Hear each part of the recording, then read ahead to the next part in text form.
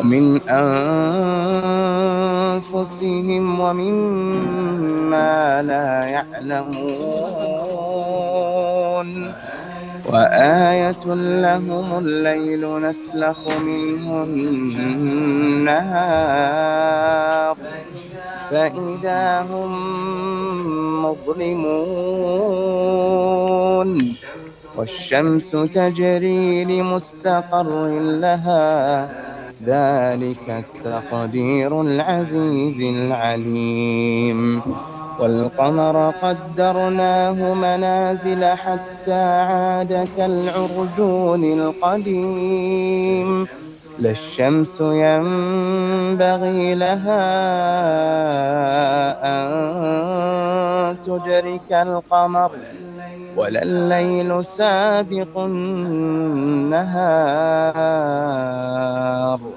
وكل في فلك يسبحون وآية لهم أنا حملنا ذريتهم في الفلك المشحون وخلقنا لهم من مثله ما يركبون وإن نشأ نغرقهم فلا صريخ لهم ولا هم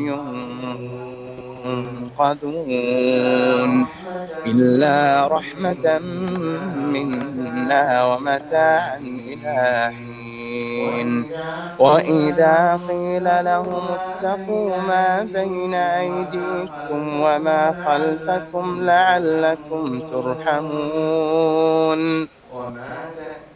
وما تأتيهم من آية من آيات ربهم إلا كانوا عنها معرضين وإذا قيل لهم أنفقوا مما رزقكم الله قال الذين كفروا للذين آمنوا أنطعم من لو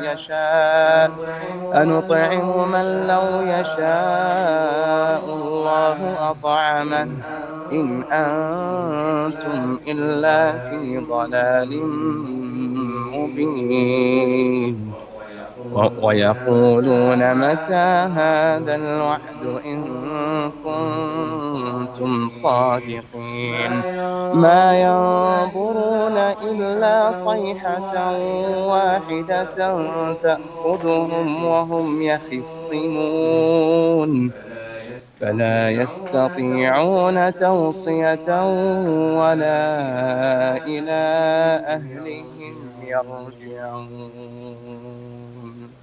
صدق.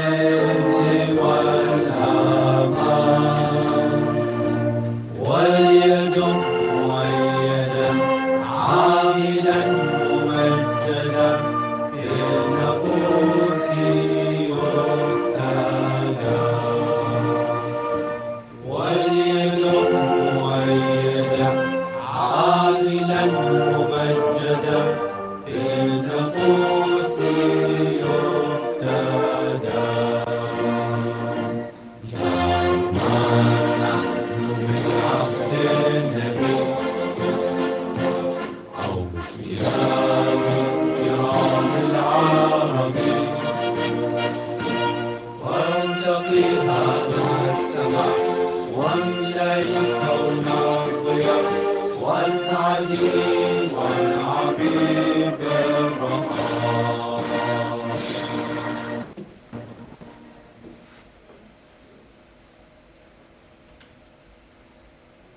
Good morning, ladies and Good gentlemen, from the morning, Sultanate of ladies and Oman. gentlemen, from the Sultanate of Oman. It's my pleasure to It's my welcome you pleasure all to welcome on you all behalf of on the Business behalf of Studies the Business Department Studies at the Department at the University of University of Technology and Technology, Applied Sciences, Applied Shinas. Sciences, Shinas. This is the second This is the International second Faculty International Exchange Meet Faculty Oman, Exchange Meet Oman, IFEM IFEM 2023, Day 2. 2023, Day This 2. event is a This unique event is a opportunity unique for opportunity for academics and academics researchers and to share their researchers to share ideas, their ideas, knowledge, knowledge, and experiences and and collaborate research on projects research globally. projects globally. We believe that this We event believe will that this help us event will to help us enhance the to quality of enhance the education, quality of education, research, and research, development in and the field development in of the business field studies. of business studies. As we navigate As we through these navigate challenging through these times, challenging it is times, imperative it is that we imperative continue that to we explore continue new to ideas and explore new approaches ideas and to approaches overcome to the overcome obstacles the and obstacles challenges that and we challenges face. that we face. This event This is an event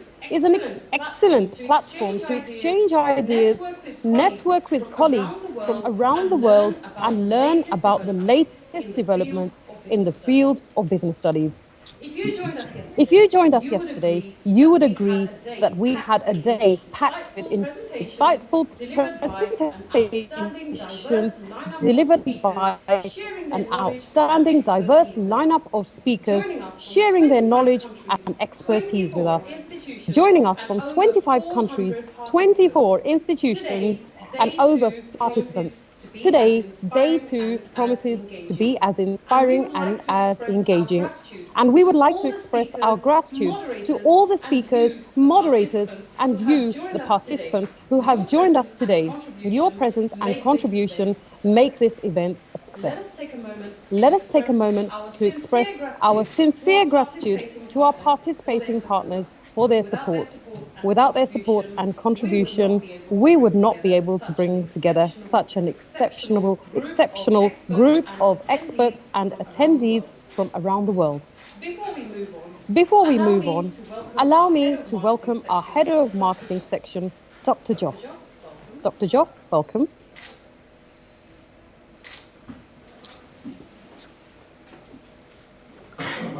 Assalamualaikum. Distinguished guests, Distinguished guests, colleagues, colleagues, educators, educators, researchers, researchers, students, students, scholars, and scholars, practitioners. and practitioners. As we gather here on As the we gather final day here of on the the final Second day of the International second Faculty International Exchange Faculty Meet, or the Exchange IFEM Meet, or the IFEM 2023, it 2023, is with it great is with pleasure that great I extend my pleasure that I warmest extend my welcome to all of warmest you, welcome to all of under the you, patronage of under the the Vice patronage of Chancellor the of the Vice University of Chancellor of the Technology University of and Applied Technology Sciences and Oman, Applied Sciences His Oman, Excellency Dr. His Saeed Excellency Hamed Dr. Al Saeed Rubai, Hamed Al Rubai, and under the guidance and of the under the Dean of the guidance of the University of Dean of the Technology University Applied of Technology Sciences, Applied Shinas Sciences, Branch, Shinas Dr. Branch, Ahmed Al Dr. Shari, Ahmed Al Shari, Ms. Khadija Ali Ms. Saida, Khadija Ali Head of the Saida, Department of Head of the Business Department Studies, of Business Dr. Mosa Al Studies, Dr. Shihi, the Mosa Al Head of Shihi, Section the of the Head Human of Resource Section of the Human Management, Resource and Management, Ms. Iman Al and Ms. Rubai, Iman the Al Head of Rubai, Section of the Head of Accounting. Section of The Accounting. IFEM The will be a IFEM success. will be a The success. overwhelming The participation overwhelming of day participation one, of on day day one, one that on was day one, yesterday, that was this forum, yesterday, this IFEM, with forum, the theme IFEM, of with the theme advancing of education, advancing education, excellence geared towards excellence geared industry towards needs in the industry new needs normal, in the new is normal, another is another milestone for the business milestone studies, for the the College business of studies, the Economics and College of Business Economics and Administration, Business University of Administration, Technology and University Applied of Technology and Sciences, Applied SHINAS. Sciences, SHINAS. This event has been a This tremendous event has been a opportunity for tremendous us to opportunity exchange for us to ideas, exchange share ideas, knowledge, share collaborate knowledge, and and ways to collaborate advance in ways to education and advance meet the education demands and of meet the industry. demands of industry in the ever-changing landscape of the new normal. Yesterday, we have heard a keynote speaker and 15 resource speakers across three areas and had the participation of 34 institutional partners and more than 400 participants from 25 countries. We look forward for another day of learning and sharing with our keynote speaker and 15 resource speakers talking on areas of education and pedagogy, marketing trends and innovation, research culture and productivity. I am confident that the insights gained from this conference will inspire us to further our commitment to excellence in education and in the industry. The connection and networks established here will be undoubtedly be fruitful in the pursuit of innovative solutions for the challenges we face today and in the future. I extend my sincerest gratitude to all the speakers, participants, organizers, and staff of the Business Studies Department of the University of Technology and Applied Sciences who have contributed to the success of this event. Let us continue to work together onwards advancing education excellence and industry needs. Thank you all for being part of this conference or this conclave, and I wish you all the your safety and your healthy, and enjoy the rest of the day. Thank you so much. Thank you very much, Dr. Jafrin Enes. Ladies and gentlemen, my name is Rizwana Kawaja, and more about today's lineup. This is day 2 of the International Faculty Exchange Meet, which will be bringing you speakers from around the world, an accomplished group of speakers who will share their insights on various topics related to business studies, and I'm pleased to introduce them. Shortly, we will begin with our keynote speaker, Dr. Amjad Naveed, an associate professor from Aarhus University in Denmark. And more about our speakers, we have a distinguished panel of speakers who will provide us with valuable insight into the latest trends and innovation in marketing. They will also be sharing their research and expertise in the areas of education and pedagogy, research culture, and productivity. These speakers include Dr. Ruben Nay, Jr., Dean of the College of Business Administration at Adamson University in Manila, Philippines, Dr. Emma Mazoun from the British Council, Tunisia, Dr. Jean-Paul Lacop, a member of the Research Council of Philippines, and later we have speakers who will share their insights into specific areas related to business studies. These speakers include Dr. Muhammad Jamil Manik from Chetan Business School in Karnataka, India, Dr. Abdul Rahman, Associate Professor at INTI International University in Malaysia, Dr. Swayam from IMI Bhupan Neswar, India, Dr. Ansari Sarwar Alam from Universal Business School in Kajat, India, Dr. Dexter Baladi, Director of External Affairs and Dean of Education at the University of the Assumption, Dr. Juwari Sarkawi from University in Indonesia, Dr. Leonilo Capulso, Dr. from St. Robert's International University in Cambodia, and Miss Julie Simon, Chief Consultant and International Ambassador from GEARS, Thailand. We look forward to hearing from all our speakers and engaging in insightful discussions. Thank you once again for joining us today, and we welcome you to the second International Faculty Exchange Meet Oman, organized by the University of Technology and Applied Sciences Shinas Business Studies Department. And now, ladies and gentlemen, it's my pleasure to welcome our keynote speaker, Dr. Amjad Naveed, an associate professor from the Department of Business Development and Technology, Aarhus University in Denmark.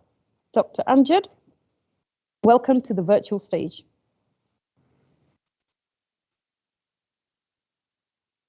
Oh, thank you very much. Can you hear me? Yes, can you yes, hear me? We can hear you. Oh, okay, can I share my screen? Okay, let me share my screen.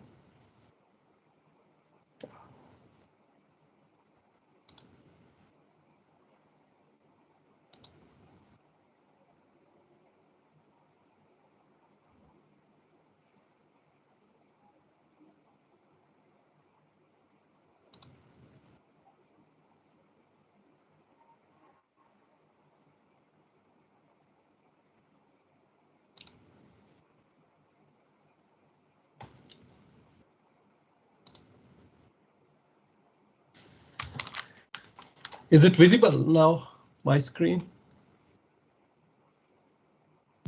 Dr. Rizwana, is it my screen is visible? Well, no, we can't see your screen just yet.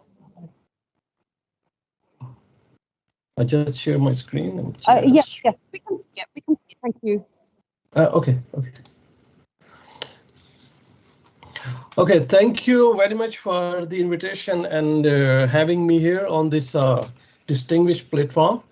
And my name is Amjad Naveed. I'm Associate Professor at the Department of Business Development and Technology.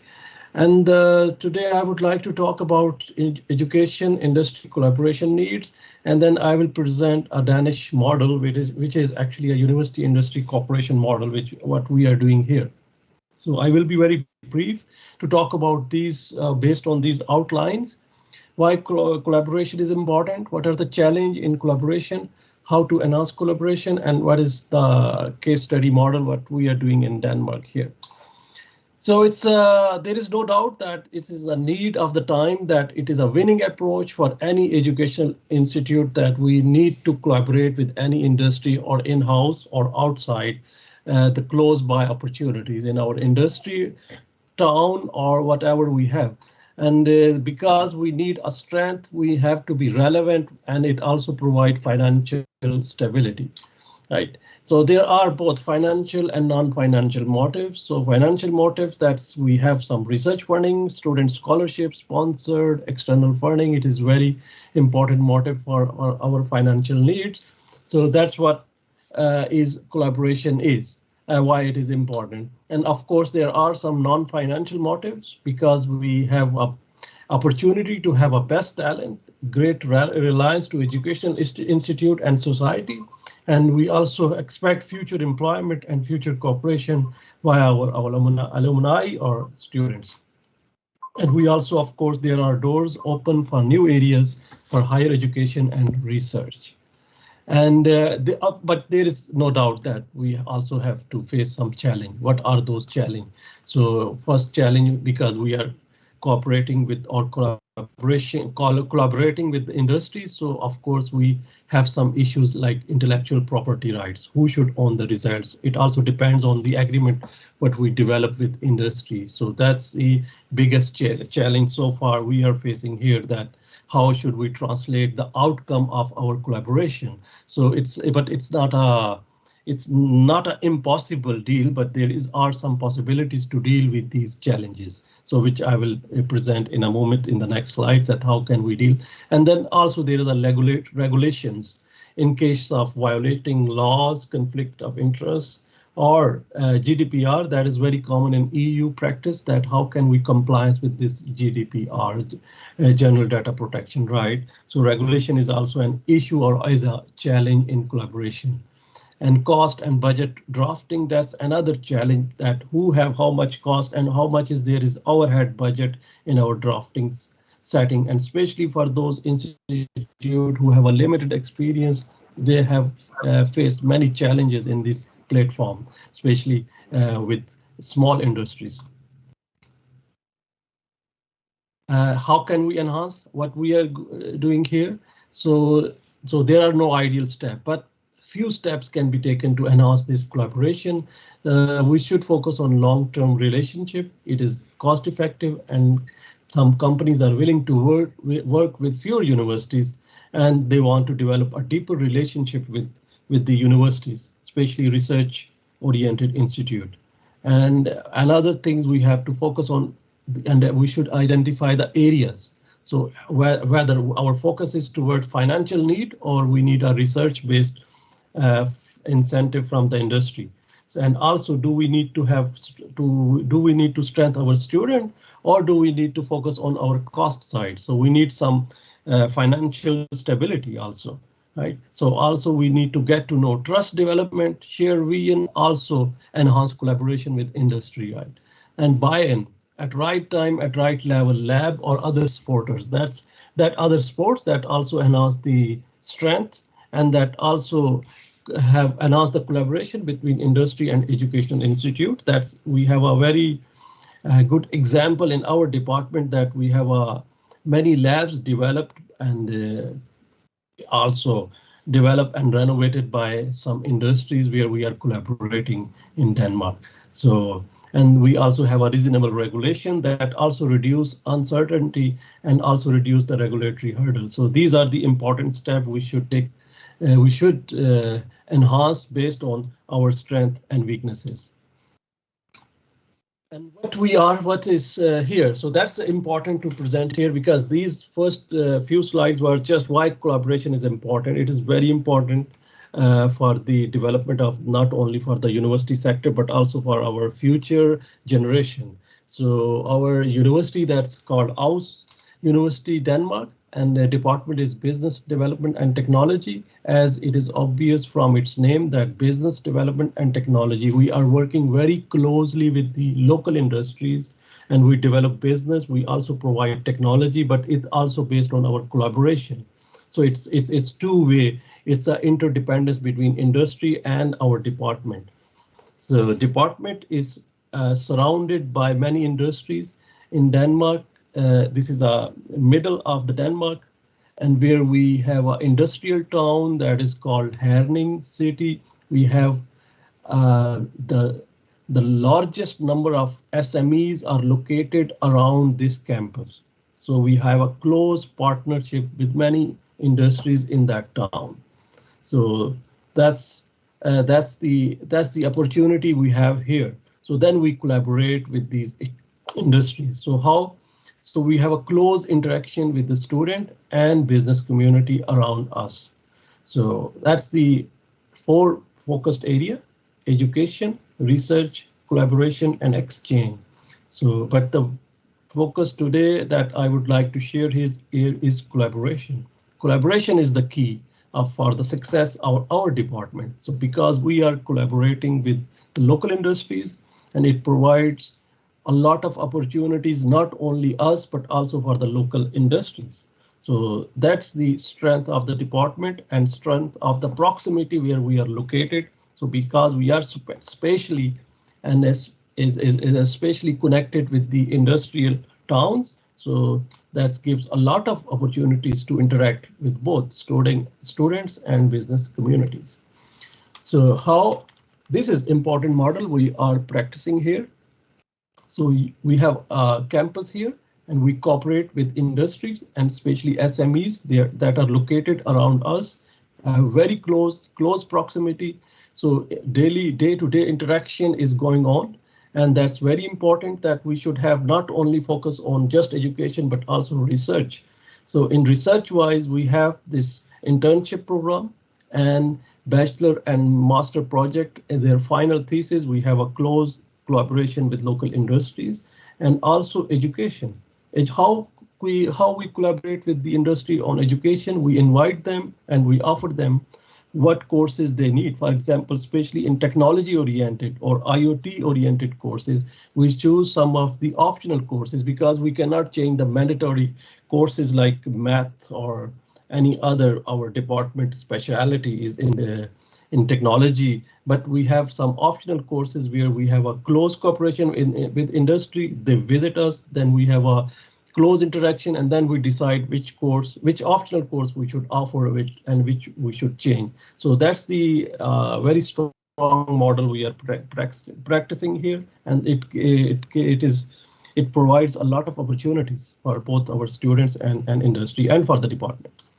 And that we have also social impact of this cooperation. So we are very relevant because of this cooperation and employment opportunities. So our students is not only just internship and it's finished, so also they get future employment.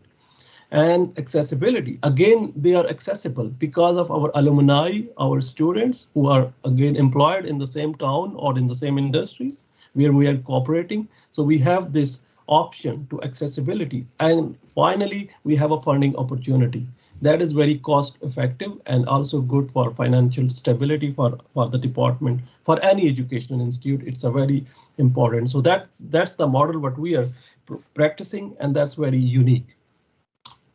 So of course, we have also involved some public authorities, local municipalities are also part of this cooperation. So sometimes we have only private, but also some public partnership. So that support our both education and research. And this is all depends on our cooperation. So cooperation is the key, and collaboration with these local industries is the success for our department. So that's the how we collaborate. We have access the latest knowledge and research. So it is both for industry and for our student. And we have day-to-day work of the company. They visit our campus, our student visit to the local industries, because we are spatially located close to the industrial town. So then it is easy and convenient to visit on day-to-day basis.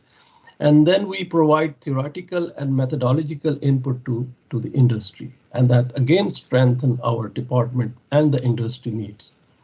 And there is a unique opportunity to solve specific problems. So I don't want to give here more detail, but in day-to-day work, we receive some input from the industry and then we provide some solution. So this opportunity is going on. It's not only with few students, but it's also group of supervisors and group of industry people. They sit together and then they try to solve specific problem oriented by the industries.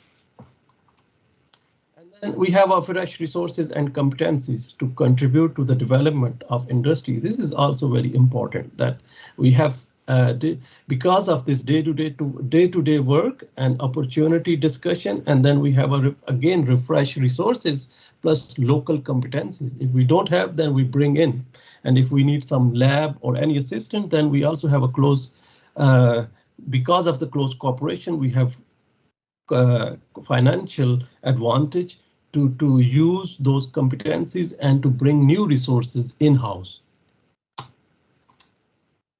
So types of collaboration, that's I already mentioned, but 3 types of collaboration is very focused areas. One is semester projects. We have not only final project, but in every semester we have few courses that depends on optional courses. What we have optional courses, and some courses are directly linked with industries. So for example, in IT or in the energy sector, so our student visit to the industry and then we have a semester project. Is a semester, is not a final project, is in each semester we have this optional course where they can choose their own line of specialty. It depends on the industry need, and then we offer this practice.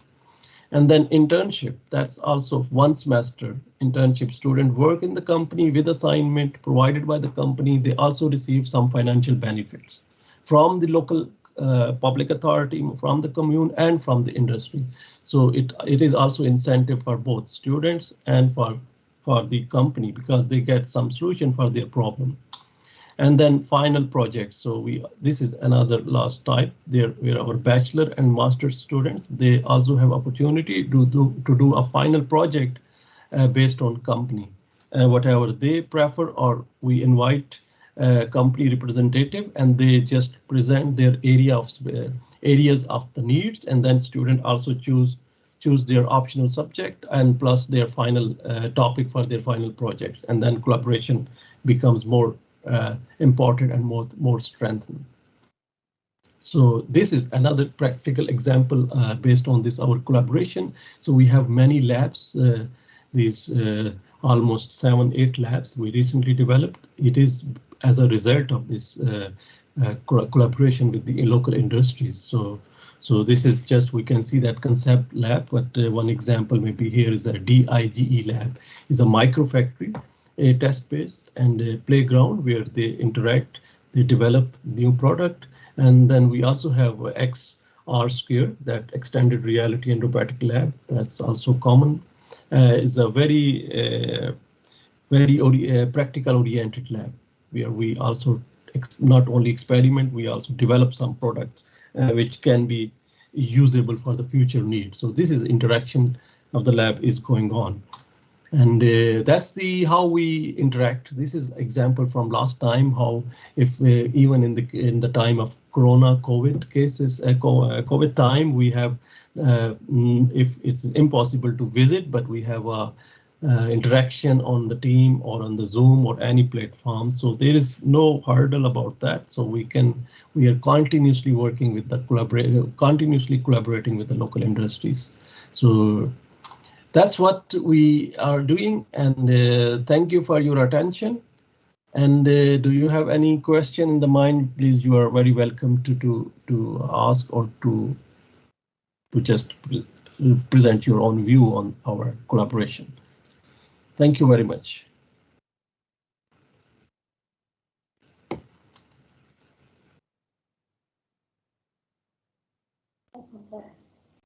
Thank you very much indeed, Dr. Amjad. Thank you for that insightful presentation. Can you hear me? Yes, I can hear you. Yes, I just. Okay, thank you very much. And ladies and gentlemen,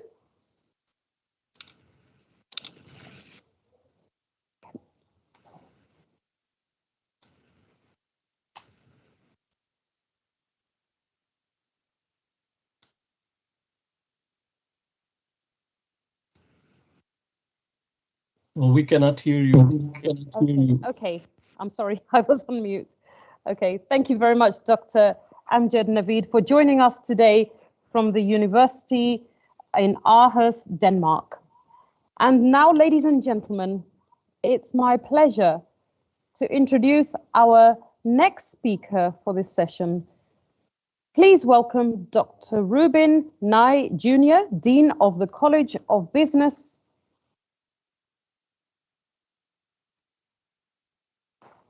Sorry, excuse me.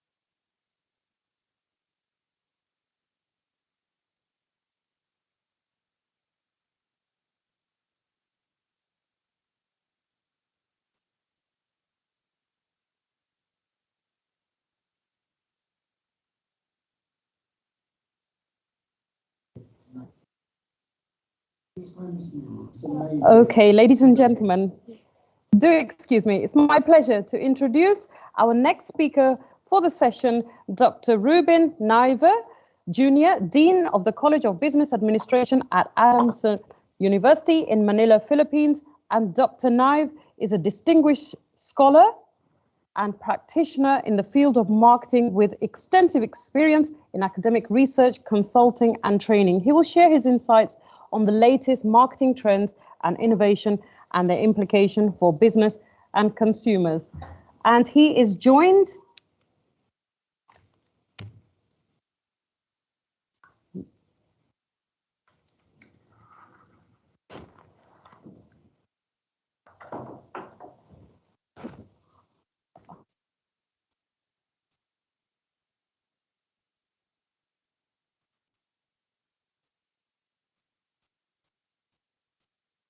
okay.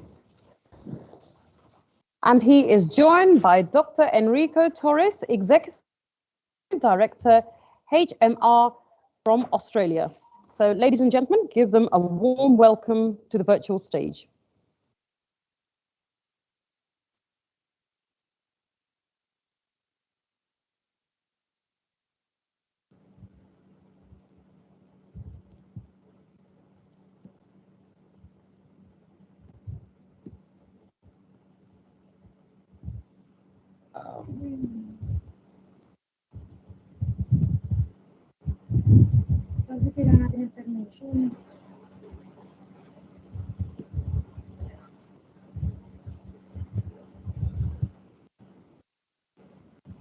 Eric, are we ready for the sharing of slides? Thank you.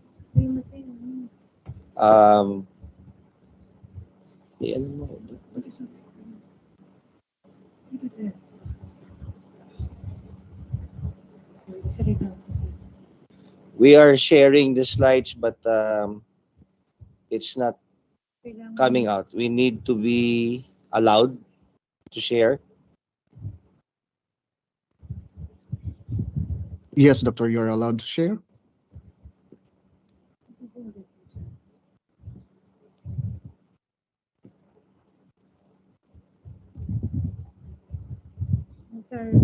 Windows Microsoft PowerPoint. If you are experiencing some technical difficulties, I can share the PPT that you have sent to us. Okay, please. Yes, please. Thank you.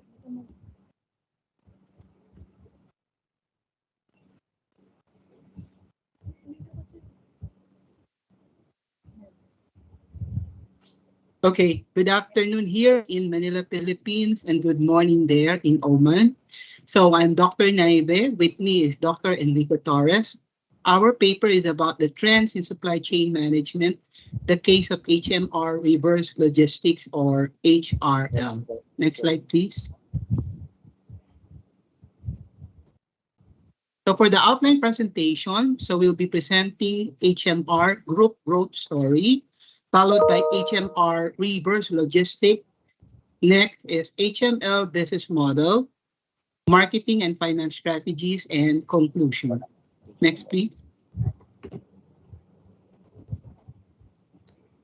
Now for the objectives of this presentation, we will ask how reverse logistics may provide significant contributions to supply chain management in the case of HMR reverse logistics or HML. So the results will be given to you by my co-author, Dr. Enrico L. Torres. Eric? Thank you, Dr. Naibe. Good day to everyone. I'm Dr. Enrico L. Torres, and I would like to present to you the growth story of the HMR group of companies. We can go to the next slide, please. Another slide, please. Under this growth story, you would notice that the company started as a precious metal recovery, and from Australia, the owner, Randy Carman, brought the precious metal recovery here in the Philippines. And from then on, it expanded from just simply recycling to retailing, wholesaling, refurbishment, inventory management, auctioning, and reverse logistics. So can go to the next slide, please. And you can see that the complete operations of reverse logistics or the HMR reverse logistics can be seen in the next slide, which portrays, number one, the collection of all kinds of products from local and international abroad, from refurbishing, and then inventory management. Next slide. What do we do as a business model? You can see here that we source all kinds of items. All of them are usually secondhand, returns, excesses, overruns, and those items that are obsolete. And we try to buy them in bulk from domestic and international sources. And after that, eventually, the company would provide the different services like that of freight, forwarding, transportation, storage and warehousing, inventory management, refurbishing and repairs and maintenance, and asset disposition. And as you can see here, the infrastructure of reverse logistics can be managed by the fleet of trucks that we have, the warehouses, the process of asset tagging, all the talents that we have in terms of refurbishing, from electricians to carpenters to upholsters, welders and painters, and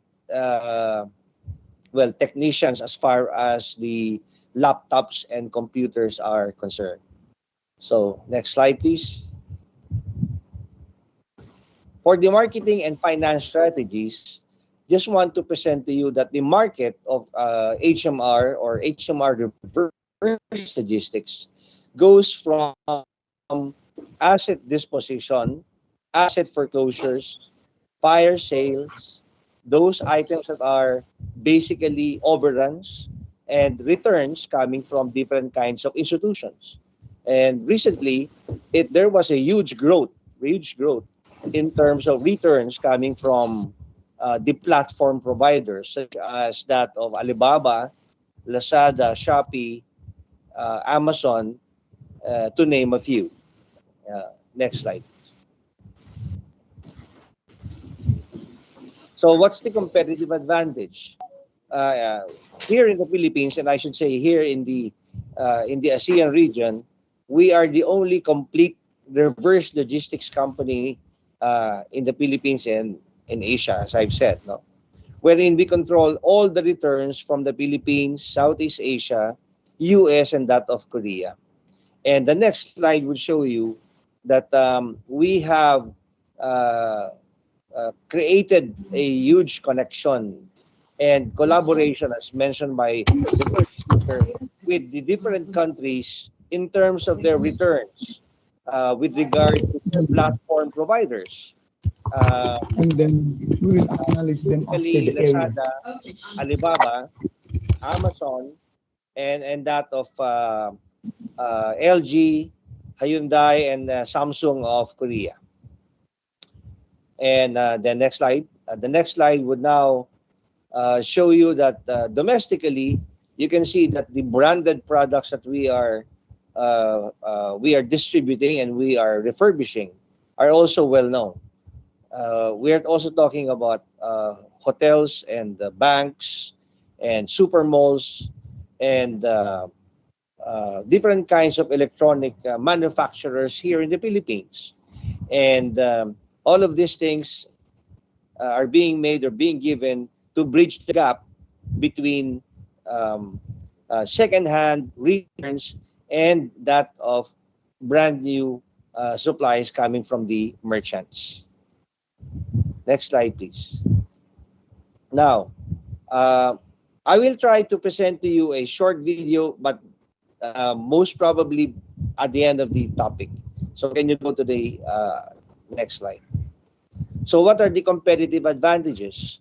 Sourcing here is very widespread, and it is varied because we take the products not only from the Philippines but from Southeast Asia, take that from the US, and even from Europe. For the pricing methodology, we always have to use the reverse style of pricing, wherein we have to identify how much the products can be sold in the domestic market. Even before we buy the products, we have to consider the margins and all of the cost involved in order to make sure that what we sell or what we purchase, we can easily sell. So we have an ongoing slogan, and that is the profit will always be in the purchase. So for the overheads, we have already mentioned most of them, but these logistical overheads are all incorporated in the pricing methodology. And that makes it a low-cost form of operation. So, although we need a lot of manpower in doing that because of the refurbishing and repairs, but it is all equated into the overall picture so that costing will be supreme in terms of our competitors. Next slide, please. So what can we offer as an infrastructure? Our warehouses are all strategically located in the Philippines. We have 9 huge warehouses where we can do all the storage and warehousing for all of the overruns and all of the returns and all of the obsolete models or products coming from different parts of the globe. And as part of the supply chain, as I've said, this is the reverse thing of the supply chain. And I think the next slides would show you the different warehouses. Yeah, we can skim down the pictures. These are the warehouses. We have a facility. This facility is around 2.4 hectares. This is one of the biggest facility that we could offer in terms of storage and warehousing, and for the refurbishing of these products that are all considered as returns and excesses coming from the different parts of the globe. And we have a fleet, okay, warehouses, but we also have a huge fleet of trucks that would transport all of this products coming from the domestic and international market. And you can go and show them the slides for the trucks. And these vehicles, for the next slide, would show you that we have, you can go to the next slide, please.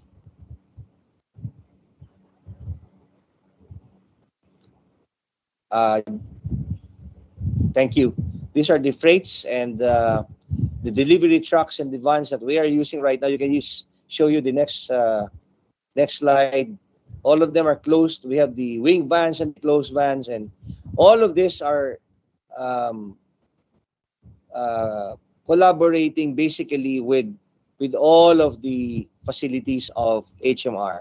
HMR also, part of the marketing trend is the digitalization, and as such, we also created our own platform. So from that of the usual bricks and mortar, we created the HMR Online.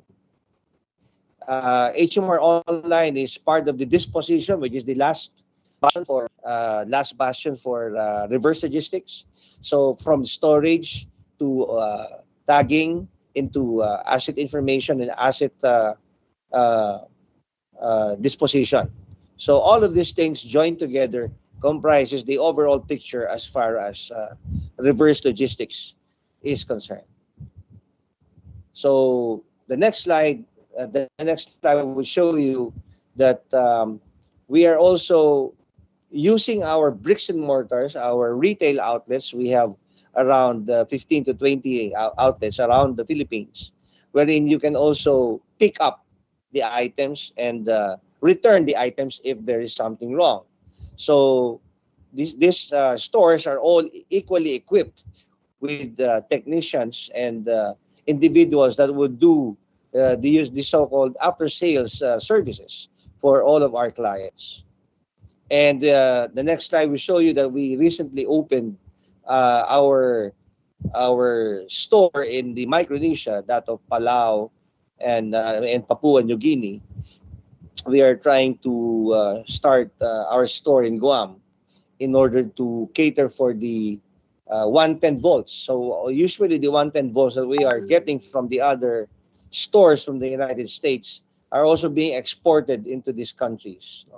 And they are well loved and well accepted by the market in the said area or areas. Okay. And what's the growth strategy? What is the requirements? So in order to improve the trend in the reverse logistics market, we need to increase our capitalization in order to expand and create more stores and more warehouses, and to acquire more inventories that we could upload in our online business models or digital platforms in order to make it available and saleable to the customers, whether it is B2B or B2C. And then the next slide will show you now that margins basically are divided into three components. 80% comes from international markets, wherein we secure our products. So around 40% of our gross margin comes from this 80%, while the 15% comes from the local market, giving us 35% of our margin. And the remaining 5%, which is we call it opportunistic deals. They just crop up.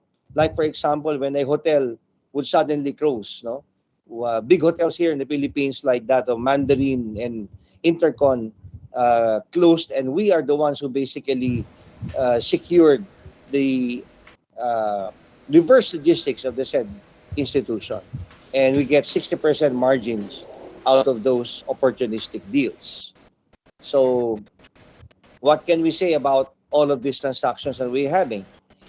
We can go to the next slide, please. We can conclude that the volume of excess inventories, overruns, and returned items globally will be in the uptrend.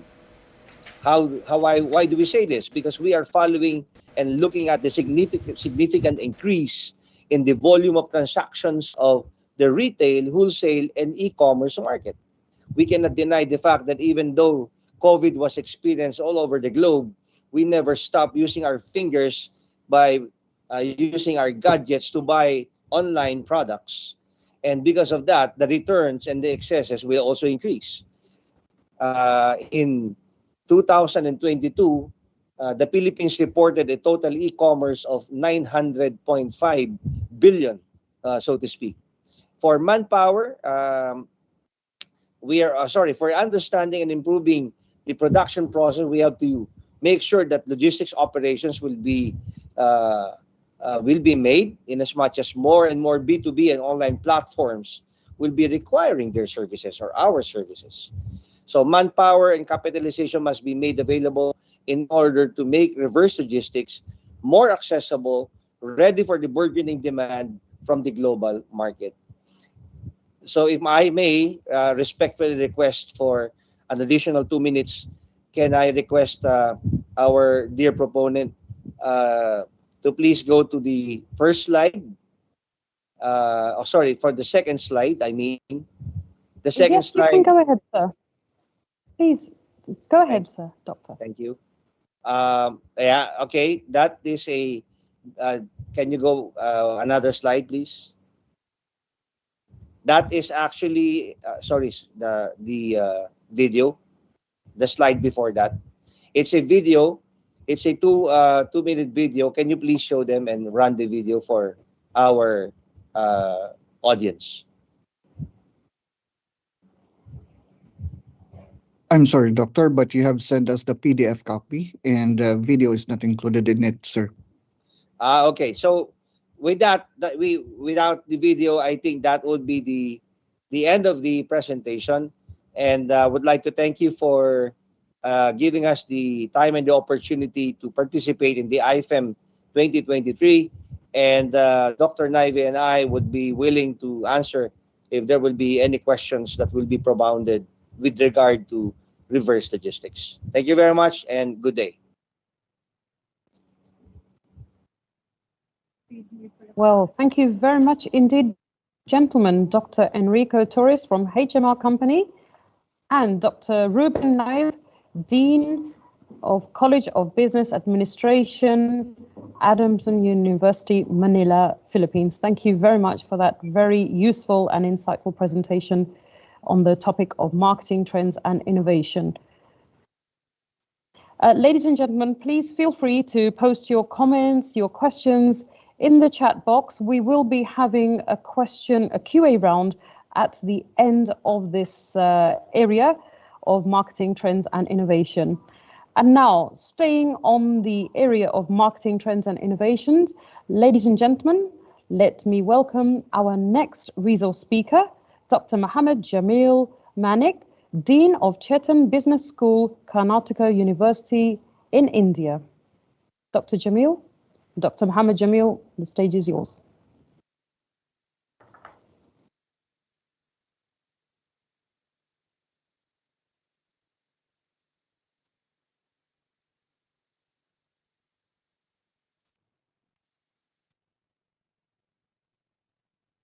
Okay, please bear with us. We're just unmuting your mic, Dr. Mohammed.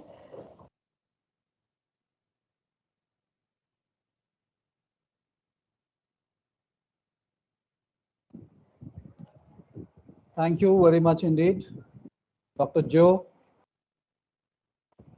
Professor Rizwana Marha, Professor Samyullah.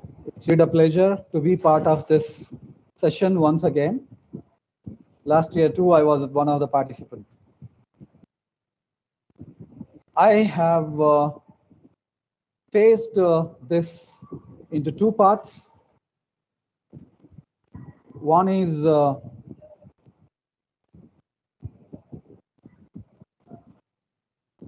my screen visible, madam? Would you help me? Yes, it is. It's showing Thank you, five sir. phases of Yeah, thank you. marketing. Please. Thank you.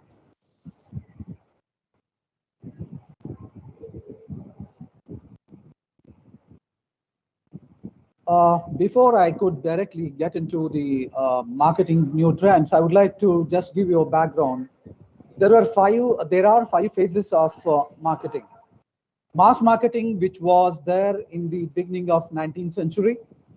Standardization started from 1950. In mass marketing, the marketers in the business usually used to market in newspaper hoardings print media, and outdoor advertisement. Irrespective of whether your customers are there or not, they used to market it. Standardization came in 1950s when people started preferring magazines, newspapers, and preferred media of marketing to reach target market. But that did not sustain for a long time. So then they moved on to customization. In 90s, they started deciding after the satellite channels started, coming up. They started deciding about the kind of audience they wanted to target. For example, when it used to come to buying grocery items and soap, it is the head of the family and husband and wife who used to decide. So they used to air this in the evening time when husband, wife, and family used to sit together and watch serials, shows, and movies. Then that has faded away by the turn of 2000 when the internet boom and Hello. various Sorry different to channels. interrupt. Sorry? Dr. Mohammed Jamil, Yeah, madam. would you be able to put your slides on display mode so we can see them enlarged, if that's possible? Thank you. Are you able to see my slide? Yes, we can, but we want to see them enlarged. We can see the ones on the side. So, yeah, slideshow. Yeah, now you're able to hear me? I can hear you. I can see your slides, but I request if you could display them on the slideshow. So they enlarge, showing on the side, on the left side of the screen. F5, yeah, you just click F5. F5.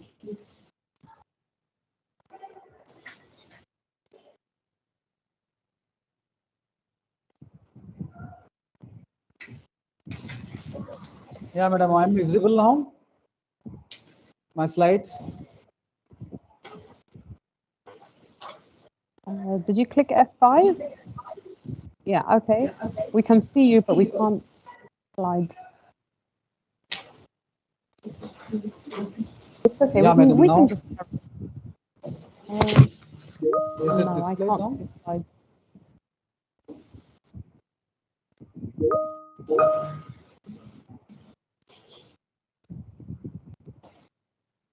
Escape.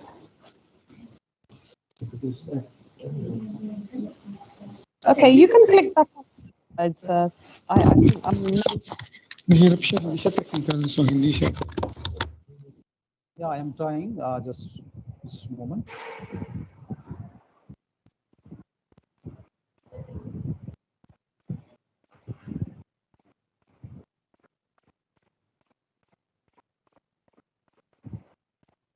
Yeah, madam. Are you able to okay, see you can. full screen? Yeah, we can see. Yeah, we can't see full screen. No, it's okay. You can carry on. Perhaps there's a technical difficulty there. Do carry on. Yeah. Sorry for the interruption. Yeah, no problem, ma'am.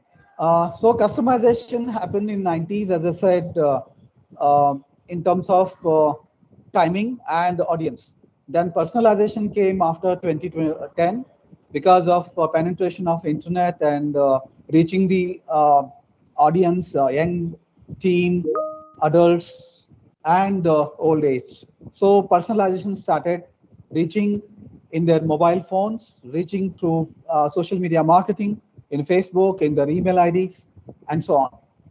Then we are going to see the super personalization with virtual reality and augmented reality in the days to come. That happened after 2010. So that's what is the just brief history of advertisement. Now, what is the one of the new trends in marketing? Some examples of current marketing trends include, as I said, email marketing, influencer marketing, and push notifications. Marketing trends help brands understand their audience. Today, we are living in the world where every individual on planet Earth is connected through internet via their mobile numbers and internet. So reaching the target audience has become very easy. In 90s, 80s and 90s, we had all consulting agencies and consulting firms who used to do all the analysis and analytics of the customer segmentation, targeting, positioning, and all. Nowadays, it is all done by AI integrated systems, and marketing analytics. So these are the current changes which have taken place. The latest marketing trends for 2022 include the personalization, social media, artificial intelligence, and virtual reality, and the metaverse. The digital marketing trends include 8 fads. As a marketer, we must know the influencer marketing. The companies are not just using the uh, influencers like celebrities, sports stars, and models. They're also using the YouTubers to reach young generation. Most of the younger generation is influenced by YouTubers, not only just the actors and people from the film industry or sports. Then comes artificial intelligence that is also helping people in determining the target audience. Part of the job what the human beings used to do around 10 to 15 years back, it is all done by artificial intelligence. Then you also have video marketing. Most of the companies today are using video marketing with small reels, 20 to 30 seconds or 1 minute maximum. Then integration of Insta, WhatsApp, and Facebook metaverse, it attracts almost 80% of the advertisements and reaching out to the population. That to a very specific target population. And long form content will also reaching the target customers and audience across the world, depending on the product and the type of goods you are marketing. Then progressive web pages also you have, wherein you have interactive, places where the customers can log in and interact, and web pages are dynamic. And chatbots, already we know that the moment the excuse me, the chat GPT was launched, it created a buzz in the market, and that is the new trend which is going to rule the world. And what are the marketing trends in 2024? As I said, it is going to be augmented reality, virtual reality technologies are set to become more mainstream in 2024. Marketers can use AR and VR to create immersive experience for the youngsters, especially teenagers who are tech savvy, especially the millennial generation and Z generation, what we call those who are born after 2000 and 2010. These are the main audience for most of the companies today. The modern marketing includes, the marketing is the ability to harness the full capabilities of a business to provide best experience for customer and thereby drive the growth. Today, companies are not just depending on their traditional marketing tool, but they also depend on technology professionals across the world. Now, the world has become a small village, and world is a melting pot of various cultures, various trends, fashions, and religion. So that has made today companies to think beyond the boundaries of their countries. They are no more restricted to only their geographical boundaries. What trends affect marketing? The conventional marketing will definitely affect the marketing, because you cannot, the conversational marketing where you interact with the company and the organization. Highly personalized content experience, because of the mobile phone and internet penetration, you are able to reach out to maximum amount of people across the globe. That's how you will be able to make the best out of reaching to your customers.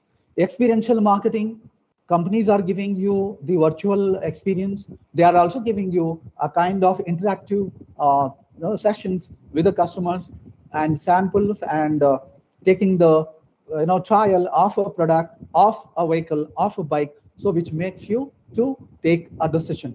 Influencer marketing, by using already YouTubers and influential people by marketing. Continued digital transformation, as the most of the content which was there offline has come on platforms and social media platforms, and on content on digital platforms.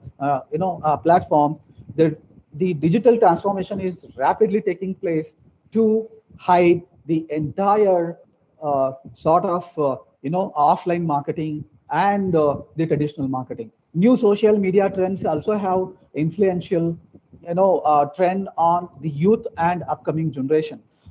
E-commerce is going to be the decided trendsetter now, but maybe down the line, another 5 to 10 years, we don't know, AI-based and algorithm-based marketing and technology and stores will take over.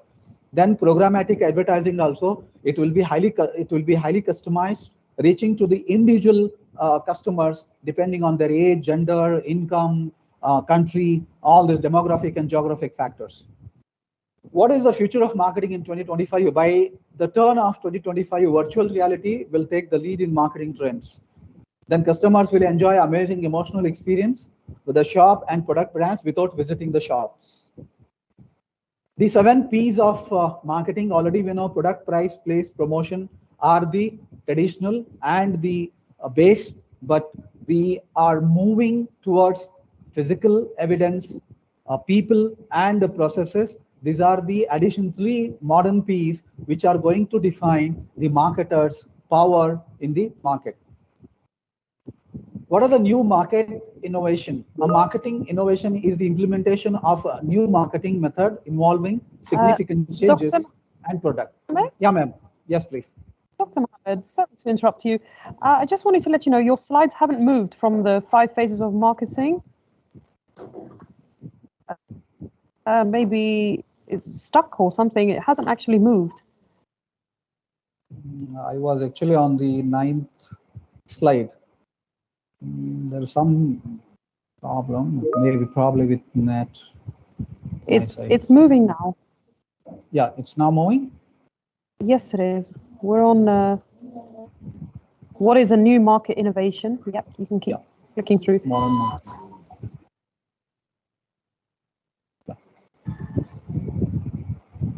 What is new modern marketing? Are you able to see this slide? Correct. Yes, we can see that one. Thank you so much. Thank you. What are the trends affecting the marketing? Conversational marketing, as I said, where the companies are virtually interacting with the customers by using chatbots and robotic technology, AI integrated technology. Highly personalized content experience. The kind of content what the youngsters are consuming and the kind of content what we are consuming, especially the millennial generation and Z generation, what we call those who are born after 2000. These are the people who believe in most of the content, and they are the generation who don't watch videos and content for a long time. So for them, the reels, what we call, and the small TikTok videos of 20 second, 30 second, and 1 minute maximum, not beyond that. Most of the companies are using social media platforms to reach this generation because their consumption of video and net is higher than watching television, what we used to do in 90s and 2000. Then influencer marketing by using YouTubers, as I already said. Continued digital transformation because of penetration of internet and the mobile phone revolution. It is reaching each and every individual. New social media trends after the merger of WhatsApp, Facebook, and Insta. Meta has become world's largest community, and this is deciding the trend. 90% of the youngsters are using this trend, these social media platforms to consume the videos, photographs, and the marketing and advertising. Then e-commerce is presently leading, but in another 4 to 5 years down the line, we don't know, probably e-commerce may be replaced by another new technology. The programmatic advertising, which is going to be customized, individualized, and by using highly integrated AI technology. What is the future of marketing in 2025? By the turn of 2025, as I said, VR is going to take over virtual reality. Customers will enjoy amazing emotional experience as they shop for products, brands with colorful, engaging advertisement. They will come back time and time again, increasing their loyalty to product, brand, possibility even more than chatbots. So this is what is going to be the trend in 2025. The 7 P's of marketing are product, price, place, promotion, physical evidence, people, and processes. Dr. Mohammed, we're still on the slide, what is new modern marketing? We haven't seen the 7 C's one. Just 1 minute, ma'am. I'll just go back. We're enjoying your presentation. We're listening, but Yeah, with the benefit of the maybe because of the time gap, maybe internet from my end, it may be slower probably. That's why I may not be able to know. What is future of marketing 2025? I'm in that slide now, slide number 8. Where are you able to see yes, this now slide, I can see that one. Yes, future marketing in 2025. Yes, okay, thank you. Yeah, ma'am. Yes. So as I said, it's going to be VR, which is going to lead, and customers will enjoy amazing emotional experience as they are going to watch videos, content developed by the companies, and individually they will be able to target and communicate to them. And that's how they are able to build the loyalty towards a product, brand, possibility, and even more than chatbots. Now I am in 7 P's of marketing. Are you able to see this, ma'am? Yes, sir. We can see that. Another 2 slides I have just. Product pricing, place, promotion. These are the traditional 4 P's of marketing. But as the time and the world changed, we added physical evidence, people, and processes. Without this, the remaining 4 P's do not have any relevance. What are the new market innovation? The marketing innovation is the implementation of new marketing method involving significant changes in product design or packaging, product placement, product promotion, or pricing. Nowadays, we are seeing the content of the product, especially the soft drink. If you look at earlier, we used to have soft drinks with glass bottles, then came PET bottles, then came the Tetra packs. Now they are all going to be replaced by another material which is consumable because of pollution spread and because of the products which are non-recyclable. The pollution is increasing day by day, and companies are moving towards the consumer and societal marketing. They care about consumer in society, so they probably may come out. Already it is there. The products are packed with edible products, which you can consume along with the main products too. So that's going to be the reality of packaging. Or the once you consume the product, afterwards the packaging is going to disappear, or it is going to be disposed so fast, so you need not to put in any effort for recycling and all. So that's going to be the future and the innovation in marketing areas. Some of the innovative marketing ideas include create a referral program, where the referral programs turn your customers into your marketers. Most of the network marketing companies are doing this, and connect with influencers, especially YouTubers, and hold a contest or give away partners with another brand or account. Use videos, future customers, testimonials, jump on trend, and holidays. So this is how the new marketing trends are going to change. The next is let's divide into 12 trends in the marketing below. Wearable tech integration, where we will get into virtual reality. Let's start with a list of innovative martech trends from wearables. VR and AR content, big data platforms for in-depth monitoring and analytics of consumer data, programmatic ads which will individually customize. Chatbots are going to take over human beings. Blockchain-based marketing tools are going to give you accurate pinpoint data, information, and analytics. Voice technology will also help you in your reaching out to your consumers, developing content and all. And mobile-first solutions. We are moving from desktops. We have moved from desktops to laptop, and from laptops to mobile phones now. Probably in future, the mobile phones are going to be put in our eyes like contact lenses, where the moment we give command or we use our wristwatch or we just think, in front of us the ads will come, the people will come. That's going to be the new solutions in the future.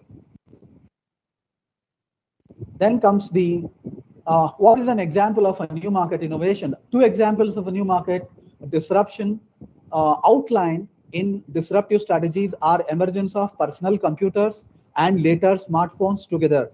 They illustrate how disruptors become the incumbents that can then be disrupted by a new innovation.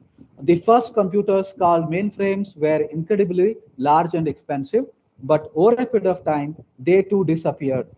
And now we are there in the five innovation systems for innovation fall into one of the five categories: originator, assisted, targeted, innovation, internal venturing, continuous improvement, or strategic transfer. So this is how the technology and the innovation has changed marketing from being traditional print ad, paper ad, hoardings, and wall paints to today individually customized and reaching to target markets from across the globe, across the age, gender, income, education, and geographical location. Thank you so much for giving me an opportunity to present my views on latest trends in marketing and the new innovation in marketing areas. Thank you so much, Oman, for conducting and inviting us to share our experience across the world. Thank you so much. Thank you very much indeed, Dr. Mohammed Jamil, for your very insightful presentation today and for sharing your research. And of course, technology is something that we're all very interested in, and we're all waiting to see how technology will shape the future of marketing trends and innovation. Thank you once again for joining us, and sorry about those little technical glitches. No problem. It's my pleasure to be part of it, and I would love to participate and share my views and learn from all of you people. Thank you so much. Indeed. Thank you so much, Dr. Mohammed Jamil, joining us from Chetan Business School, Karnataka University in India. And now, ladies and gentlemen, we move on to our next speaker, staying on the topic of marketing trends and innovation. Ladies and gentlemen, please welcome Dr. Abdurrahman, Associate Professor, SBM International University in Malaysia. Dr. Abdurrahman, welcome to IFEM 2023.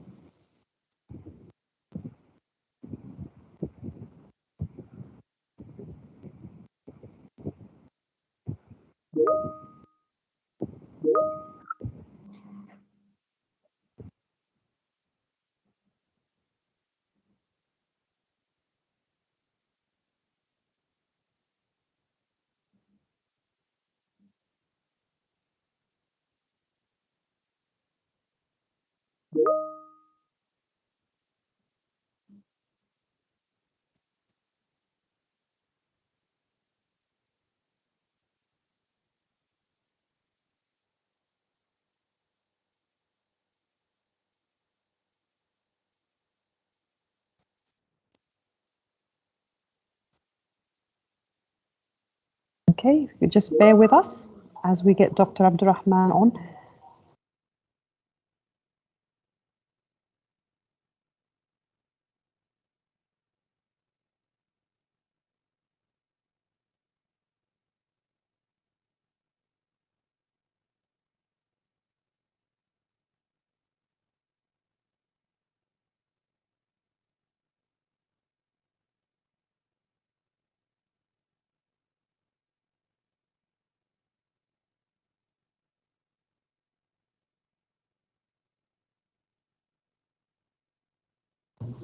Okay, Dr. Abdurrahman, if you could just switch on your camera, we're just unmuting you. Yes, Thank you very much. Thank you very much. Thank you.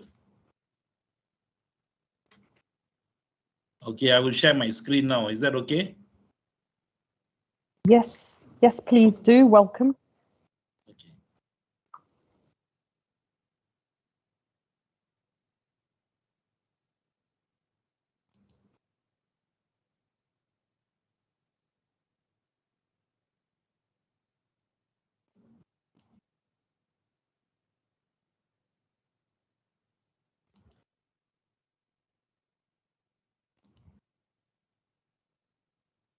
Hold on a second, yeah? It's okay, we're here. Yeah. I can't see my screen. I'm not sure why. Okay. Can you see my PowerPoint now? Yes, we can. Okay, great. We Thank you can see very it. much. Trends in market. Yeah, Thank you fantastic. and good Thank luck. you so much. Very- Okay, thank you. A very good morning to everybody in Oman. As I guess it's morning in Oman, it's evening in Malaysia.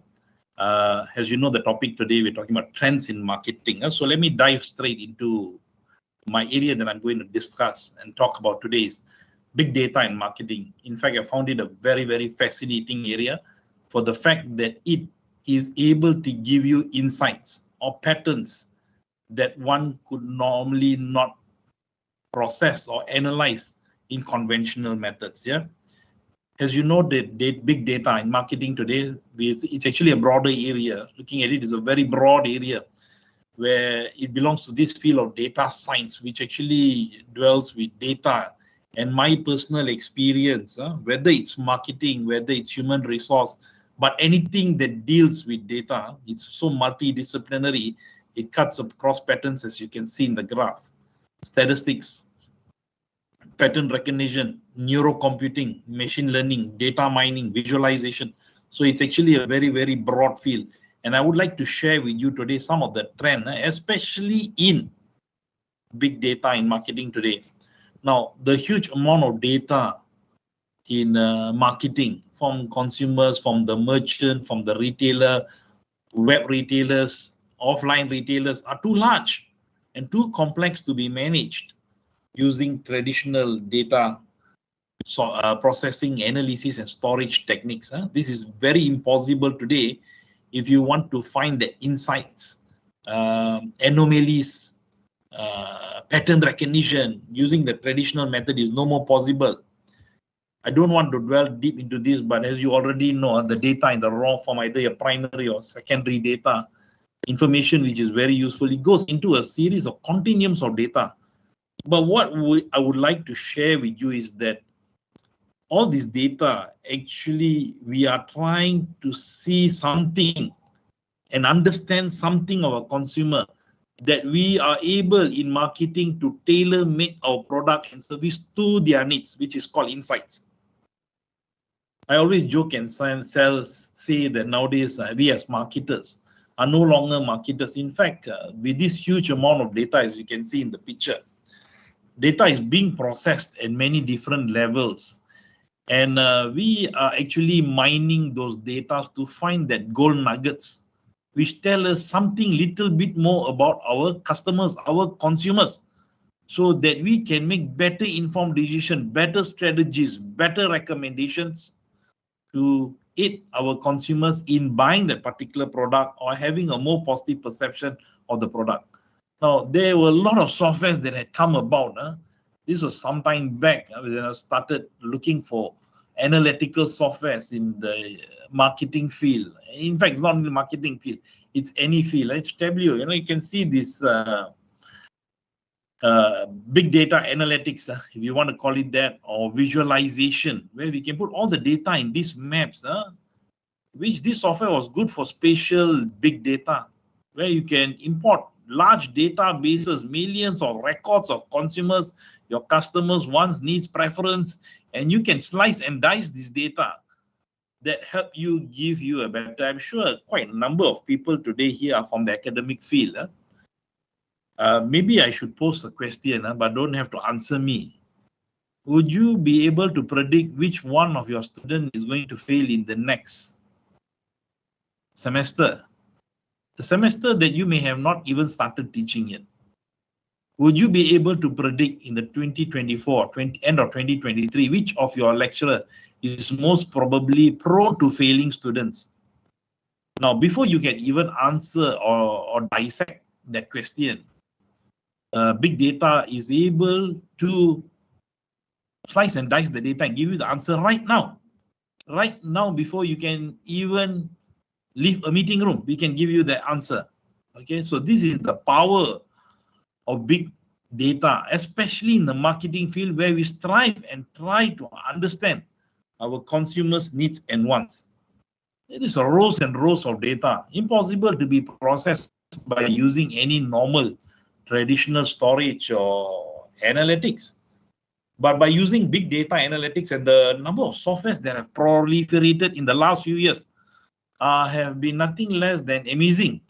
One of the software that I particularly use to analyze consumer data is Rapid Miner. This software is actually something highly recommend students and academicians or universities to go and sign up. It's free. It's free for academicians.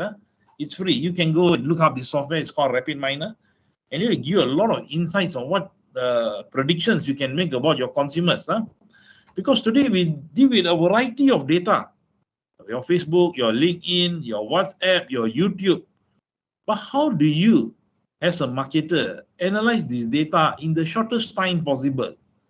That means if your CEO or your vice chancellor of a university were to ask you a question, which is a very complex question, you should be able to give him the answer in less than 60 seconds. Now, a lot of y'all think this may be impossible, but having experience using this big data analytics in the field of education, as a field of marketing and many other fields, I'm telling you, this is something which is very, very possible. Yeah, big data is everywhere. I've taken the slides shared by this organization. US shares that are traded on the US stock market each day are 7 billion shares. 400 million tweets per day and growing, 3 billion likes every day on Facebook. But this is what you call data. It's meaningless. We cannot do anything with it. We want to know which of our consumers is going to make a purchase and what kind of purchase is he going to make, so that we could help assist and aid him in making his next purchase. That's why the number of data is too large, too complex, and almost today 90% of the world data was generated in the last 2 years, compared to the decades and decades of data, thousands of years. But 90% of the world data was generated in the last 2 years, and this number is growing very, very fast, even at the very second that I'm doing this presentation to you. Now, I think the earlier speaker interestingly pointed out on all these gadgets. We call them the sensing devices. If you are on a sensing device today, you know the amount of data that can be collected consciously and unconsciously, digital and non-digital, born digital and non-born digital. What is born digital? Data that is captured in digital form is called born digital. It's already in data form, like your MRI, they're already in digital form, which can be shared across. For the non-data form, you may have an offline survey, and then you convert it into a digital form. That is the not born digital. Yeah. No, smart watches today, in fact, you put them on your hand, they can actually capture all your data. The data about your heartbeat, your pulse, incoming calls. You just carry the watch and go around everywhere with it. In fact, if you're sleeping, I recommend you use it while you sleep. It will, in the morning when you wake up, please check your smartwatch. It will tell you whether you had a restful sleep. This is how, example, Huawei is using to build better brand loyalty with their customers. If you use a Huawei smartwatch or any smartwatch for that instance, the technology is rapidly increasing and which add value to the consumer. I would like to know whether my sleep was good last night. It will tell me out of the 6 hours you slept, how many percentage of that hours or proportionate of that hours I had a good sleep. And you can further dissect this kind of data. So these are the kind of analytics that marketers should use to help them better understand their consumer or their customer. So like I said earlier, born digital data, like people who are born in the digital age, but this data was born digital. Data that originated as a digital data, rather than being converted or digitized, is today proliferating, as you already know, when you go for fitness. If you use the Nike shoes, Nike watch, all this data is already captured digitally and which can be shared and used instantly, like digital medical records, implanted medical devices, diagnostic imaging technology. Okay, so, and you know that the amount of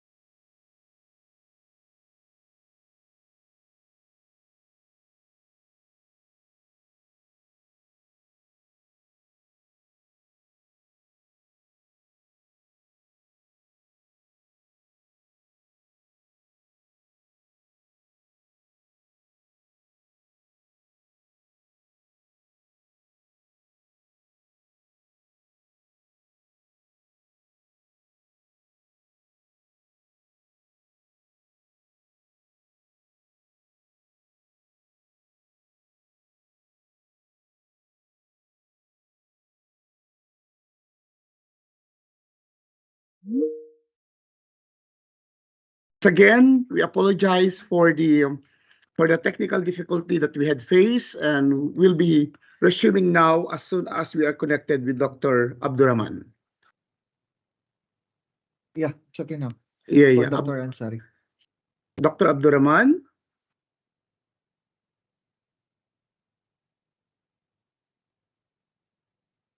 Dr. Abdurrahman.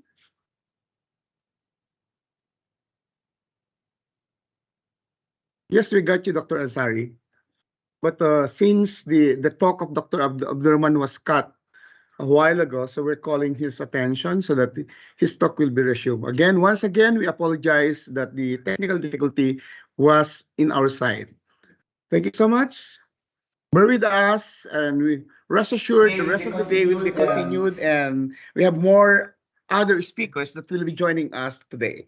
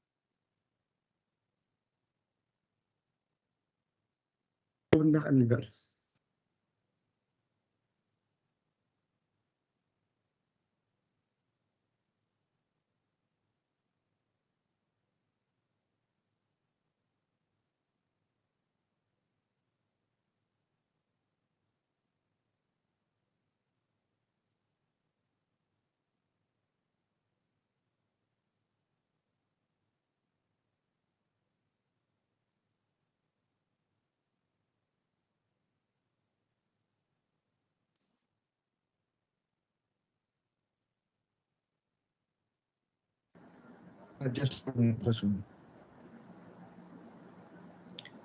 May I start, sir? I think there's Just one. Dr. Abdurrahman, are you there? If you're not yet around or there, you're facing some challenges, Dr. Ansari will be ready to deliver his talk.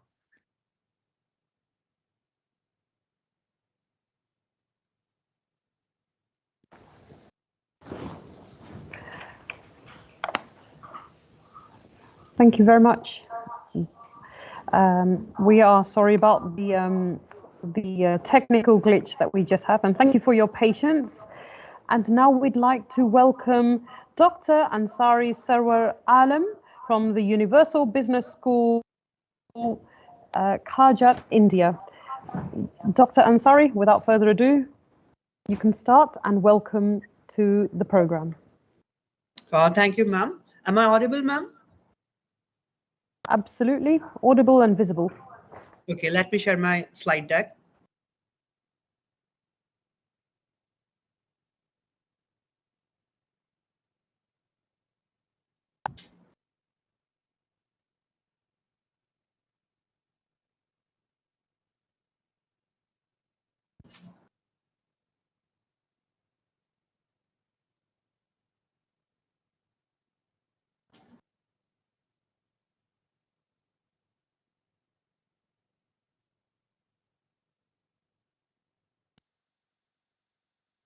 Is it visible, ma'am? The slide deck is visible or not? I'm just putting my... Yes, doctor. Yes, we can see. Thank you very much. Implications of psychological concepts in modern marketing. Thank you, Dr. Rizwana, ma'am. Dear organization team, faculty colleague, participants, researcher, students, and practitioners, greeting from India. First of all, I want to thank Dr. Ansari. Yes, sorry, can you put it in slideshow your presentation, please? My presentation slides show only, sir. I think due to network issue, it's getting late to be displayed over there. Is it fine now? If you cannot put it in slideshow, you just put it in the reading view. It would be shown, and you can see also the dashboard. I mean the commands there down. Okay. Okay, sir.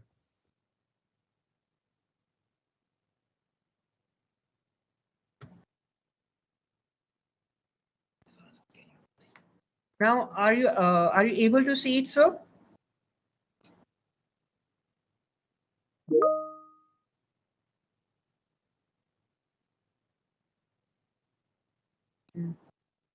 Yes, Dr. sir. Rizwana? We can say it.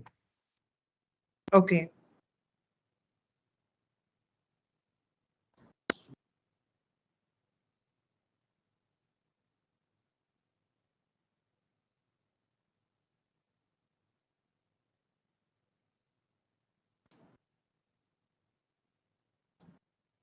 Okay. Let me move.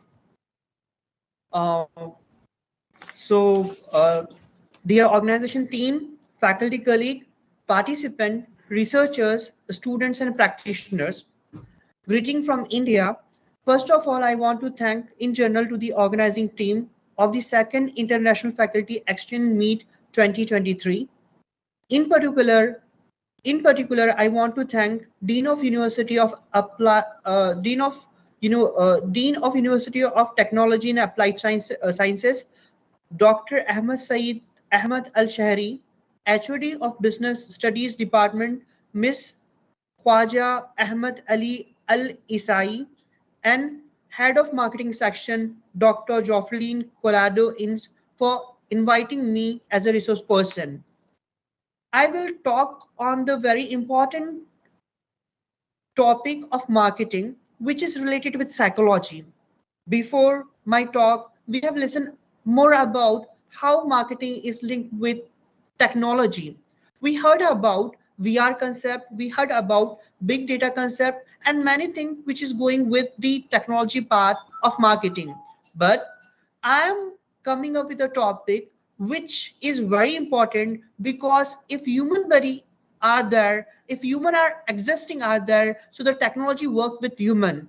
If we are not able to learn or understand human behavior, then how come we will apply a particular technology on the consumer part, marketing part, or selling part? With this regard, the importance of my topic can be easily understand. So if I begin with the topic, the title of my topic is Implication of Psychological Concept in Modern Marketing. It's give us a sense that how psychology is linked with marketing. If I wanted to come up with the importance of psychology in marketing, so I should say that marketing is incomplete with the psychology. If you look after marketing concept, or in general the marketing principle, so it is based on various psychological theories and concept. With this, let me move forward and show you let me show you the relationship between marketing with psychology. So studying subject of marketing without the knowledge of psychology is near to impossible. Marketing deals with consumer behavior, whereas psychology deals with human behavior. Consumer behavior leads to an understanding of human behavior from the standpoint of marketing principles, whereas the topic of psychology gives insight into an emotional responses or emotional response that produce human behavior. With this regard, I will be covering the 9 famous psychological principle which is used by the marketers. So this presentation focuses on the psychological concept that marketers employ to convince, entice, and influence consumer mindsets to pay attention to purchase a certain product or service. The first principle or the first psychological concept will be reciprocity principle. The second one is priming. The third one is scarcity. The fourth one is loss aversion. Fifth one is social proof. Sixth one is decision fatigue. Seventh one is cognitive fluency. Eighth one is decoy effect. And the ninth one is FOMO. We should begin with the first principle of psychology, reciprocity principle. Reciprocity principle is generally understood by the term give and take. For example, I got the opportunity from your end as a resource person, and it is my by default nature, it is a human nature that I should reciprocate in the same way. So I tried my best that I should put my best of work, I should put my best of the thing to all. Same goes in a general way with human behavior, or very particularly with consumers. So when a company is coming up or the marketer is targeting consumer, they are using this reciprocal principle. They are coming up with this reciprocal principle so that the consumer should give them response. I should move with the points which I have covered over here. It is one of the basic psychological principle which deals with social relations. Basically, the reciprocity principle elaborates the give and take concept. In a way, if somebody help you, then it is more likely you will also help him or her. This psychological concept have been used by marketers to target consumers in different ways. This concept is well explained by Dr. Robert B. Cialdini in his book, The Psychology Influence of Persuasion. This strategy is used to persuade consumers by providing them with something in return. For example, the gift voucher provided by Reliance Mall or other shopping malls. In India, Reliance Mall, and there are different international malls too and national malls too. They are very famous. What they do, how they are implementing this principle, they are giving free vouchers. Let me show you an example. So the example one shows us about the gift voucher which a consumer is getting once he reach or once he buys something at Reliance store or any of the shopping mall. Generally the principle is also being implemented by the other shopping malls. So once the consumer after getting the gift voucher, the consumer thinks that he got something as gift, and then they go for purchasing the product again. Let me move with the second example. The second example is of Coursera. If you look after the word over there in the screenshot, the word mentioned over there is join for free. So let me elaborate this example further. The other way to reciprocate to consumer is to give them something as free.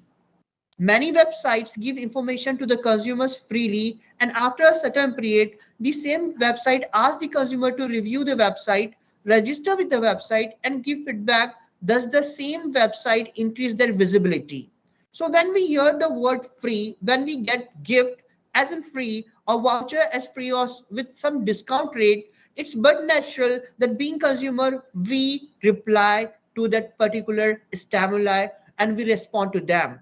So Coursera, another example for understanding this principle of psychology or the concept of psychology. Let me move with the conclusion part of this principle.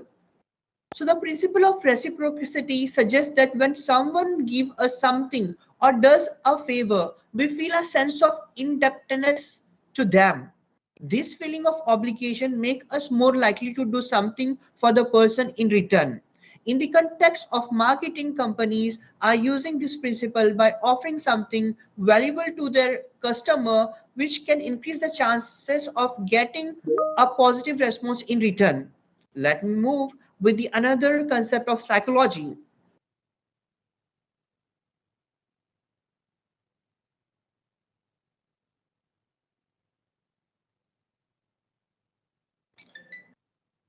Is it visible, Dr. Rizwana, ma'am? I am with the floor or not? Yes, sir. It's showing. Okay, thank you. Just reconfirming. Okay, so the second principle of psychology, which is used by the marketer, is priming. So priming in marketing is a subconscious reaction to stimuli that influence our conscious decision to new stimuli. It works by using associate made in our subconscious and are almost always unnoticeable to the subject. It is a process driven by subconscious mind. Basically, there are two types of priming concept. First is brand priming and color priming. Let me elaborate or illustrate this priming concept with the picture which I have shared to you. When we come up with blue color or sky color picture, if we look after or we want to connect sky color, so definitely we retrieve the things or we recognize this thing which is connected with blue. Generally blue, it's connected with beaches. If you look after the other color, that is white, so maybe you will connect that white color or able to recognize certain features with that white color, maybe the sky. So in this way, these psychological concepts are used by marketers to promote their services or product. So let me move with the types of priming. So the first one is brand priming. So brand priming is used to influence a person's immediate thought action through the name or logo of a brand. Yes, this is happening. When we see a certain product, a brand, it gives us some feel. It gives us some feel which is connected with the brand, and the feel which we are getting will definitely come up with the targeted thing which is done or created by the product, by the marketer. For example, Red Bull, a very famous beverage soft drink. If we look after that how Red Bull is coming up with the brand priming, so Red Bull states that it is standing for energy and speed. So whenever we go to whenever we buy or have Red Bull, the soft drink, we feel like we are getting energy. Yes, it gives energy, but making the psychology of consumer in the same way, it is a part of marketer, and the marketer are using your brand priming thing. So if you look after Red Bull in connection to India, so the historical monument of their in the picture, it is connected with birds and a person who is coming up with a high jump. So it is connected with the priming concept, which shows two things which is targeted by the marketer, that is energy and speed. Birds' energy and their speed are connected with human energy and the speed. Let me move with the another type of priming concept, that is color priming. So marketers use the different colors to prime the emotions. Each color expresses a particular emotion. Generally, the marketer colors the background or particular element like buttons or specific areas. The following figure will give you the idea which illustrate how colors are being used by the marketers and their emotional prime. So just let us go with the example of red color. Red color stands for, or it means active.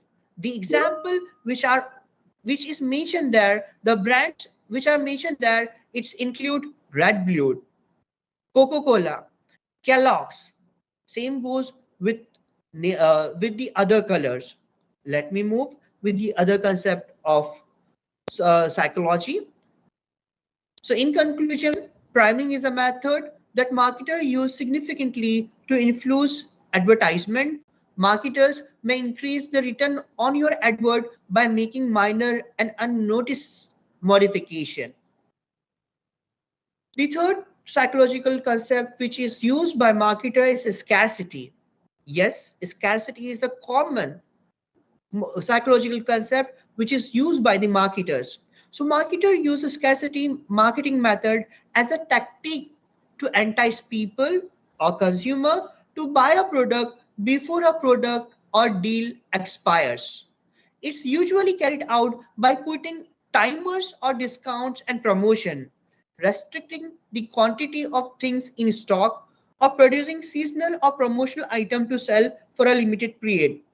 You may have noticed this statement on and off on the social media platform or on the various websites like Amazon, Flipkart, Snapdeal, and other Amazon websites like them. The following figures show a figure illustrate the concept well. Just look after the picture. Below the price, there is a word written as there is a statement written as only 5 left in stock. Figure shows only 5. That particular word are being used to set the psychology of the consumer. When a consumer just read this kind of statement that only 5 left in stock, he gets some feeling. He or she gets some get some feeling that he should or she should buy. So this is a psychological principle which is used by modern marketers. It is, yes, I am using a word over here, common.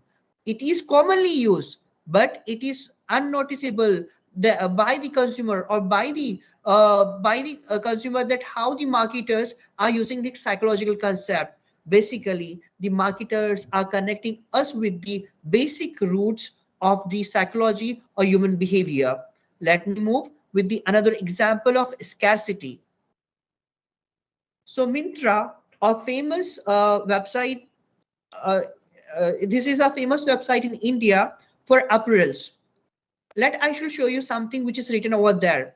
If you look after the header, okay, the header of that Mitra website or this feature itself, there is a word written, that there is a statement written over there is sales ends in 11 hour 9 minutes and 44 seconds.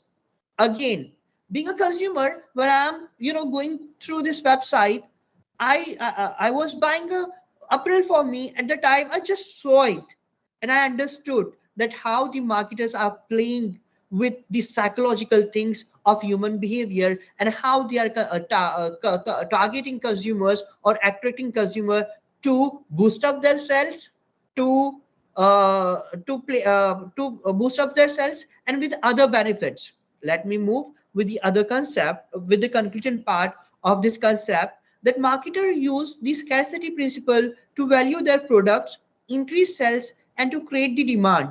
This principle is applied mostly by the e-commerce websites, whereby the marketers can easily show the scarcity of product in easy way. So the statements which was mentioned on the Amazon website, on the Mitra, a famous apparel company or company's website, we can understand that the principle is applied mostly by the e-commerce website.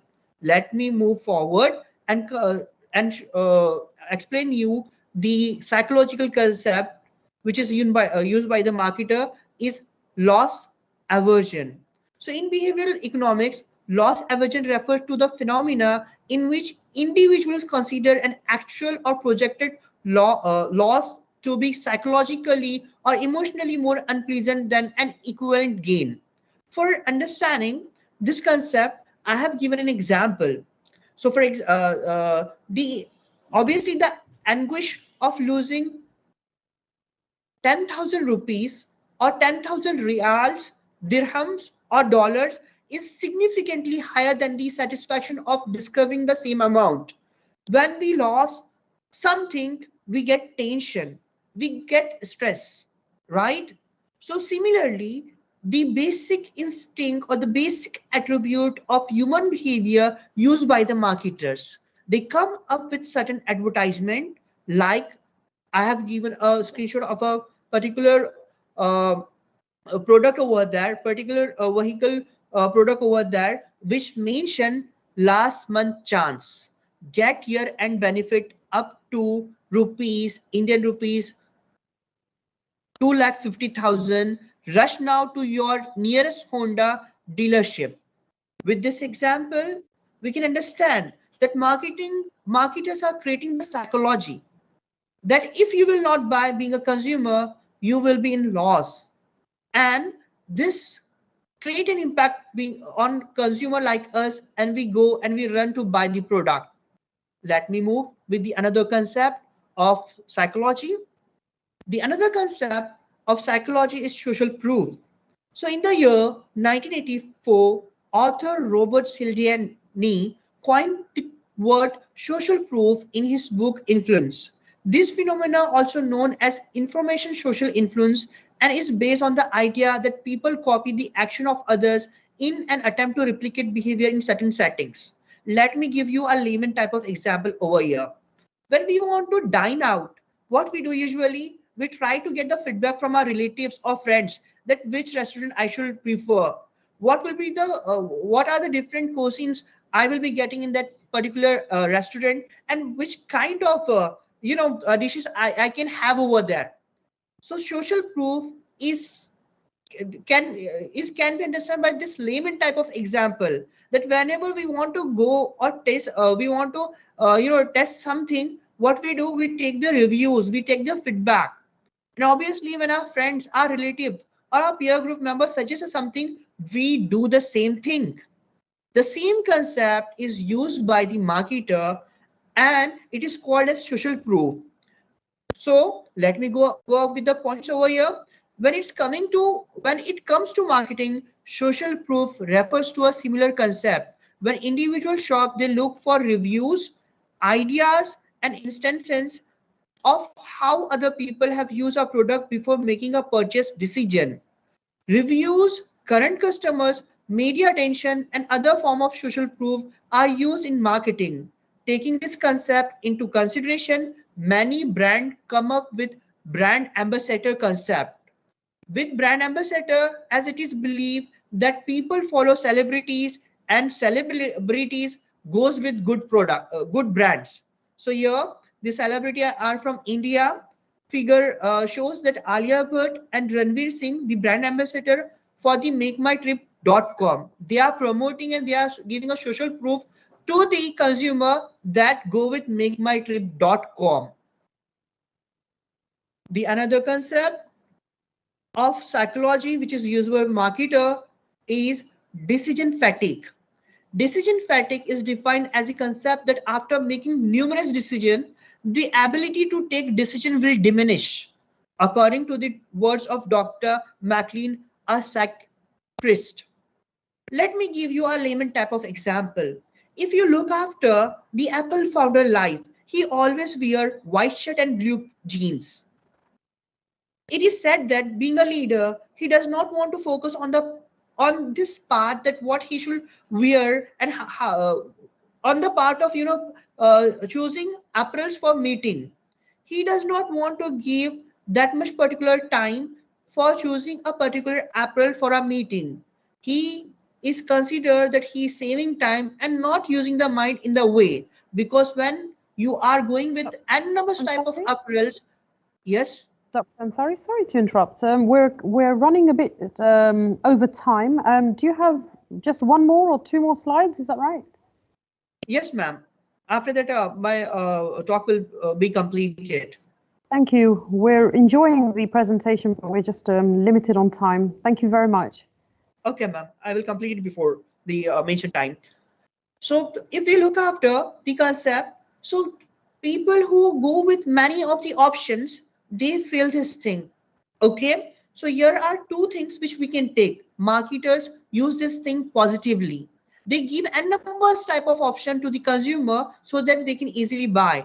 And the negative part that n numbers of and the negative part of this concept is when n numbers of options are given to the consumer, they come up with this feeling called as decision fatigue. Now let me move with the cognitive fluency. Cognitive fluency concept emphasizes that a person is more likely to buy the same product or services as he or she is aware of the same. Just going with the example, just look after the LinkedIn login page and Facebook login page, Twitter login page. They are coming up with the same buttons or same tabs or same colors, so that it will be very convenient for a user or consumer to access this website. And they are using this concept of cognitive fluency to attract the competitors, consumers too. Let me move with the second last concept, that is decoy effect. Decoy effect is a phenomena whereby the consumers have a specific shift in the two options when they are presented with another option. Generally, marketers persuade consumer to change their choice or order in a way which will be beneficial to them, and that's why they use decoy concept. This concept is used by Apple. What they are doing, iPhone 14 at the rate Indian rupees 79,900, they are showing this product to the consumer. Or on the other hand, they are coming up with the other product, iPhone 14 Pro Max, Indian rupees 1,39,900. At the same time, they are placing their third product, which is called as deco product, which is in between. The range of prices in between, that is iPhone 14 Pro Indian rupees 1,29,900. So in this way, the marketers are using. In this way, the marketings are using the concept of psychology. The last but not least, that is fear of missing out, FOMO. FOMO stands for fear of missing out. It is again give us a feeling of fear that if we will miss this product or services, then definitely we are going to be in loss. We are going to be, we will be not standing with the line or queue, or we will be not getting the advantage of certain product or services. So you can easily understand this concept by Ann Taylor, that they come up with a flash which shows that this thing is, you are going to miss this particular product or services. within this timer or within this time frame. With this, at last, I want to thank everyone over there, the organizing team, the audience, the esteemed Dean, HOD, and Dr. Razwana Khaja for listening me patiently and giving me this opportunity. Thank you. Thank you very much indeed for that very, very interesting presentation. I'm sure from now on, every time we go to the shops, we'll be looking out for the colors. And ladies and gentlemen, please feel free to put your comments in the chat box. I'm sure you'll agree that that was a very useful presentation about the use of colors and the psychological impact on how colors are used in marketing. Thank you very much again, Dr. Ansari Alam. Most welcome, ma'am. It's my pleasure to be part of this event. Thank you very much. And now, ladies and gentlemen, if you would allow us to welcome back Dr. Abdurrahman, Associate Professor from INTI International University, Malaysia. I'm sorry we had a little bit of a technical glitch, and we'd like to allow Dr. Abdurrahman to finish off his presentation. Thank you. Yeah, Ms. Razwana, where did I leave off the last time? Because I'm not sure where did the last slide stop. Huh? Probably it's my age. My memory won't serve me that well, I'm afraid. No problem. But no problem. I will emphasize it. Yeah. It was about sensitive devices, my colleagues tell me. Thank you. I'll pick up from there. Thank you very much. Okay. Is there? Can you all see my slides now? Yes, we can see you. We can see your slides. Thank you.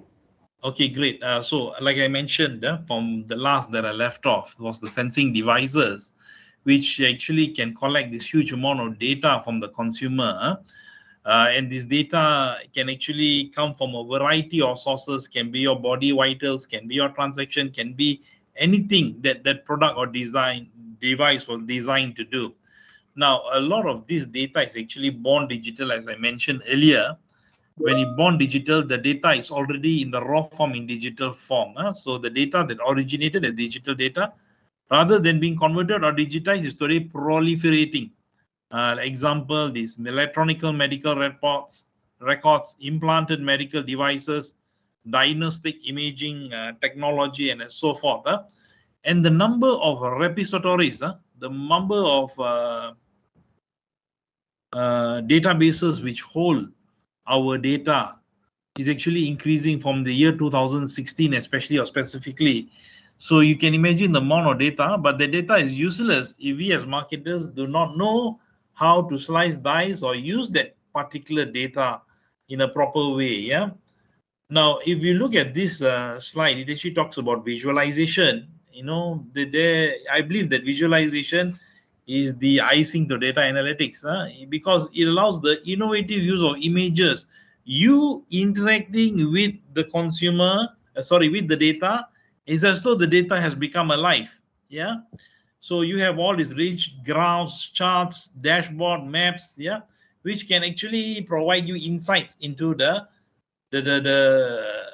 consumer, what he's thinking, because you cannot run away from your past. Your past is in your data, right? So we can improve operational efficiencies, profitability. We can also do a lot of strategic planning in marketing. Yeah. So if you look at this example of this geo-data mapping, we can know in America, for example, the largest foreign group in each county, and by their density and color, and it also makes very fast decisions depending on what the objective of our research or objective of our study is. Yeah. So not only in the field of marketing, but in the field of travel, hospitality, tourism, healthcare, sales, credit and insurance, automation, social media, they are all using this data to actually help come up with better strategies and better recommendations. Okay. Now there are many types of analytics here we're talking about. We're talking about prescriptive analytics, predictive analytics, and descriptive analytics. I'm not going to go into a lecture of analytics, but all I would like to say is predictive analytics is one of a growing field or trend in the marketing sector because we like to predict what the consumer is going to do next. What is he going to buy next? Yeah, what kind of consumer would he be? What kind of profile would he belong to? These are things that organizations, especially the marketers, want to look into. Today, the model has changed. The model of generating consumer data has changed. The old model, few companies, Amazon.com, Walmart collecting data, we consume data, but today things have changed. We are all generating data and we are also all consuming data. So this is the world that we have come to live in today. If you look at our consumer, our customer faces multitude number of transactions every day, social media, entertainment, purchasing, banking and finance. Yeah. So all this data is collected. Again, as marketers, we need to use the current trend, which is big data analytics, to help us understand our consumer better. I would leave you with this last slide, but maybe the key points here: making better informed decision, discovering hidden insights, and also automating business process. Yeah. So what I would like to say is, don't have to see the slides. Sometimes you see too much of slides also. It's too much. We want to be able to make that informed decision as marketers, right? So we need to use this current trend, which is called big data analytics, to make that informed decision. So for example, let's say you go into Tesco, the large hypermarkets, and we know the consumer has just purchased eggs, a tray of eggs, yeah? Do you know, or can you predict what is he going to purchase next? By using big data analytics, we can predict, therefore, by all these mathematical model and algorithms, that he would most probably purchase bread next. And after he has purchased bread, would you know what he's going to purchase? By analytics, we can predict that he's going to purchase milk. So what would a large hypermarket do? They would place the eggs, the bread, and the milk in closely situated nearby.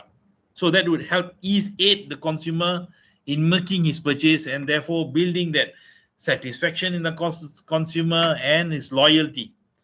So, and it's impossible for us to be able to make those analyses easily without the use of big data analytics. Yeah.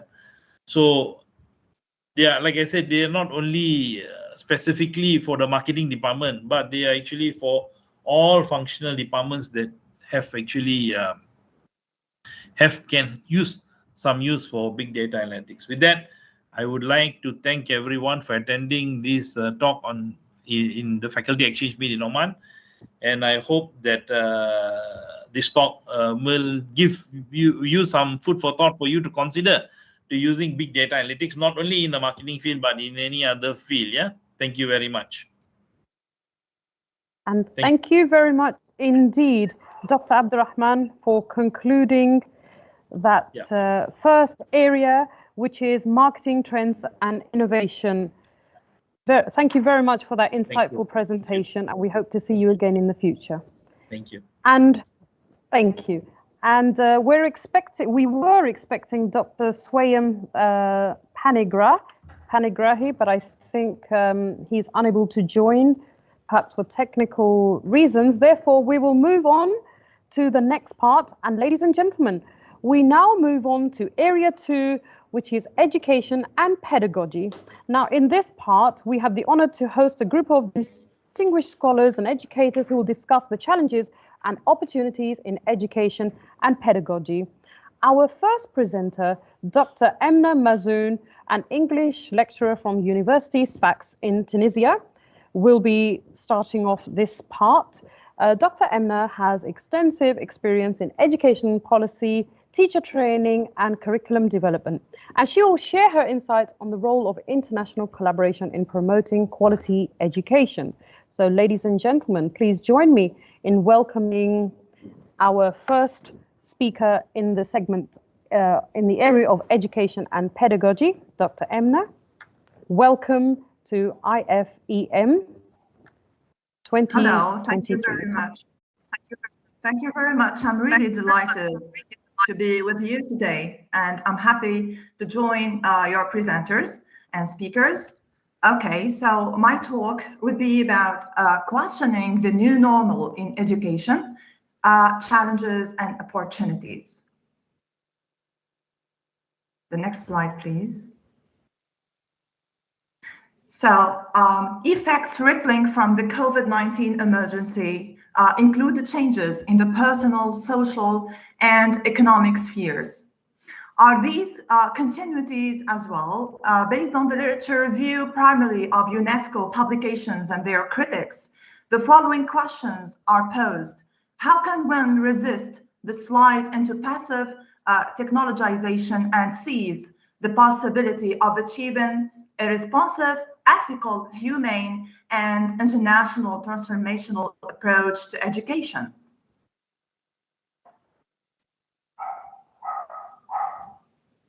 Is the pandemic creating a new normal in education, or simply accenting what has already become normal and accelerating tendency toward technologization?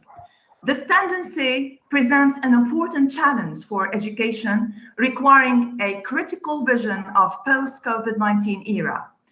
One must pose an additional question, which is, how can one resist the slide into passive technologization and seize the possibility of achieving responsive, ethical, and humane, interactive, etc.? So please, the next slide. There is no return to normal, and the new normal will have to be constructed on the ruins of our old lives, or we will find ourselves in a new barbarism whose signs are already clearly discernible according to Zizek 2020. So this is really a critical citing, which peppers a lot of fears and a lot of critical questions that are related to this era of the post, if you like, pandemic era, which is really critical to teachers and to the EFL classroom in general. Okay, so where are we? What is new and what is old? This is really a dichotomy that should be addressed. So technology, maybe it's new in some countries and using technology in classroom. However, it is not new in other countries, such as, for example, Western countries, which is really established, and it is not really new, or it has nothing to do with the newness or this, this cluster that we are talking about. Now, tertiary institutions encountered a variety of challenges in implementing distance learning during the COVID-19 pandemic. E-learning is composed of four main categories: technology, delivery system, communication, and educational paradigms. These categories can be used to identify and group the challenges encountered in distance learning. The barriers to e-learning were classified by Diab 2020 as personal inhibitors, attitudinal inhibitors, and contextual inhibitors. Taken into consideration the categories and barriers, the challenges faced by tertiary institutions can be categorized to include technological challenges, pedagogical, and social. We are going to cover these three categories in the next part.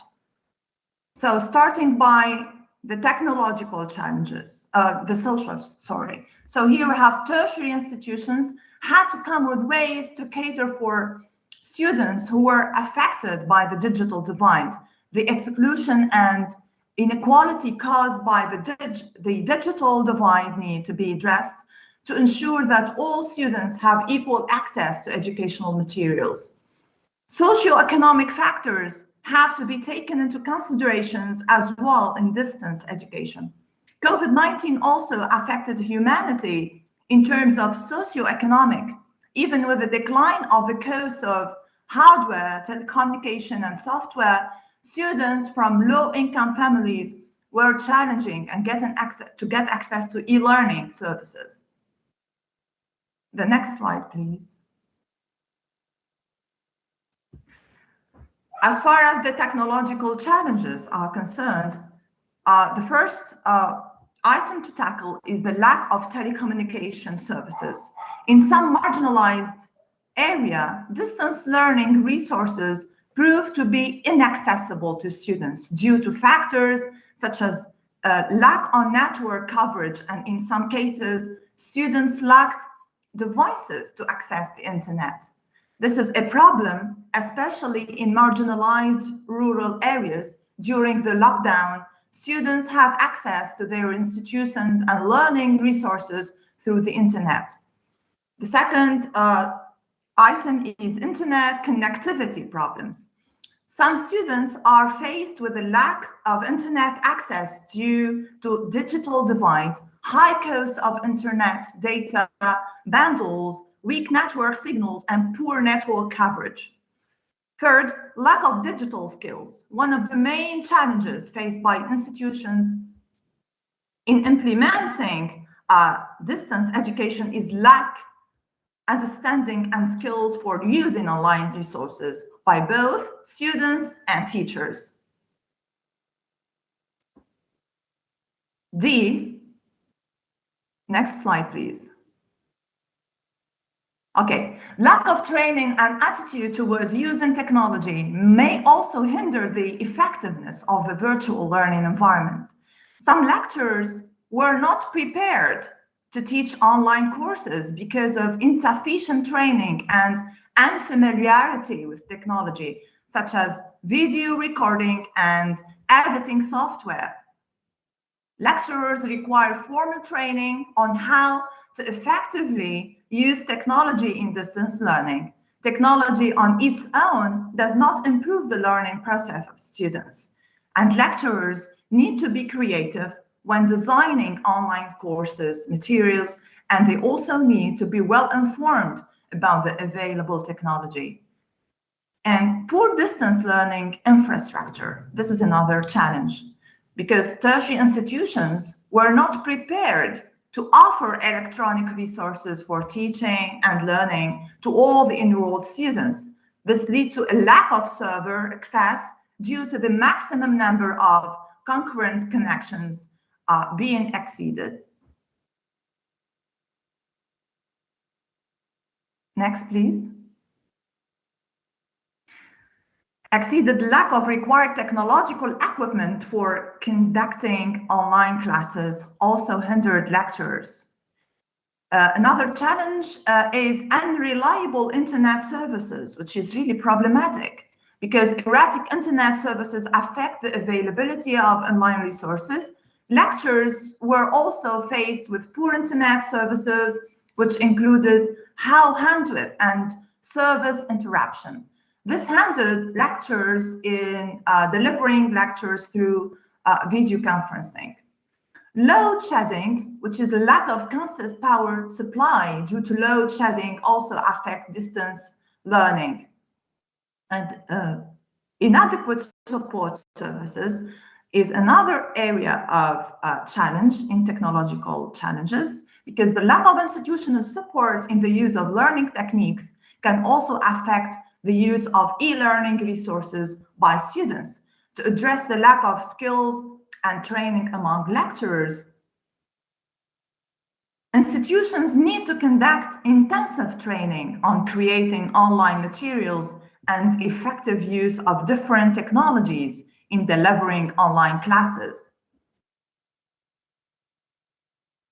Pedagogical challenges. This is another sort of challenge which is associated with the classroom, especially when we talk about that, we refer to the challenges encountered in distance education in the lack of necessarily knowledge and skills on how to conduct online classes in order to create an effective environment. Lecturers need to be extensively trained on how to adapt their teaching methods to suit distance learning and how to utilize technology.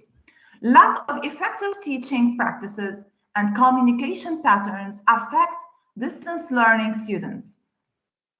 In order to address this challenge, institutions and lecturers need to be committed and forward-thinking. There is need for lecturers to understand the needs of the student, because designing course material, this knowledge will assist lecturers in creating an effective learning environment. Highlighted that the quality of students' knowledge will depend on the improved instruction and new methods of teaching rather than on replication of traditional methods. Next, please. Lecturers need to be committed to designing course materials that are student-centered, which incorporates learning principles in technology-mediated environments. The design and delivery of teaching materials should be suitable to achieve the objectives of the course. Tertiary institutions also need to acknowledge that in some instances, online assessment methods are not sufficient for measuring the learning outcomes. And here we raise the question of measurement and evaluation in relation to online teaching, which is really critical and problematic according to many researchers. Now, after tackling the challenges, now I'm going to move to the opportunities. Okay, so distance education encourages student-centered learning and self-learning. It offers a lot of opportunities to tertiary institutions, which include scalability. Okay, so expanding the programs and intake is possible with distance learning, and the pandemic provided an opportunity for most African tertiary institutions to recognize the possibility of expanding through distance learning. Flexible learning. Distance learning offers flexible learning to students, which can meet the different needs of the diverse range of students. It enables the students to choose when and how they want to learn.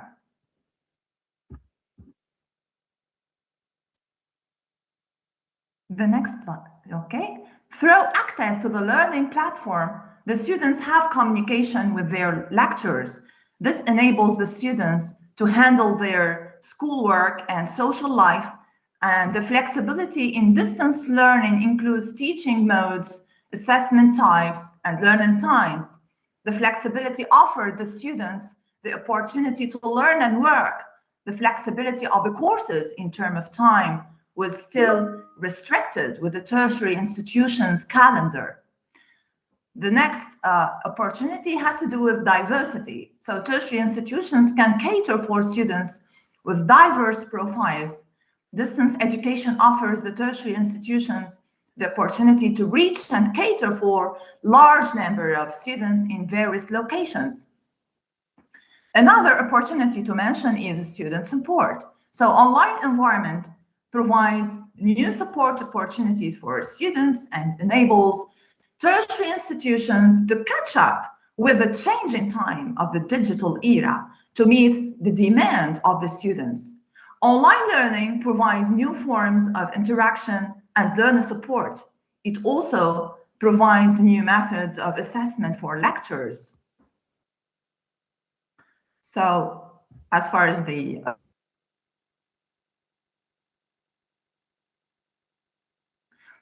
learning management systems provide various assessment methods, which can be used by lecturers to instigate a grasp of the knowledge being communicated to the students. Frequent and different kind of assessment also encourage the students to allocate more time for in-depth studying.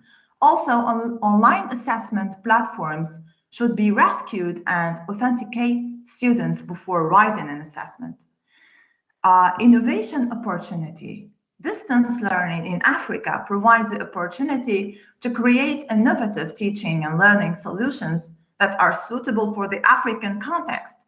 Such solutions should focus on maximizing learning using available technologies, provision of how data conceptions and transmission mobile applications will help students with financial challenges. Another opportunity is the non-academic courses.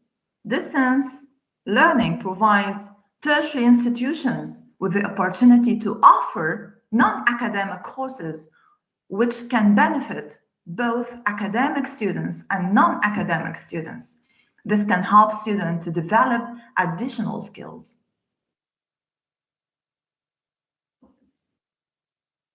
The next slide, please.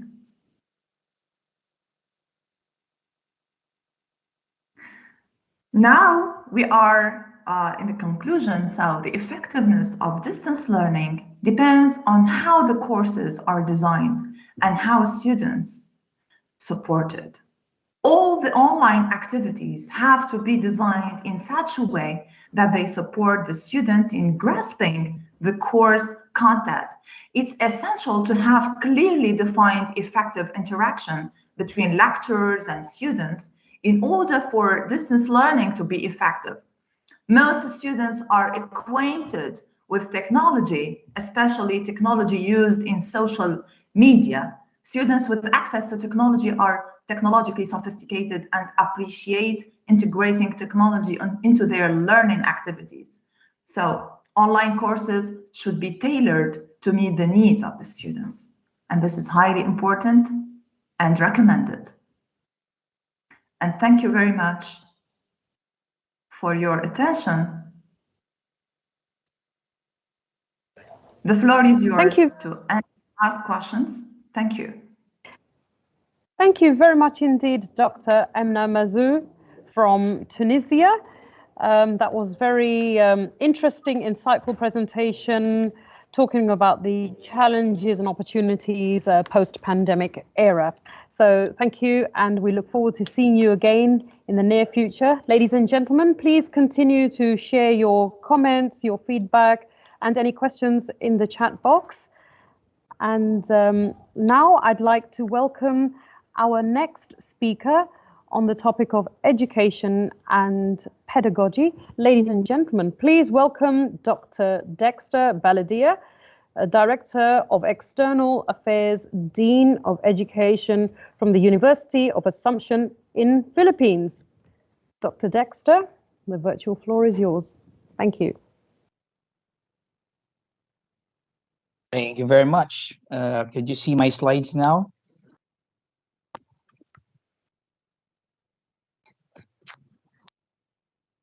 Okay.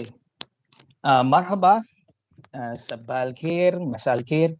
It is my privilege to share with you one of the pedagogies we've been using because our university trusts in upgrading and updating the curriculum and instruction amid global changes and technological advancement, most particularly in higher education. We embraced cutting-edge educational approaches, and one of them is integrating social innovation into the college and graduate curricula.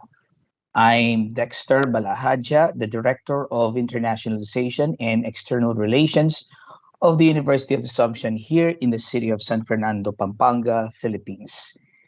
Since UA education is people-centered, we envision ourselves, especially our students, our graduates, to be social innovation champions in every aspect of society and industry, especially when they work, when they become professionals, and when they handle their own businesses and jobs after graduation. Then we would like to see them as the social innovation champions. And therefore, in this sharing, my objective is to determine how social innovation in education responds to the demands of technological advancement and the next normal education, the UA brand. Of course, social innovation has become a very common term used not only in education but also in any industry. That's why it is important for us to define social innovation based on the perspective of the Organization for Economic Cooperation and Development, that social innovation is the process of developing and implementing new, more effective solutions to solve social, economic, and environmental issues and problems. So in that case, we are envisioning our students to be social innovators, and therefore they can solve their problems. So technically speaking, we would like to our students to develop the life and career skills for them to solve their own problems and later on solve the country's problems, the community's problem. In that case, instruction is going to train our students to be problem solvers. But in order to solve problems, there are certain techniques and the procedures that they need to perform. So this is how we gear our instruction, especially in college and graduate education, to be more responsive to this demand. But of course, we are always cognizant about changes all around us, especially that we are in the digital era. And therefore, we believe that society evolves with technology. We would want to improve the lives of people through the leadership of our people, our alumni. How would they be innovating society using technology as one of the means to do their work? So therefore, we are so cognizant about digitalization. So don't get me wrong.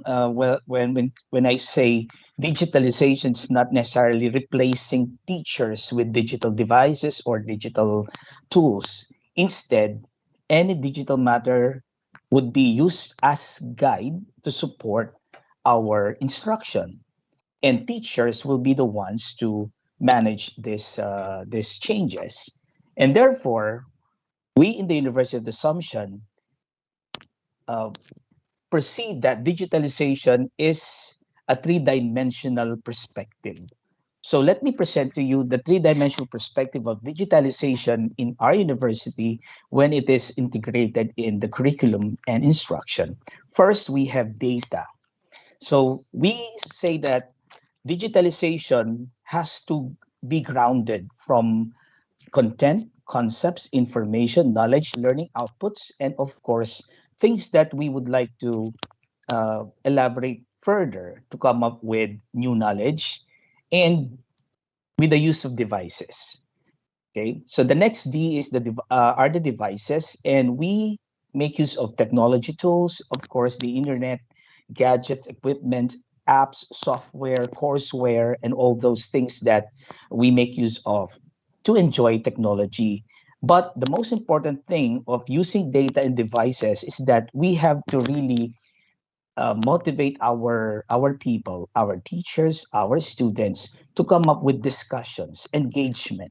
So we don't just make use of tools. We make use of tools to come up with discussions or interactions so that there will be collaboration, there would be research, there would be engagement, immersion in the community. So therefore, we make use of connection, interaction, collaboration, creation of new knowledge. So this is the blend of digitalization in the concept of 21st century education in our university and perhaps in many other universities using this perspective. So teachers and students are encouraged to use available devices, tools, applications to process data through virtual and artificial discussions or online discussions, creative, maybe creativity through connectivity and collaboration that would make the whole process more engaging. And of course, why are we doing this? Because we believe that when our students leave the portals of the universities, they are faced with different situations, conditions, and issues that are ever evolving. So how do we expect a very volatile situation in the economy? So we are also presenting the concept to our students like what we call the social enterprise. We are dealing with problems that are so current and that are related to how they would be living their lives. So therefore, we consider also issues that may affect their lives after graduation, not only during the present. And we believe that because of the massive social advancement, people's interests, demands, and needs have also evolved and expanded drastically. So we would like our students to realize that this expand so continuously, so drastically, every second, probably, just to exaggerate. And there are a lot of areas that we have to consider.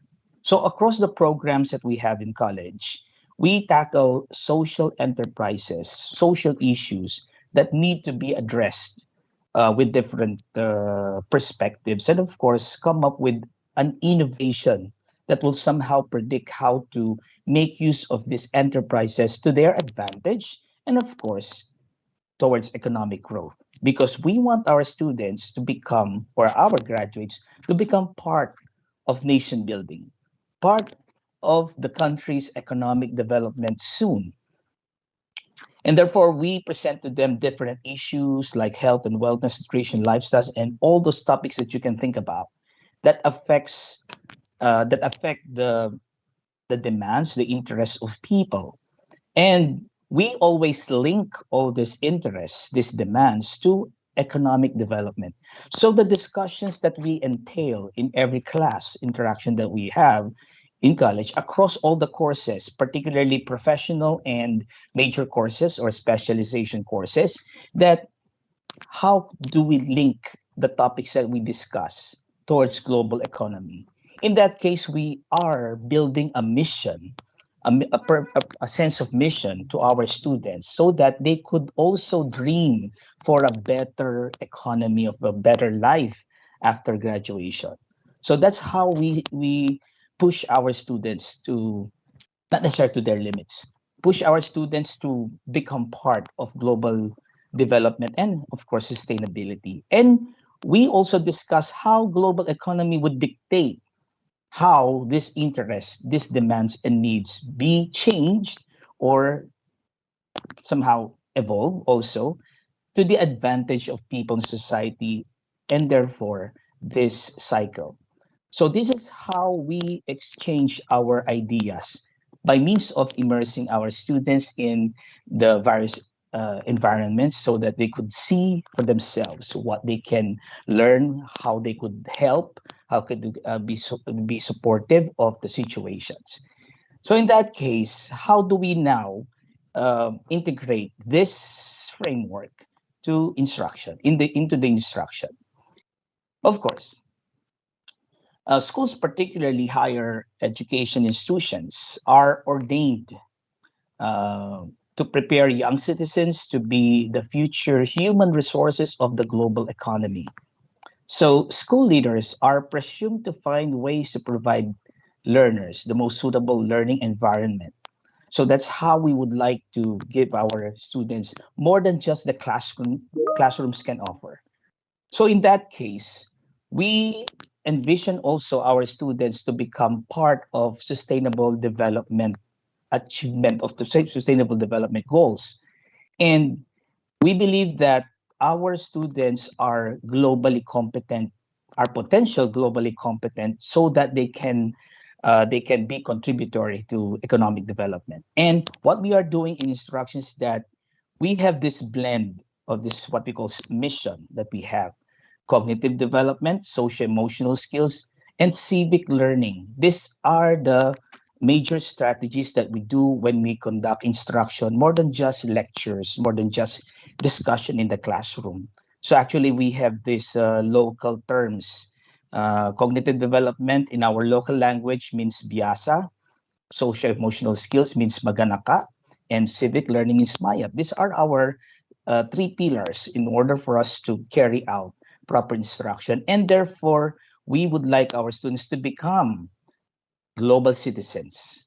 And that is through holistic learning. And then how do we do it? Okay.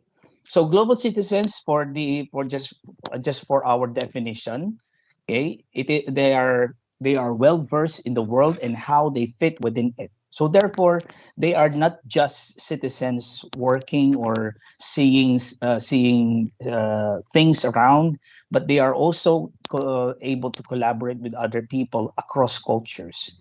So therefore, they are cross-culturally literate. And these are the five attributes. Conscious of social issues, they are cross-culturally literate, they are communicative, they are collaborative, and of course, they are creative. Okay, so all the activities that we do are geared or are mapped with these attributes for our students, for them to develop these skills. Okay, how do we do the social innovation process? Of course, we don't have much time to discuss with you how we do it specifically, but this is the main framework. First, we immerse our students in the society or in the community, and for them to find out how does a problem happen. Okay, what are expected to happen when the problem is solved. So we are giving them two terminal things to do. First, they identify the problem, the current condition, and they are going to identify the desired condition. So they will be coming up with their objectives, with their goals. What do they imagine about the condition, the current condition, after they be solving the problem? Okay, so this is how we do the social innovation process. We want them to bridge the gap between the current condition and the desired condition. Okay, so probably you have also your techniques in doing this, but this is the overall framework that we do. Okay, these are the main components of instruction using the social innovation strategy. So first, we define the problem. Then we collect data, we identify causal factors, we identify the root causes, and finally, they recommend solutions. Okay, so I will not be able to discuss with you in details the root cause analysis. Anyway, this is a popular technique used in social innovation learning. Okay, and then how do we do it? Okay, we use the scope technique. First, we survey, we connect, we observe, we participate, we evaluate. So you will notice that our students, you may imagine that our students are so immersed with situations. We go out of our classroom. Actually, our classroom is not a room. Our classroom is the world. We expose our students since now we are free to go out. We are immersing our students more often in certain social issues. So they go out of the school, they go to a certain place where a problem possibly exists. So that's how we do it across all courses. Like for example, in teacher education, we expose them in classrooms. We do things like examining the situation, what problems are being experienced. Like in business, they go to certain industries to see how people would be experiencing the situation in certain businesses, etc. Okay, so even in engineering, they go to places like what kind of infrastructure is needed in a certain community. So they are going to establish some sort of a social innovation procedure.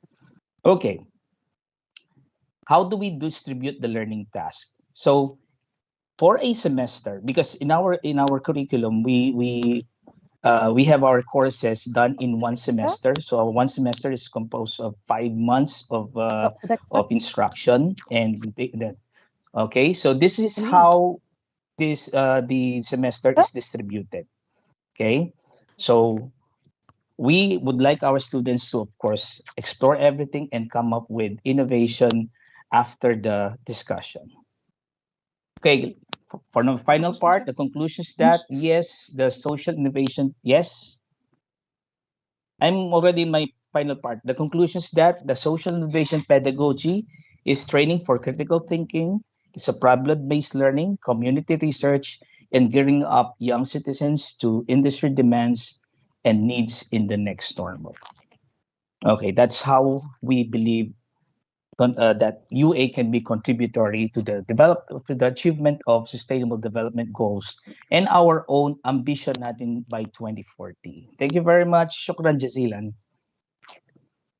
And thank you very much, Dr. Baladia from the University of Assumption in the Philippines. That was a very interesting and insightful presentation. Thank you for sharing your wisdom with us and for raising important matters regarding education and pedagogy in the future. Thank you very much. And now, ladies and gentlemen,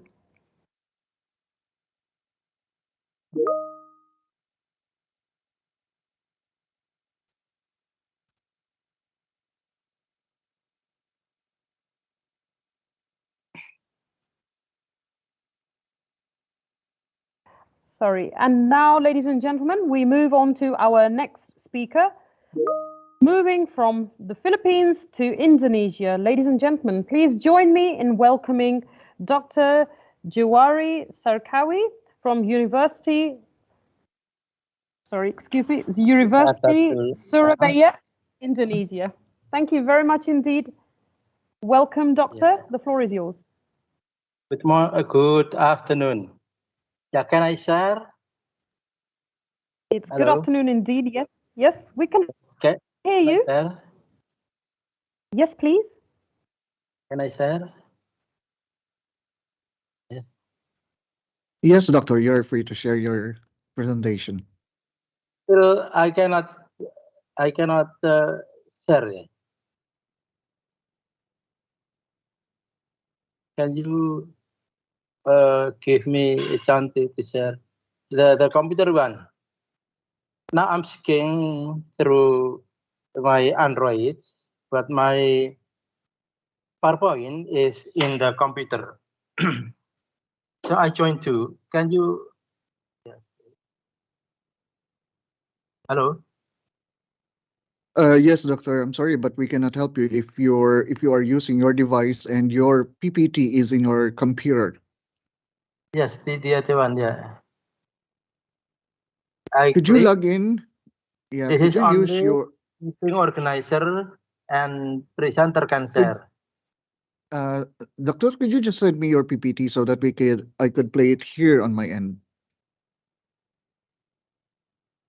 Oh, this is actually I have already, but I cannot share. Okay, this one. Okay, I will. Yeah, share my hand. Yeah, my hand. Raise my hand. This is the computer. The hand. My hand, please. This is my computer. Hello. This is. I raise my hand using my computer. Can you, Doctor, just 1 minute. Can you give me the chance? Yes, doctor, it's done.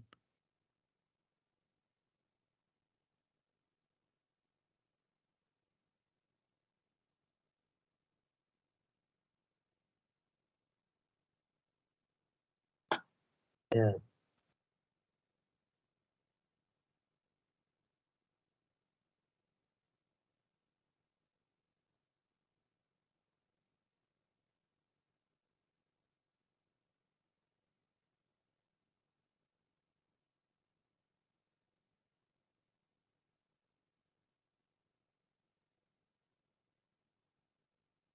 Right.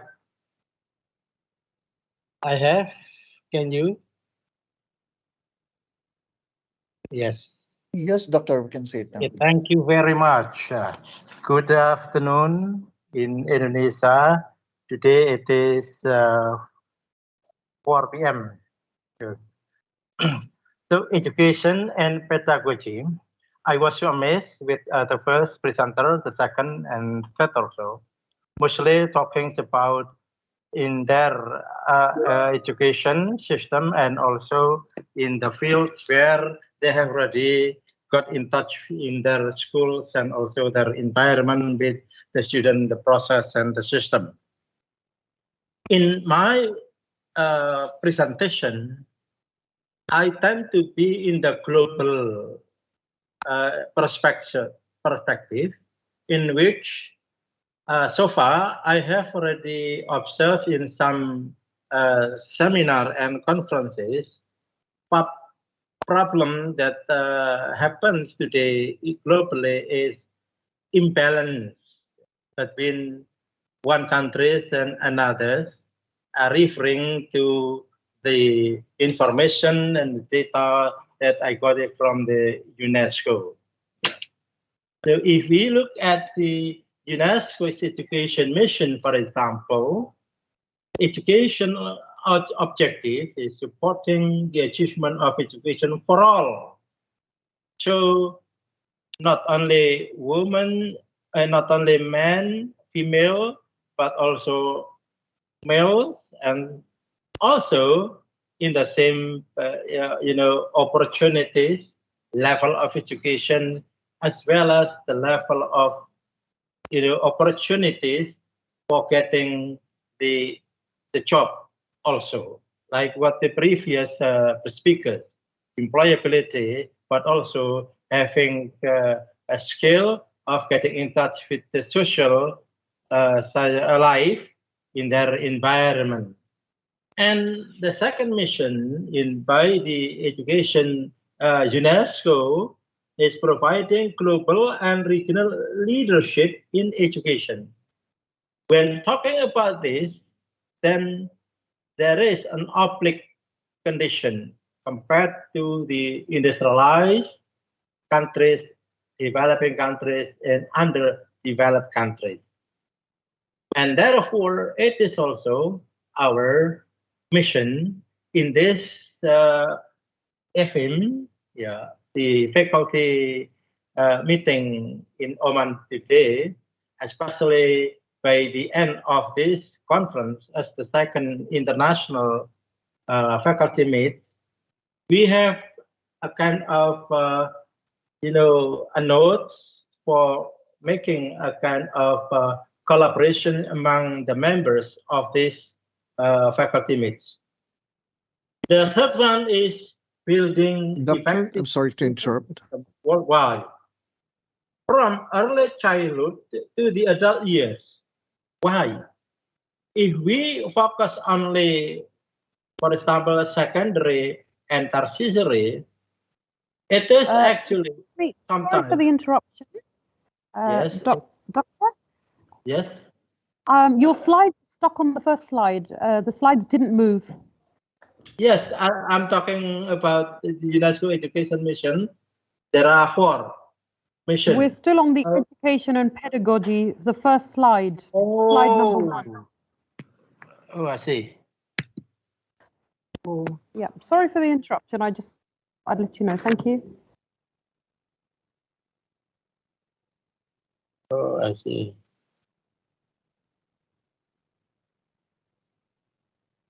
Not yet. Hello? No, it didn't move. It's still on the first slide. Oh.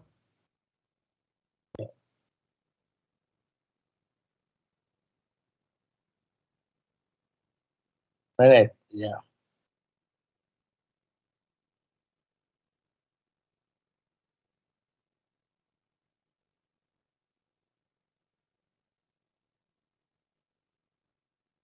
Hello? Yes. Can you see? Yeah, we can't see your slides at all now, actually. The slides have gone. Oh. But I cannot sir now. Okay, wait a minute. Yes, gone from the.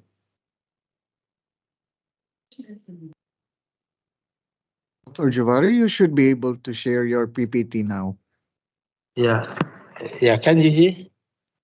Yes, sir. Yes, doctor. Thank you. And could you please play it on slideshow so that we can see it better? Yeah. Thank you. Now, is it the second one?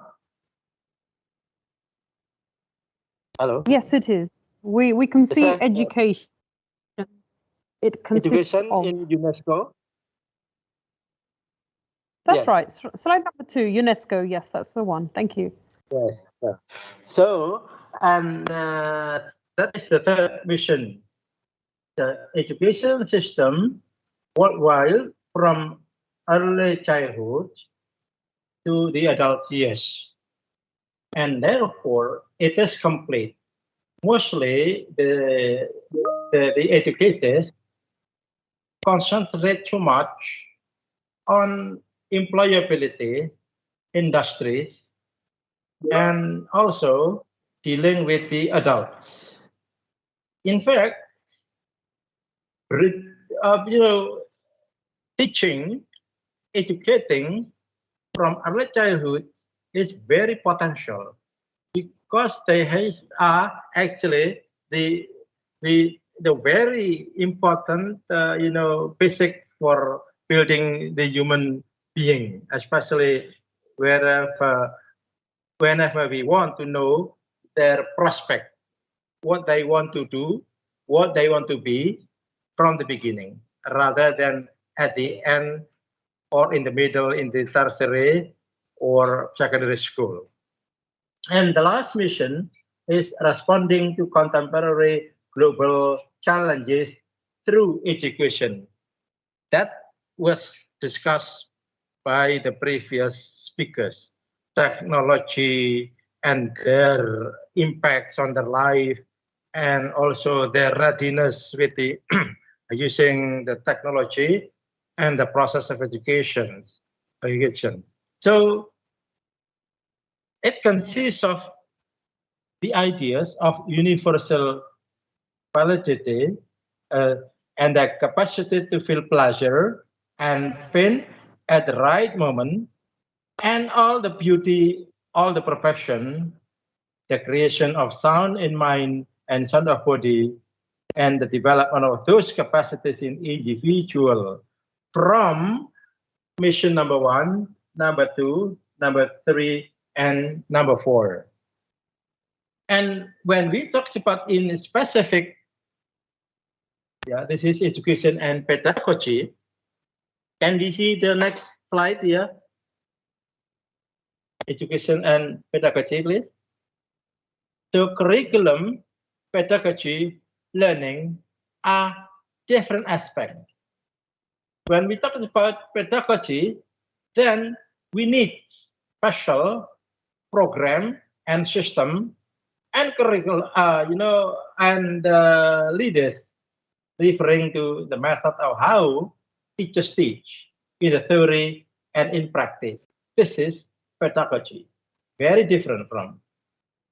And then curriculum is standard-based sequence of planned experiences where students practice and achieve proficiency in the content and applied learning skill. And this deal with all the subjects and the material that were also discussed in the previous, dealing with the industry, employability, technology, and how to make them being ready for living together with their environments in social life, and so on and so forth, and also dealing with the problem they have to tackle with them. And learning itself needs special treatment, strategy, and policy. And therefore, school teachers, school policymakers, including the government, local government, regional government, and if it is the global one, then the global leaders, the president and the ministers together in the global arena. And especially this meeting for the faculties in Oman here can also make a kind of a summary how to make the world balance. Because in one country itself, if we can analyze by ourselves, then there is imbalances, oblique condition. I'm sure, everyone who lives in their own country can also go everywhere from the remote areas into the big cities. There must be imbalanced situation and condition in terms of infrastructures, in terms of their process of teaching and learning. And this is also a big problem that we have to deal with in this forum. My column that I published in the CIO, California, USA, I was talking about how to balance the West and education, at least education. Why? If we look at the barometer that scientists and researchers use for standard for seeing the global condition of education system and the quality, then we can look at the webometric.com. Mostly are dominated by the Western people. They look at it because that is the parameter of looking weaponmetric platform. And in that case, I wrote about 4 years ago how to make it balanced. Why? If there is no balance between among the countries, I think there is also big problems dealing with the nation globally, let alone nationally and locally, that are actually also in a different and heterogeneous condition. And this is also a problem. The first one is about the readiness of technology. It is actually, yes, since the pandemic, when we were, amazed and excited by the condition of the sudden outbreak of the COVID-19, people around the world, whether it is in the remote area and the big cities, were forced to use technology. Yeah, there is no excuse, but no one could observe whether all of them were ready or not, even though up to now, especially if you talk about the balance between one country and another country, and even in a nation among the people in one country, from remote area to big cities and metropolitans. And I wrote before the pandemic, 3 years before the pandemic, that someday there would be a kind of use of technology, but not all of the nations were ready. I wrote this column in the IO magazine, California, USA, about 5 years ago. And what I was worried about happened. And up to now, there is no data whether every country are ready with the technology infrastructures, so that there is no an oblique condition among the countries or among the people in the countries. And to make it short, educators and skills required are all have been described by the previous speakers here, and I was amazed. Thank you very much for that. So the 21st century educators should be demanded to be able to provide some of this skill, and the learners from early childhood should also be prepared with this kind of equipment, technologically based. Otherwise, then there will be a kind of imbalanced condition, and there is always a problem, not only globally, but also nationally and locally among the people in every country. So technology empowers student learning. Pedagogy needs special needs also by the policymakers and also the teachers. And this is our problem. And hopefully at the end of this, there is a kind of mission for making collaboration, so we can also share our experience and exchange ideas to make us balanced. So finally, collaboration is needed. Thank you very much. Wassalamualaikum warahmatullahi wabarakatuh. Good afternoon from Indonesia, Juari. Walaikum salam wa rahmatullahi wa barakatuh. Thank you very much indeed, Dr. Jawari Serkawi from Indonesia. Thank you for that very insightful presentation. Ladies and gentlemen, please join me in welcoming our next speaker. We have Miss Julie Simon Macarolio Chief Consultant and International Ambassador of Gears in Thailand. Miss Julie, welcome to the second IFEM Oman. Thank you. In the seemingly eternal spectrum of education, changes are constant. Also, we have heard before Education 2.0, Education 3.0, 5.0.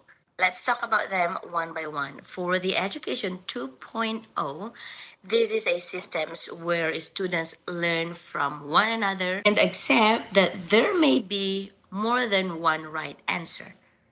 This means 2.0 is teaching the students to be open-minded. Meanwhile, for Education 3.0, this refers to a change in paradigms, where teachers are no longer at the forefront of education.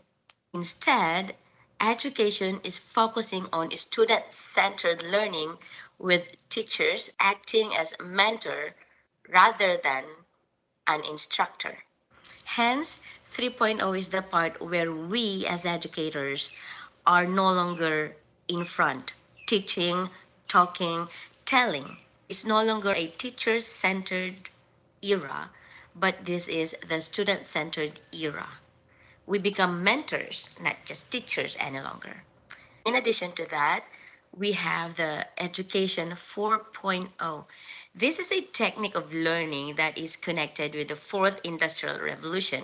Also, this focuses on transforming the future of education through advanced technology and automation. What does constitute industrial revolution? We have here smart technology. In your classrooms, I assume that you have your smart TVs, you have your computers, and everything else that you need for your teaching. We also have AI. We have heard many times that AI, or artificial intelligence, are now welcomed in classrooms. And this will be according to the budgets, perhaps, of schools and their plans. Third, we have also robotics. Many times we have seen contests, competitions of students and schools regarding robotics. That's how advanced schools and educations are now. So fellow educators, these are Education 2.0, 3.0, and also 4.0. In here, we can see that the realm of education continuously changes. That is for all the stakeholders. We have here the educators, that's us, students, administrators, parents, and everyone else. If you are my age, you have probably sat in a classroom where we have the teachers in front and the students on their seats. Yes, well behaved, listening, but we don't know what kind of education they were getting, because the teachers used to just tell everything. And I cannot remember my time where I had to do something.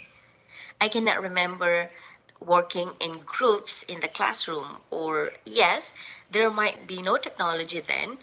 What I remember is that there's teacher in front and students on their seats. That, fellow educators, is called teacher-centered learning. Sadly, some of us grew in such classrooms. If we still teach that way, I sincerely hope not, then we need an immense and profound evaluation of ourselves, our techniques, our strategies, and yes, our profession.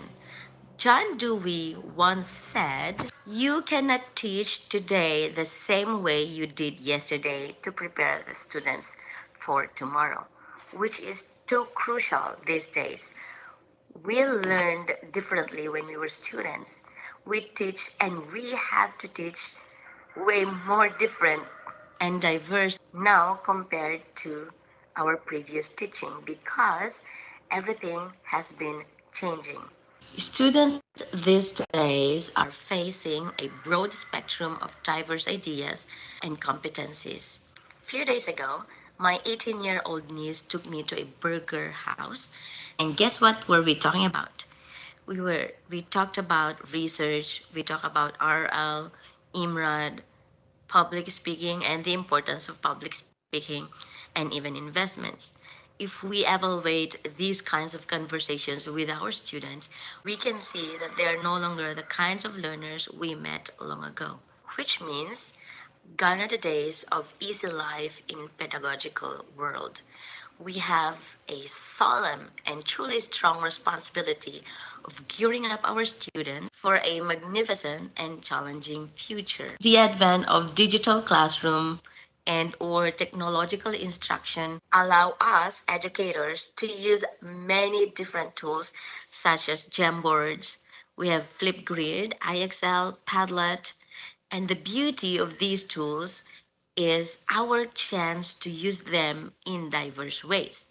We can use one tool the way we want to. We can plan for our strategies, we can plan for our techniques. We can take advantage of these tools in these times. They can not only help us to prepare much more easily, but we can also help the students to learn differently. Let us not forget also to train and develop their soft skills such as critical thinking, problem solving, creativity, and yes, public speaking. These are equally essential for their success and satisfaction. Fellow educators, our responsibility to face this digital pedagogical era is to prepare ourselves also to train our students.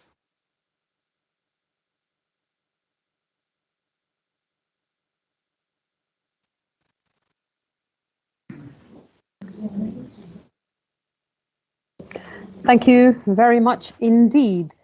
And now, to wrap up the last part of the education and pedagogy area, please, ladies and gentlemen, join me in welcoming our next resource speaker, Dr. Annie Bangitan.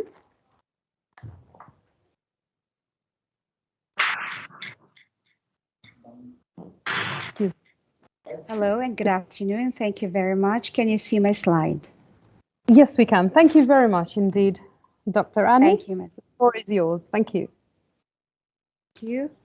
All right, so this year's theme is about promoting education excellence to meet the demands of the new normal.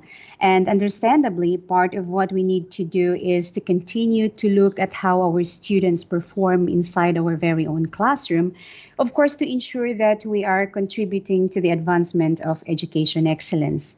So in my short presentation today, I will share with you what I found out inside my technical writing classroom when I conducted an investigation in an attempt to understand what my students think are the challenges that they face when they write in English. I understand, of course, that these results are specific to my students, but I still believe that in sharing this with you, you can, where appropriate, hopefully consider the perceived challenges of my students when designing your curriculum, preparing your teaching or instructional materials, and organizing student co-curricular and extracurricular activities. So let us start by looking at the findings of a previous study conducted by Al-Riyami in 2021, which is titled as Omani Graduates English Communication Skills, Employers' Perspectives.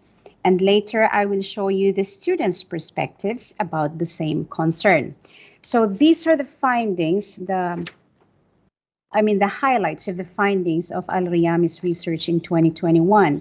According to her, employers believe that the graduates in Oman are not that proficient in English, and there were studies with similar results conducted like 10 years ago. And so her analysis or the implication of this finding, according to the researcher, is that the level of Omani graduates' English language skills remained unchanged for the past 10 years. Another finding is that the employers think that our graduates are not able to express their opinions and ideas in writing. And from that research paper, the researcher summarized or offered at least two perceived reasons for this. According to the researcher, most of the curricula that we're using when teaching English in the Sultanate are not enough to actually help our students to develop the writing skills for them to express their opinions and ideas in English. And another reason is that most of the HEIs in the Sultanate are actually following foreign curricula and even textbooks. So these do not really meet the local requirements of the workplace and, of course, the requirements of the job market.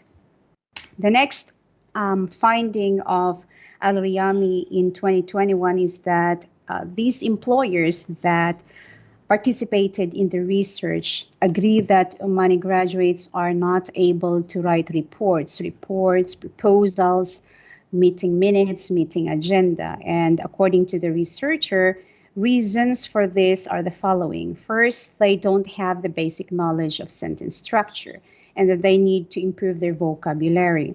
Another one is that, according to the researcher, the writing of reports, proposals, emails, minutes of meeting is not actually a frequent component of what we offer here in the Sultanate in terms of the curriculum, and that the Omani graduates are also having problems in terms of spelling, grammar, vocab, and organizing their ideas when it comes to writing in English.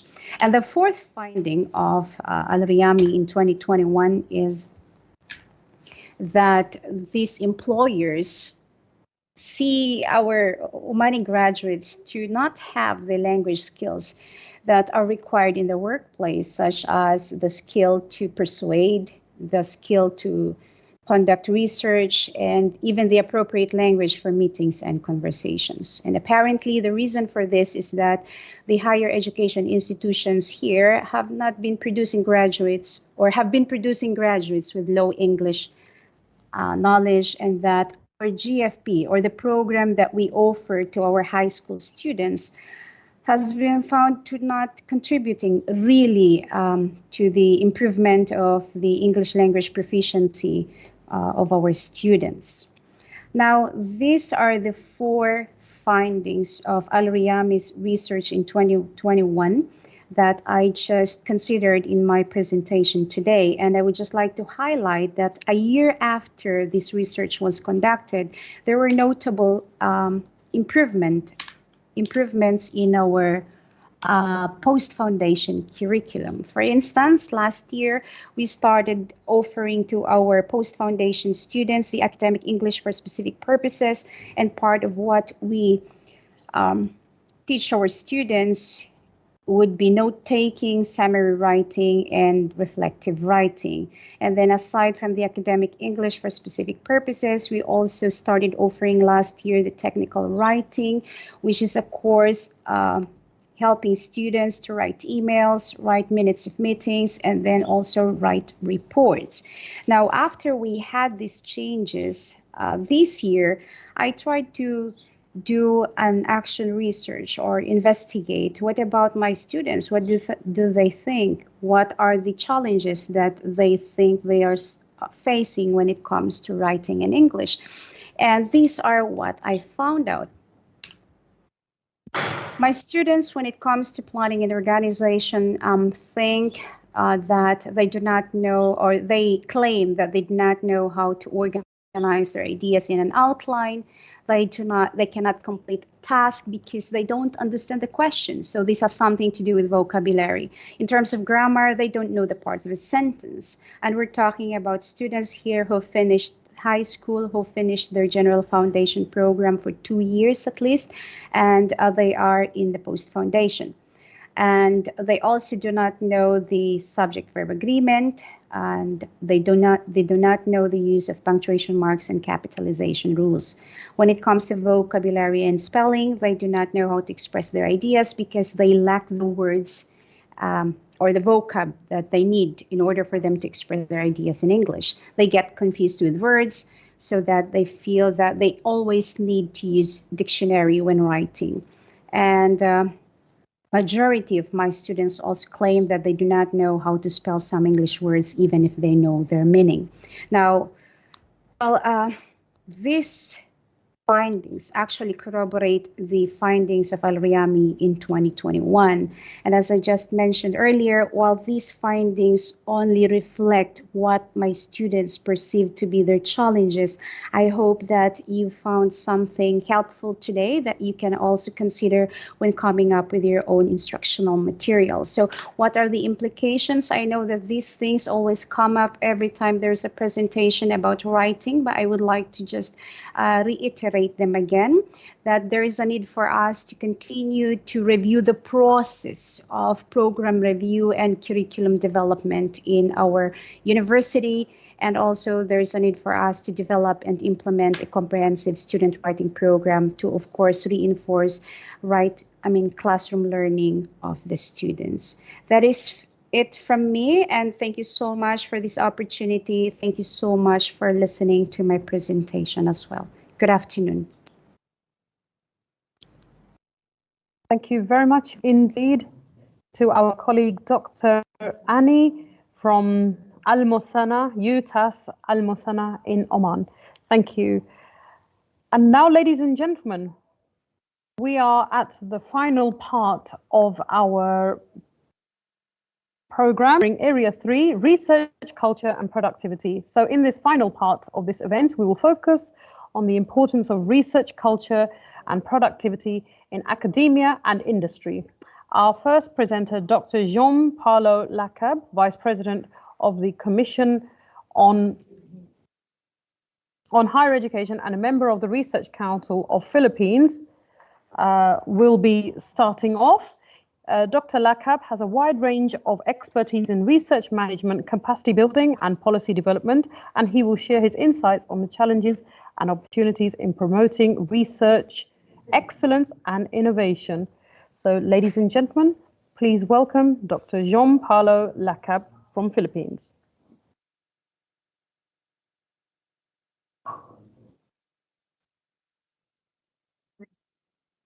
Thank you very much, University of Technology and Applied Sciences, for inviting me in this great event, which is the second International Faculty Exchange Meet Oman, with the theme Advancing Education Excellence, geared towards industry needs in the new normal.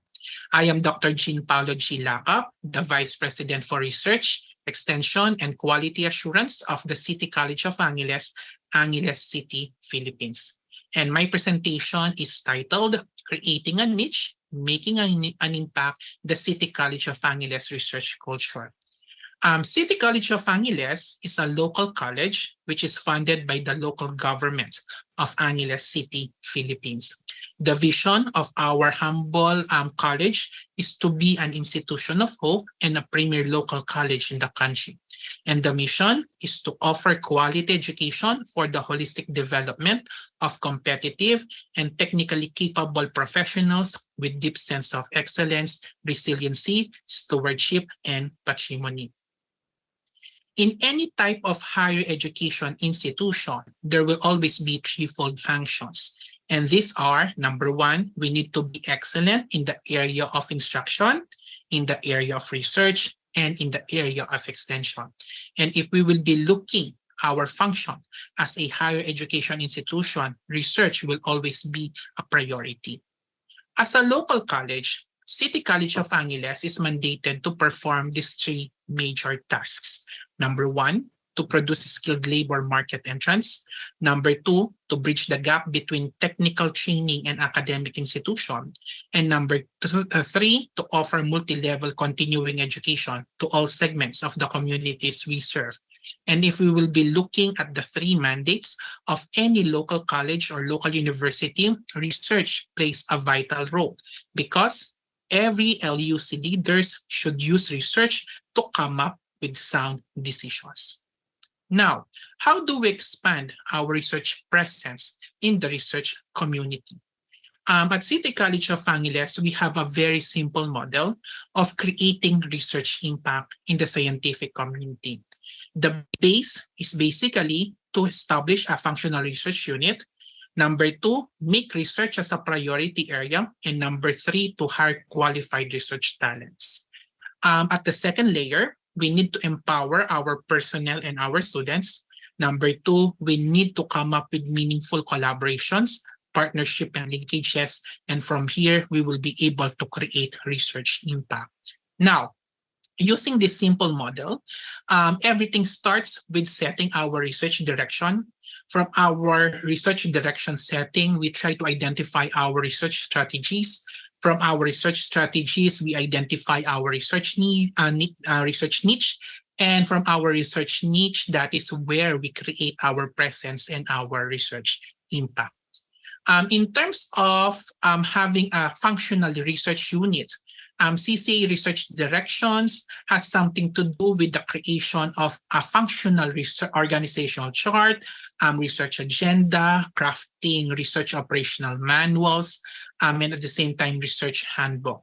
So part of our unit or part of our mandate, okay, as a research unit of City College of Angeles is to have these four major aspects. For 2020 to 2025, this is our research agenda. So we set our research agenda at City College of Angeles, focusing on 6 areas. Number 1, community-based studies. Number 2, IT, ASEAN integration, and IR 4.0. Number 3, society and environment. Number 4, entrepreneurship and society. Number 5, culture and the arts. And number 6, classroom management and instruction. So meaning all the research output of our students, faculty members, and NTP or non-teaching personnel are geared towards the achievement of our research agenda. In terms of making research as a priority, which is part of our research direction setting, we try to come up with our annual research budget. We provide research incentives. We also provide research training. Of course, from that, we need to come up also with our research training budget. We organize all our research resources. And of course, we need to have our in-house research journals. So currently, in terms of our research journals, we are managing 3 in-house journals, namely Pupul, Punla, and Bigis. Okay, in terms of our research budgets, for 2023, our research incentive budget is amounting to 1.2 million, which is quite high compared with other LUCs here in the Philippines. Our training budget for our research is around 1.3 million for 2023 alone. Okay, in terms of hiring qualified research talents, every time we look for research personnel, we always identify their qualifications, their research experience, their competence, their integrity. At the moment, there are 3 major personnel that is heading these 3 areas, which is number 1, we have our research head, we have our research personnel that helps us in terms of our management of our research resources. And in 2022, we also established our college research ethics committee, which is basically tasked to review all the research papers of our students and faculty members. We also have different incentives to all our faculty members and non-teaching personnel who are basically publishing the research papers from top journals, from refereed, of course, from Scopus Index to Web of Science. We give as much as 50,000 pesos for research publication. So meaning this is our way to motivate our teaching and non-teaching personnel in terms of producing research papers. These are some of our research incentives at City College of Angeles. We also provide research incentives for research paper presentation. So for research paper presentations, we give as much as 30,000 pesos.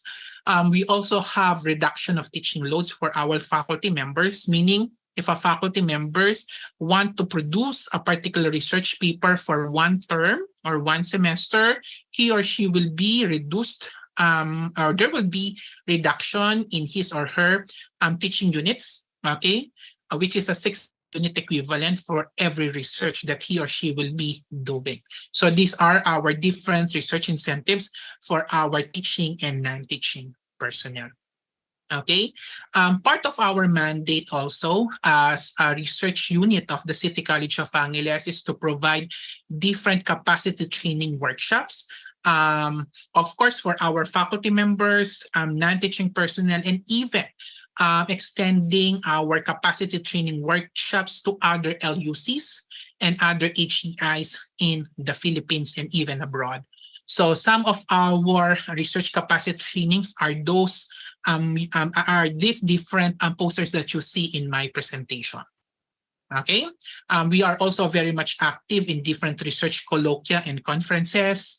Okay, such as, for example, we always host the ALCO Region 3 Student Research Conference. We have national training on basic data analysis. We also have in-house student research seminar.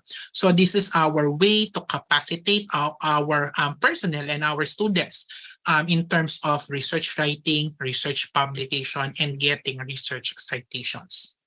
Okay, City College of Angeles is also active in terms of coming up with meaningful collaborations and partnerships with, number one, Philippine higher education institutions, second, foreign HEIs, third, respected research and scientific organizations, fourth, public and government agencies, fifth, professional organizations, and number six, the industry.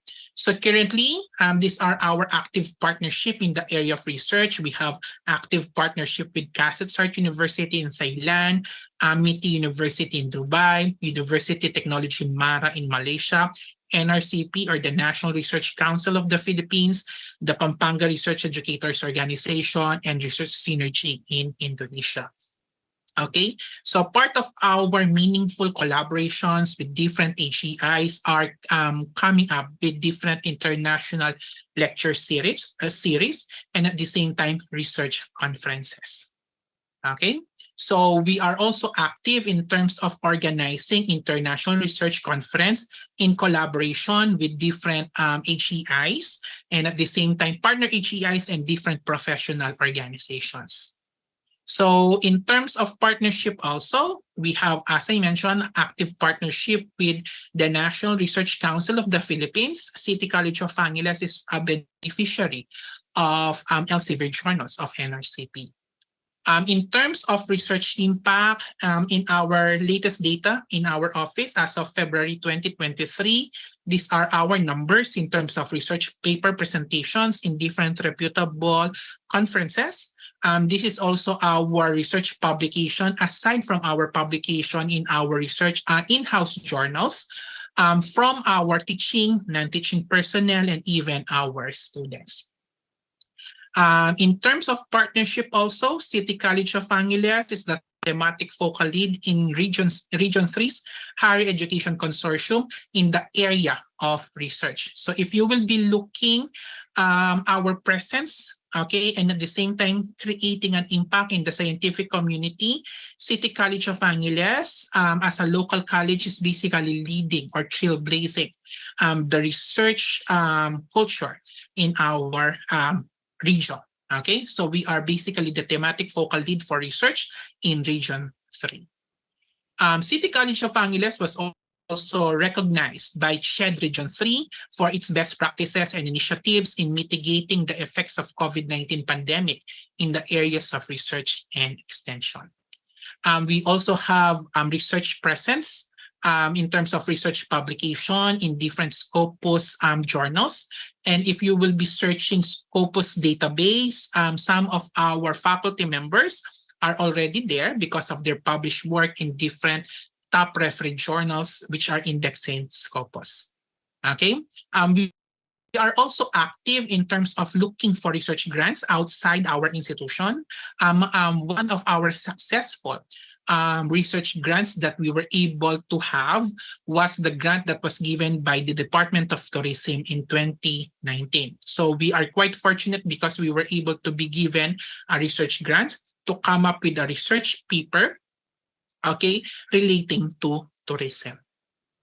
Okay, during the height of the COVID-19 pandemic, City College of Angeles was able to come up with different research initiatives particularly webinar series for a cause. So even though there were limitations in terms of mobility, our research unit at City College of Angeles was also very much active to help, okay, our fellow researchers around the world, and at the same time make research as a tool to help others, particularly those that were affected by the COVID-19 pandemic. Okay, our webinar series for a cause, we were able to raise around 100,000 pesos, and this money was donated to different COVID-19 relief operations. Okay. So we are also quite fortunate because we were able to establish now our name in terms of research impact.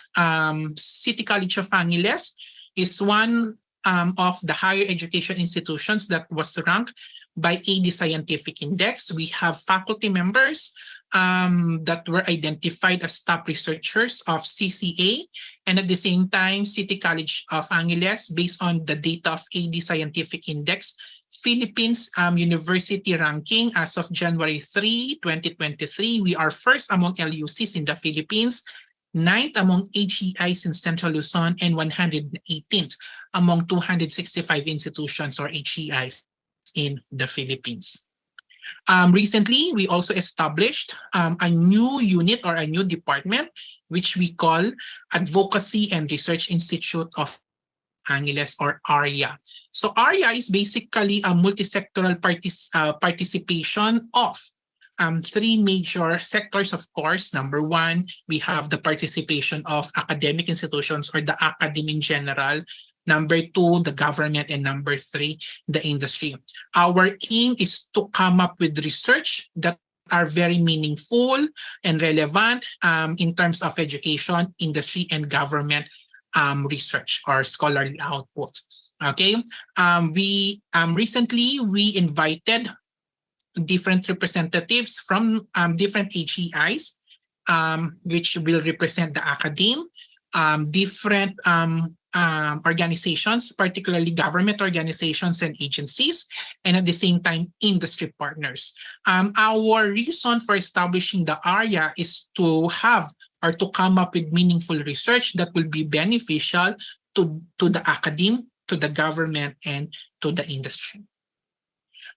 Yearly also, our office, we identify our accomplishments as part of our year-end report. And the one that you see in the slide now is our report for 2022 as our way of telling to CCA community or to the community in general, our achievements and accomplishments in the area of research for that particular academic year. I want to end my presentation by sharing you with this one. Every academic institution must have research goals. If, for example, an academic institution aims to have research presence and impact in the scientific community, I want to believe that there are 4 things that must be present in any academic institution. Number one, we need to empower people so that they will be able to participate in producing research. We need to make research as a habit, not only to our faculty members, but also to our students and even non-teaching personnel. There must be consistency in delivering our research function, and we must have a grid.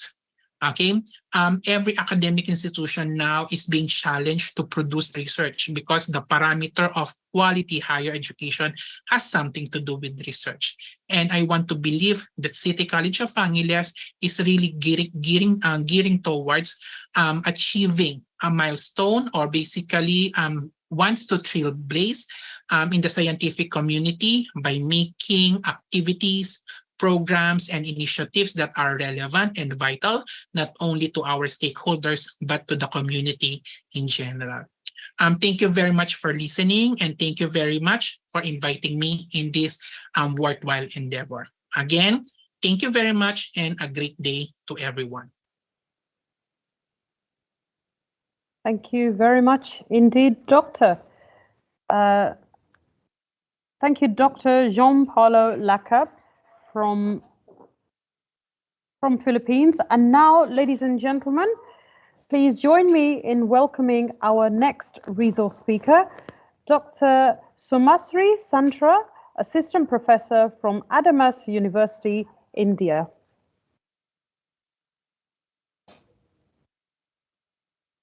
Dr. Somasri? Yeah, I hope my voice is audible. Yes, we can hear you loud and clear. Thank you. Okay, thank you so much. So today I'm here for a brief presentation on research culture. Sorry, pardon my voice. First of all, we need to start understanding what do we actually mean by research culture and how we can foster an environment within academics, within industry to have a kind of symbiotic relationship within the scientists, within the engineers, or even if we talk about the academia, we can find out an amiable relationship between the student and the faculty members so that we can have a sustained research development and which automatically will result in the growth of an institution. So, in order to have a certain standardized formula for a good research culture, we need to know what are the potential strengths, what are the abilities of the institution in terms of the focused and streamlined approach, so that the institution is able to build a novel practice, an initiative which will indeed raise the intellectual capital.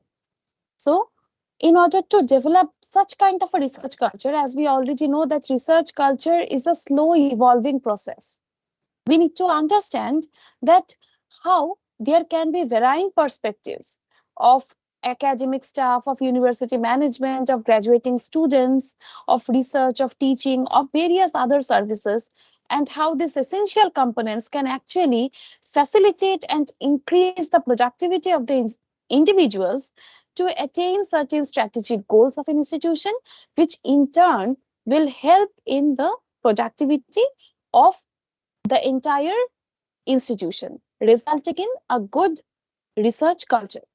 So, many universities are already attempting to more or less kind of perform in certain areas of research, and nowadays funding becomes very competitive because we find out that there are certain key performance indicators and accountability measures when we understand the essentiality of these established strategies that can actually guide an institution in order to establish this good research culture. And very importantly, we must know that this involves certain options through a process of opening up an institutional thinking, which includes alternatives, which includes certain decisions that identify anything that best fits between the institution, its resources, and the environment. The strategic planning for this entire research in order to actually contribute towards this research so that the research becomes successful, we need to understand that how this entire community, that includes senior officers, that includes faculties, that includes the student contributions, everyone, they are understanding and they are trying to achieve a kind of individual role towards the formulation and initiative, a kind of planning process that becomes the mission statement that actually helps in the practical purpose, be it management planning, be it certain additional purpose, a guiding force, but everything actually helps in standardizing the priority, in allocating the limited resources. So when we talk about what are the ultimate goals that are to be attained in order to sustain high productivity within research, if we talk about a research environment within an institution, there are various important things like retaining quality candidates, or having more number of PhDs, or if we talk about a proper focus on the quality rather than the number. Dr. Can you hear me? Somasri, sorry. Yes, we can hear you. I was just wondering, we can't see any slides. Did you share any slides? No, ma'am, I didn't share any slides. I'm just giving the oral presentation. Okay, and your camera is off. We'd love to see your face if possible. Yeah, sure. But I turned on my camera. But am I not visible to you? No, just the picture. But We don't see your oh, video. since the very beginning, I turned on my camera, but I guess there is a network glitch then. I will try again. Just give me a minute. It's possible. Yeah. Okay.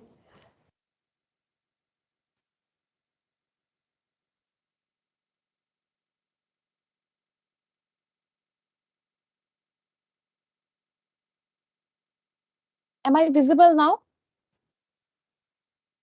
No, it's okay then. Please continue. That's fine. Thank you. Okay, ma'am, I'll continue, and later on, if possible, I will again try to uh, switch on the camera and just ask you that whether I'm visible or not. That's fine. Thank you. I will I will continue now.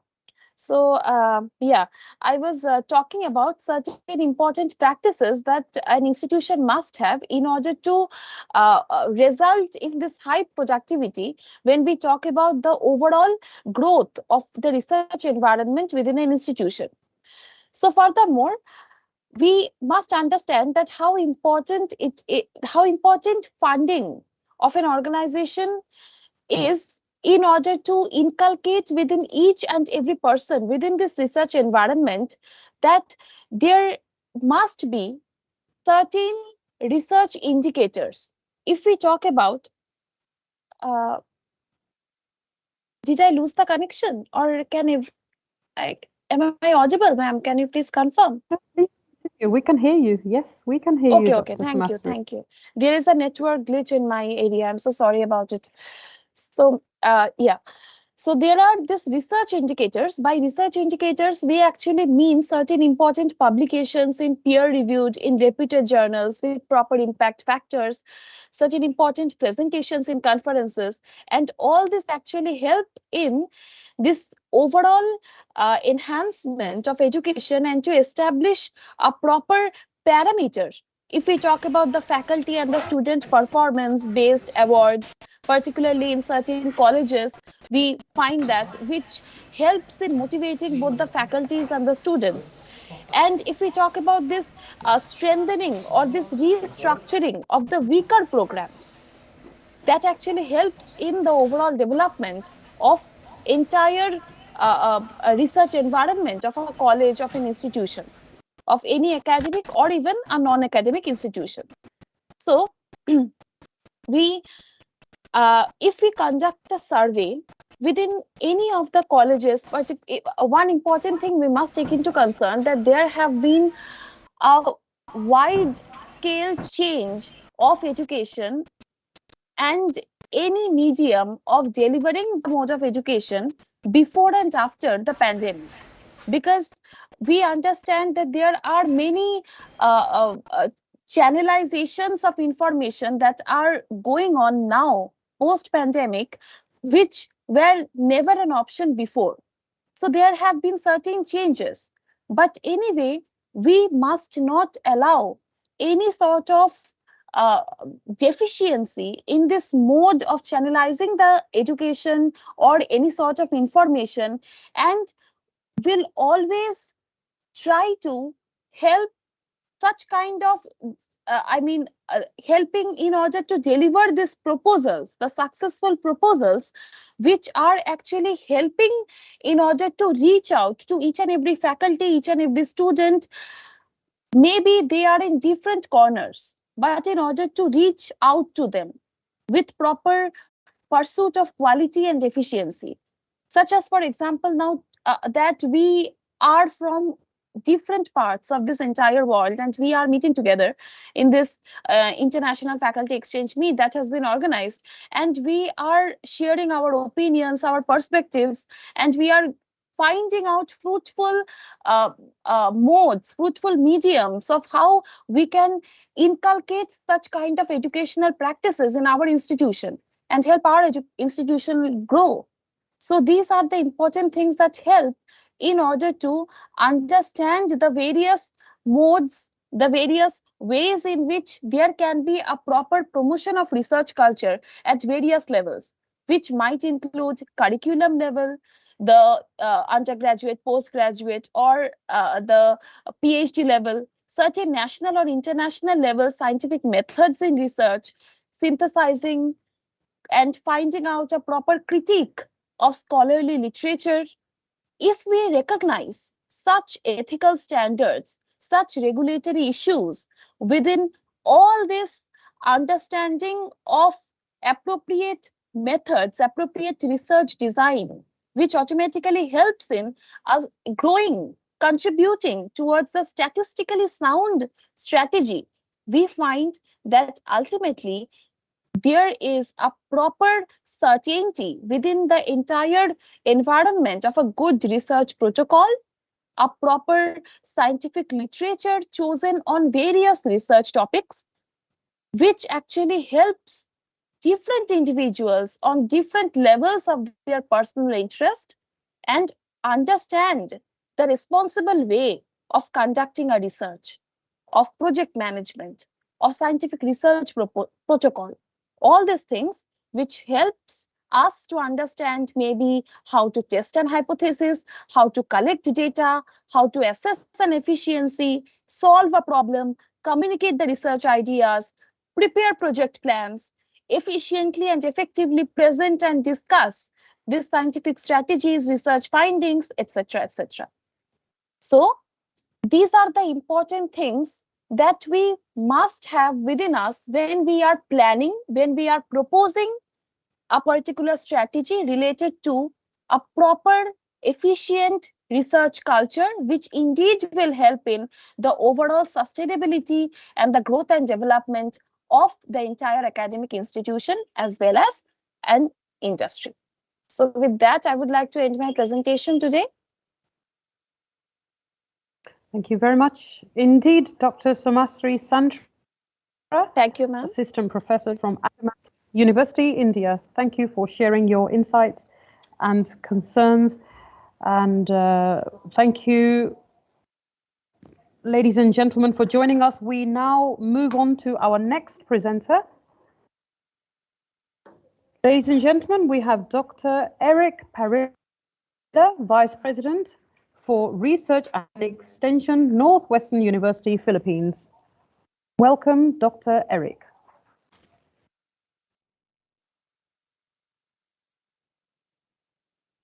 Good day to everyone. I'm Eric S. Parilla, the Vice President for Research, Community and Social Development at Northwestern University. I'm very privileged and honored that I'm part of the second International Faculty Exchange Meet of the University of Technology and Applied Sciences in Oman. And I'm tasked to discuss or to share something about research, what we do in Northwestern University in terms of research. So basically, I will tell the things that we do for students, for faculty members, and for the administration. So let's start. Teaching and learning, research and discovery, synthesis and creativity, understanding and engagement, and of course, service and outreach. These are some of the core elements to be a great university. And according to the Commission on Higher Education here in the Philippines, the instruction, research, and extension are the threefold functions of a higher education institution. As part of our goals to learn and find new things, Northwestern University do research. This is in turn helps us to maintain our main job of teaching in direct and indirect ways. Northwestern University have as part of their purpose to do research. This is done through basic or applied research, research-based study, or what is often called scholarly activity, or creative activity, or faculty research. More and more, these clear divisions are becoming less clear.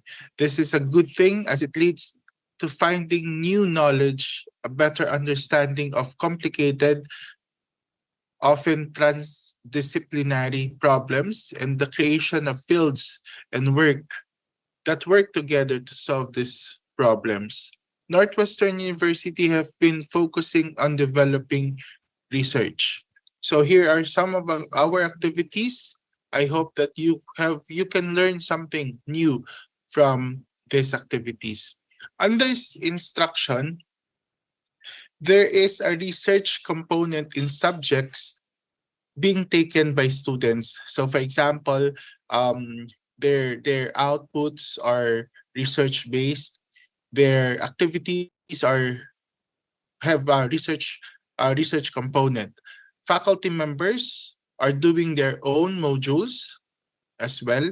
So by doing their own modules, we are developing our skills in research. Faculty members are given the freedom to choose conferences and trainings they attend to. In this in this way, we are developing our faculty members research skills and capabilities. Faculty members are studying their postgraduate courses. So under curriculum, we have a curriculum advisory council, which is composed of industry partners, alumni, professors from other institutions, and current students. This curriculum advisory committee or council helps us develop our curriculum in every college or every course that we have. It is reviewed every 3 years so that the current trends in the industry are inputted in our curriculum. So research is embedded in all major requirements of the course. So at the end of the course, each student, 40 students, have to pass their thesis 1 and thesis 2 subjects. For students, we join competition, national, regional, and local competitions. Fortunately, some of them are won by our students, like the 14th Global Business Conference case competition, 13 Best Idea Development Award. We have been consistent in placing our students 5th and 8th placers in the most recent Best Idea Business Award. And of course, we are the champions for the 11th Com Guild, wherein the students have showcased their talents in advertising and research. For the past 5 years, we were able to produce 52 faculty researches.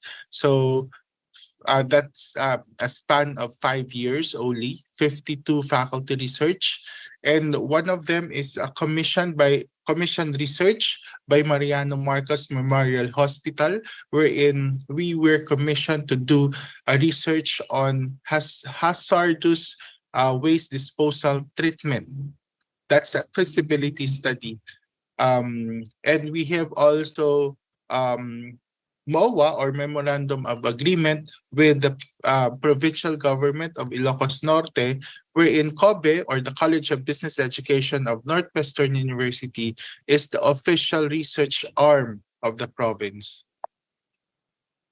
Moreover, we have presented almost 50 faculty research in US, in Taiwan, Malaysia, and locally in the Philippines, such as the NBMC in De La Salle University. We have also 23 publications. These publications are in Philippine Academy of Management, International Journal of Management and Applied Science, Review of Interdisciplinary Business and Economics Research, and of course the International Journal on Business and Society, which is a Scopus Index journal.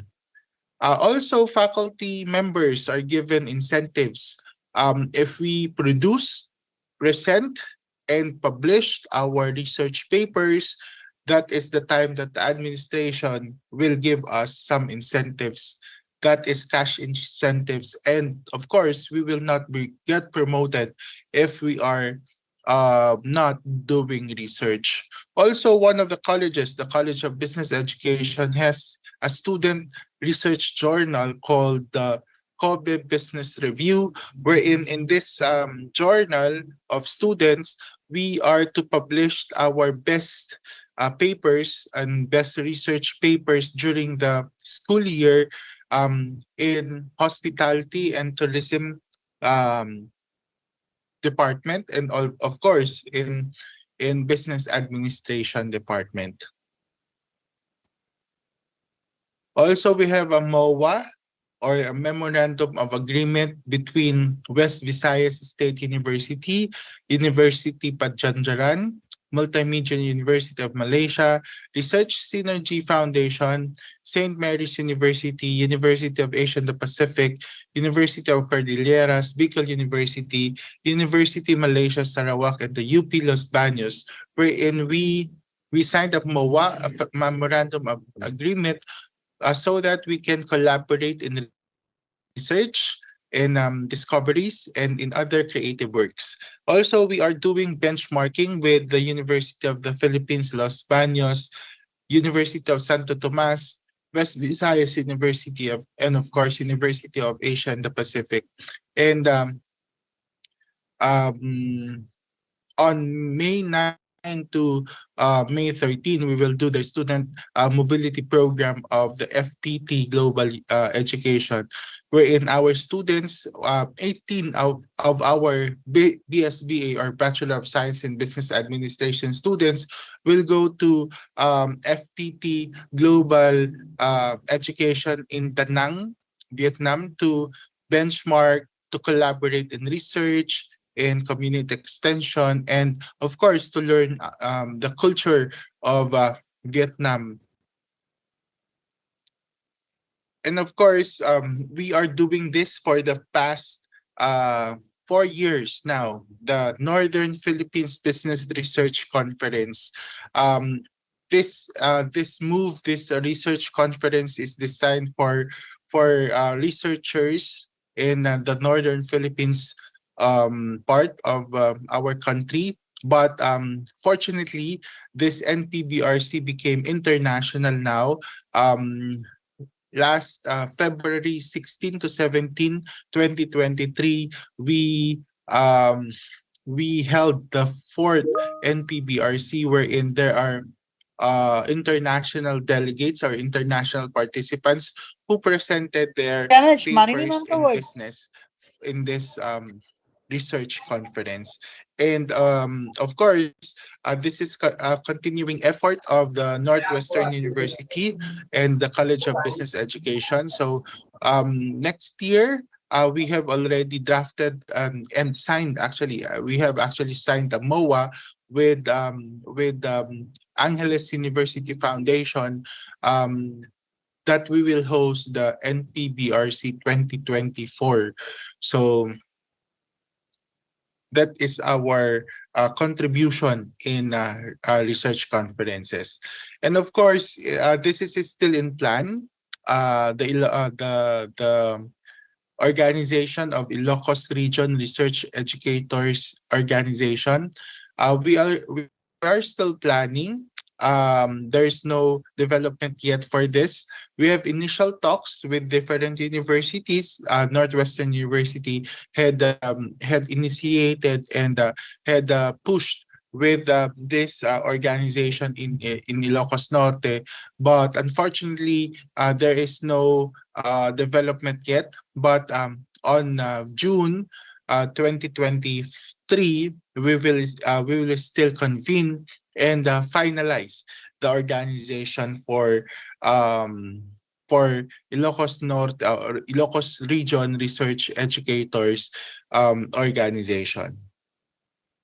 And I have done one research paper called Attitudes, Anxiety, Skills, and Culture in Research, the case of a private higher institution, because this paper was conceptualized to see and measure the research productivity and the research culture of Northwestern University. So I have found out that in terms of the attitude of of um, um, research attitude of faculty members of Northwestern University, there are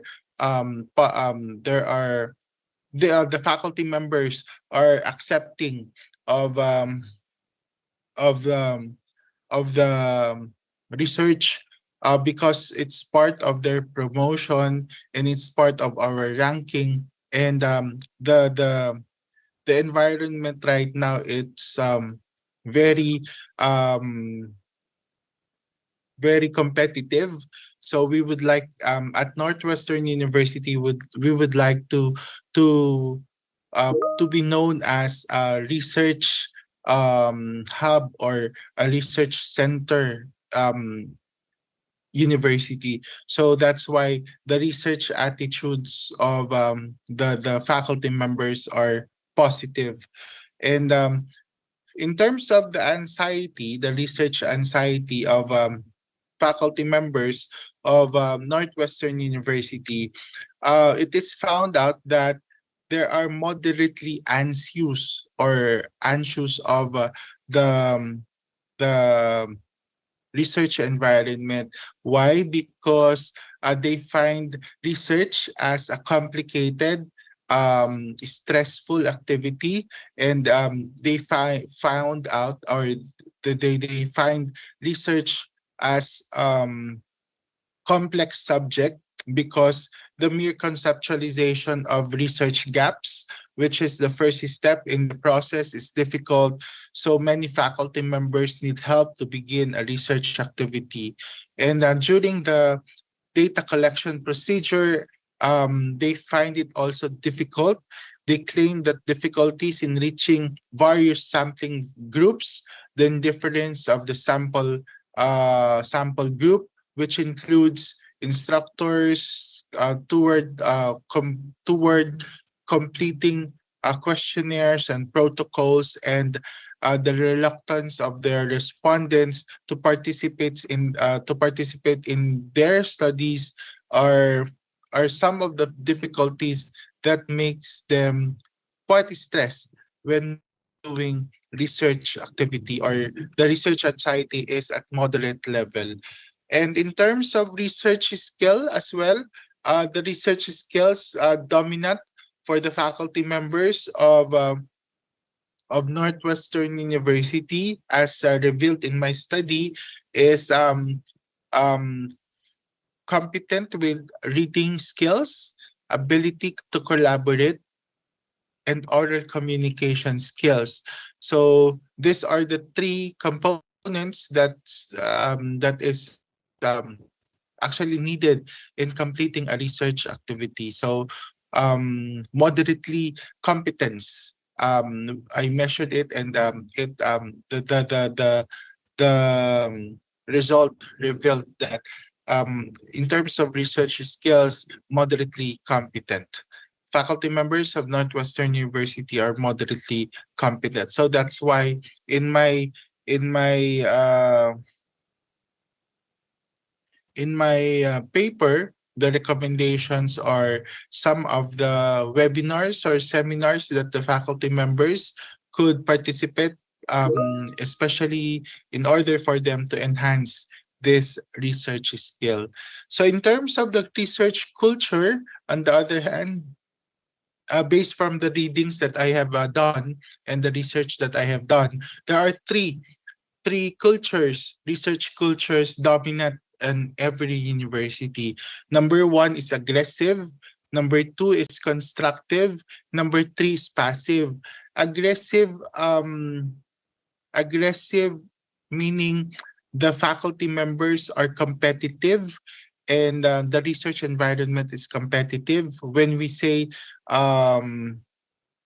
passive, on the other hand, we mean a research culture where faculty members keep out of trouble, and faculty members avoid being wrong in the wrong place at the wrong time.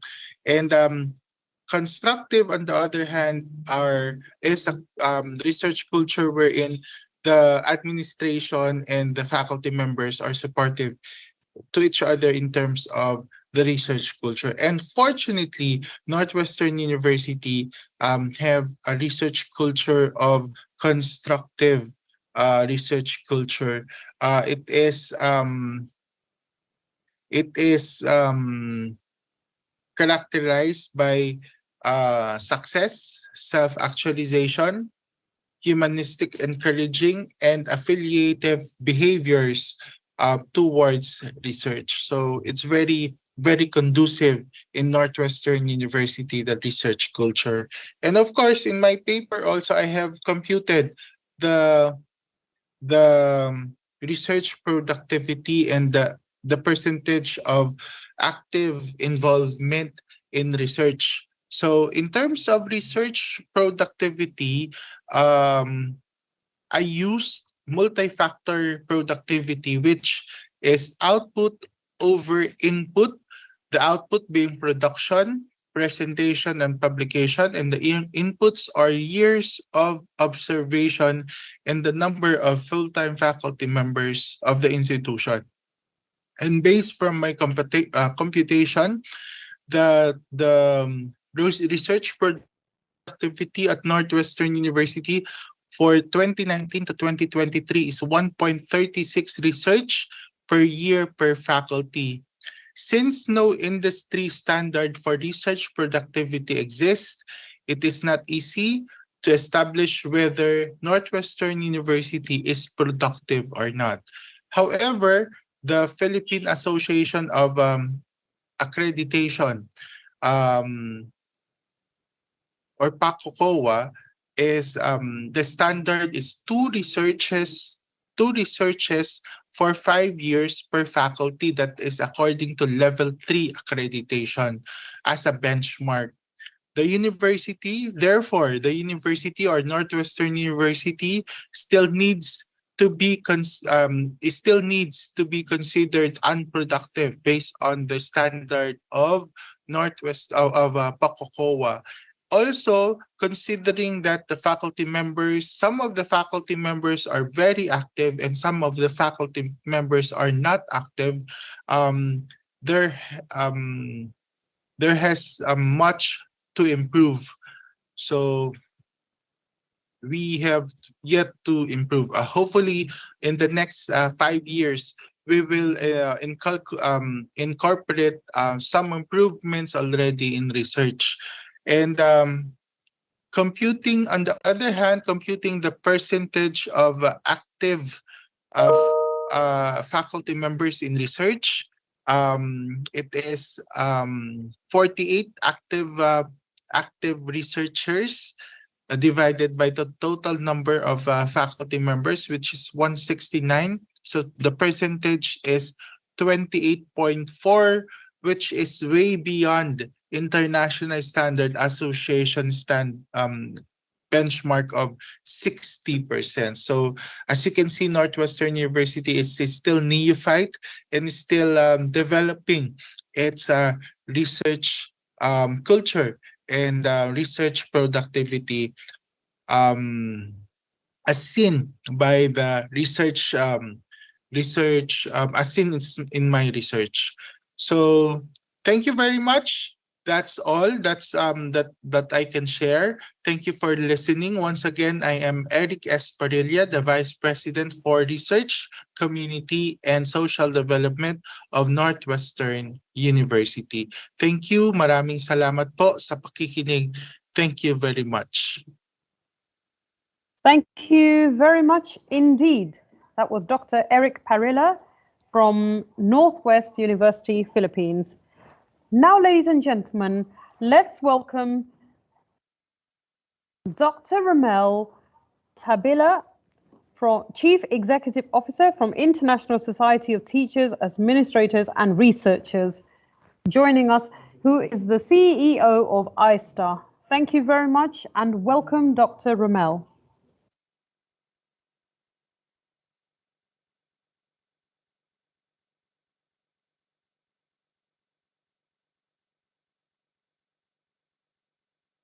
If you could kindly unmute your mic, Dr. Ramel.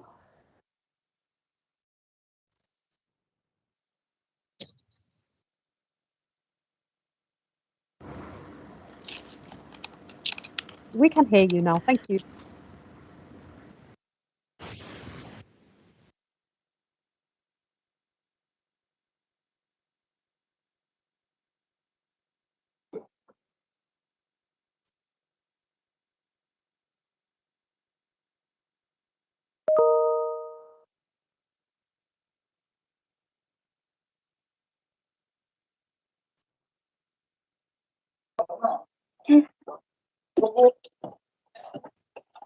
എങ്ങനെയാട്ടു Dr.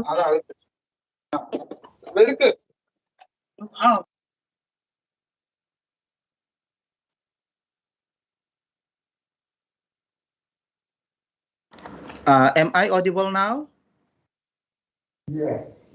Yes, we can hear you now. Welcome, sir.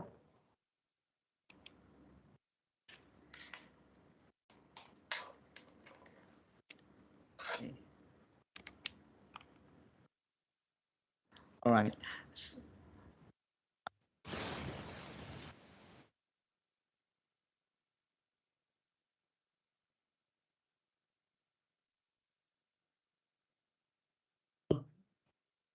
Dr. Ramel, sir, I think you have a problem with your microphone. We cannot hear you.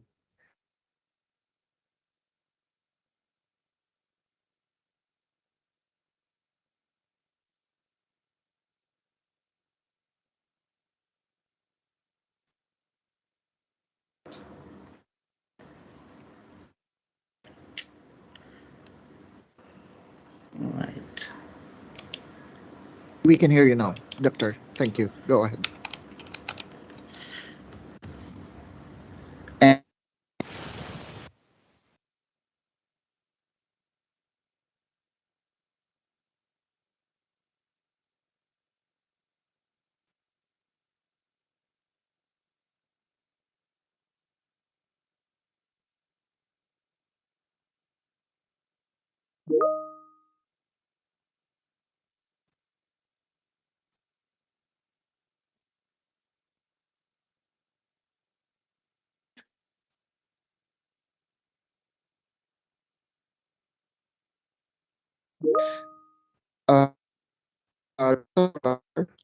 Uh, we cannot hear you. I think there is a problem with your microphone and headset. Could you, if you have a spare headset, you can replace it, sir.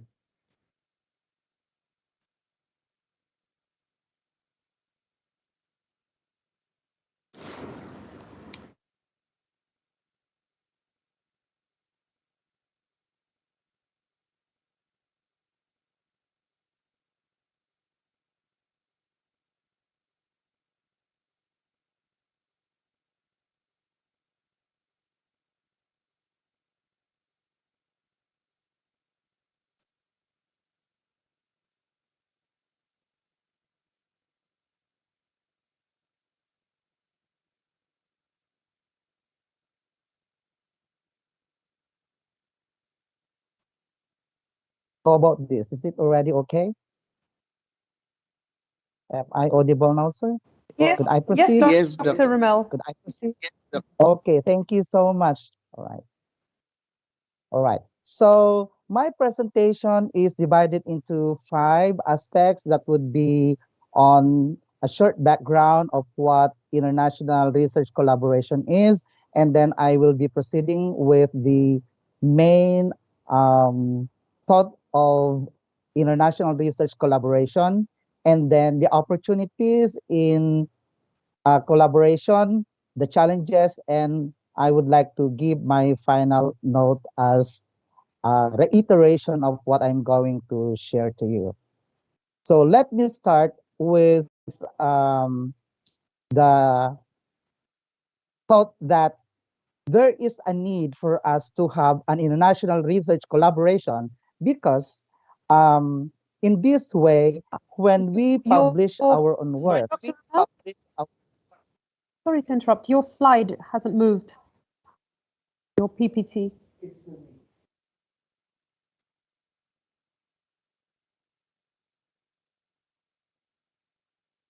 Okay, sorry, we're just moving it now. Sorry about that. Do carry on. Thank you. Yeah, because I'm not the one who is in manipulation of my PPT. Yes, I apologize. We're moving it now. Thank you. Okay, right. I was saying a while ago that there is a need to have a research collaboration because in conducting a research, what publishers are looking into the result of a study is that it should be a product of multinational ideas or interpretation of the findings. And in that way, if the research is done by different individuals or scholars from different countries, then the result would be amazing. So international research collaboration is understood as a rigorous cross-national study that can bring many benefits to a particular research field, including more significant impact and broader applicability. It enables us to expand research findings to different populations, regions, and cultures. So let us take, for example, one research problem. If this will be explored by different scholars who are based in different countries, then the result would be very nice and it would be all-encompassing. We can see how this problem is uh, is uh, uh, how this research problem is significant and how is it really how we view it on the point of view of different continents. For example, in Africa, in America, in Asia, and in Europe, then there are different findings that we can get out of it. So in international collaborative research, it provides opportunities to develop mutually beneficial relationships and solve global problems. Thus, international research collaboration involves cross-country teams that share research interests, conduct research, and promote research results to advance knowledge and promote positive shifts in practice. Now, in research collaboration, there are individuals that would work into a particular research project. And in doing so, there must be a research leader and the others are regular researchers. So a researcher is a person who carries out academic or scientific research in order to discover new information or reach a new understanding. For example, in the case of a person who is specialized in the field of language, then he studies language theoretically and in application. So in this way, they can discover different aspects of language, including vocabulary, grammar, the sound of language, and how words evolve over time, for example. Whereas these different researchers um, are being mentored by a research leader. So a research leader is an academician who oversees a group of researchers conducting a study. It could not be that in a research project, everybody should be a research leader. There should only be one, and it must be decided among the members of the team who would be designated as the research leader. So he or she is usually a well-known researcher in his or her own field of study or area of interest. So this research leader must be at least one step higher from the other researchers who are members of the team in that particular research project.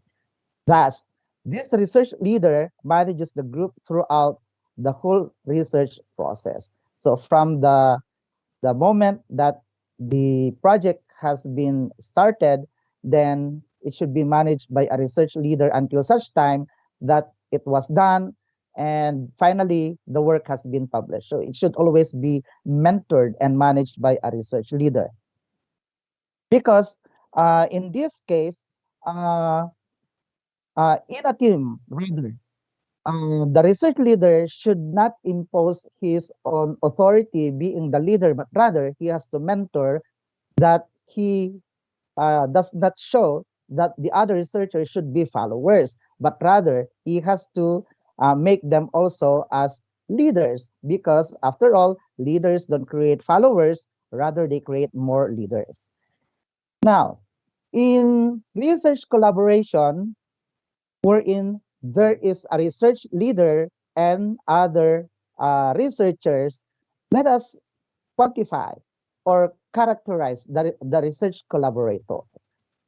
Because some might believe that only those who have done a research should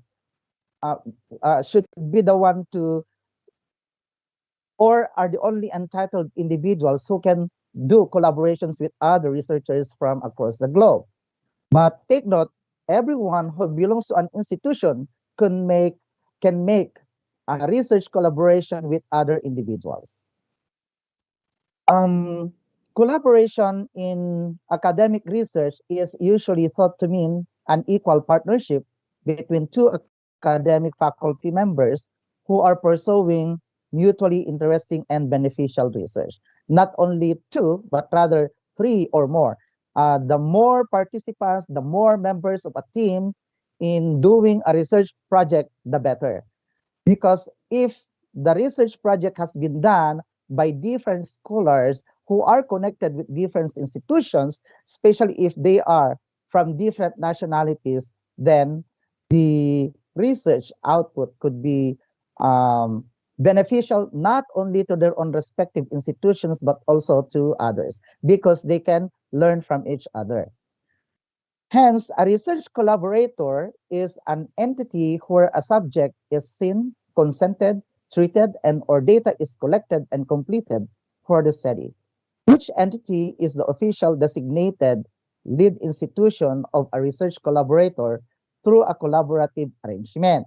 So in research collaboration, while it is true that anyone could be involved as members of a team in doing a research project, this research collaborator should be designated or appointed by the head of the institution. Because in doing research collaboration, it should always be put into black and white. There should always be an agreement, a memorandum of understanding or memorandum of agreement between and among institutions as well as the researchers or members in a collaborative research work. So you cannot just simply collaborate privately with another research, but you need to undergo the process wherein you need to ask for the permission of the head of the institution, the president or the research director or the vice president for research will be the one to designate who is the most qualified to do this research collaboration with other institutions. And this research collaborator could be characterized as someone who has done some researches, because take note that a research collaborator from other institutions would might rather refrain from accepting research collaborators if they do not align with the same beliefs, same field or discipline, or same objectives in that aspect of research. So a research collaborator then is a researcher who has at least achieved something not only in the field of education, but particularly in research. So he must have published and, of course, must have gained citation from his works. Now, if the person doesn't have publication, the question is, could he be a research collaborator? Yes, he can, but it depends upon the recommendation of the head of the agency or the institution. If you are the most, if you are designated, then so be it. And a research collaborator also must be affiliated with institutions. So you must belong to a university or a learning institution. How about those who are leaders of a professional organization? Well, it depends because most universities would like to collaborate with their with other Sorry to universities interrupt, also. Dr. Ramel. Dr. Ramel, just to remind you, we have 3 minutes remaining. Thank you. Yes, and there we go. The significance of international research collaboration is that it enables researchers to access additional, often specific expertise, gain perspective on research, and build relationships with others in the field. For early stage researchers, it can be a key to career development for those who are starting. It involves cross-country teams that can share research interests, conduct research, promote research results to advance knowledge and promote positive shifts in practice.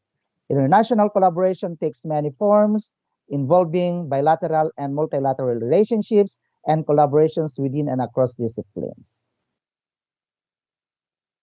What are the opportunities in international research collaboration? There is what we call international and national integration, culture engagements, embracing worldwide academic excellence, and strengthening your profile. Others, scaling up university levels or status, long-term linkages, sharing of human and material resources, and it transcends quality of work. How about the challenges in international research collaboration? There might be, you might experience this what we call discrimination. If you are Asian, then definitely some Europeans or Americans might not enter into research collaboration. But there is this what we call racial discrimination sometimes. Lack of research and funding, that is a common problem. Inferiority complex, culture differences and barriers, scheduling and language barriers, and technology failures. Those who are not uh, uh, techno-savvy individuals might be rejected or might be challenged for this one. Okay? And on the part of the research collaborator, if this would be done, then they would be able to enhance their own profile. They can join in academic groups or organizations, build rapport, share resources, and learn from rejection, of course. And the lessons learned in international research collaboration is that um, mentoring of researchers is necessary in establishing and nourishing cultures of research which supported institutional accreditation, complied with ranking and promotion of faculty, and increased publication productivity and impact through their citations. To end my presentation, I would say that research is to see what everybody else has seen and to think what nobody else has thought. So thank you very much and have a wonderful day. Thank you very much indeed for that wonderful presentation about research, culture, and productivity. Now, to round up our last presenter, it's my pleasure to welcome Dr. Vidya Pillai, Associate Professor and Area Chair Marketing from the College of Bangalore, India. So, ladies and gentlemen, this would be our last presentation for the day. And Dr. Vidya, welcome. The floor is yours.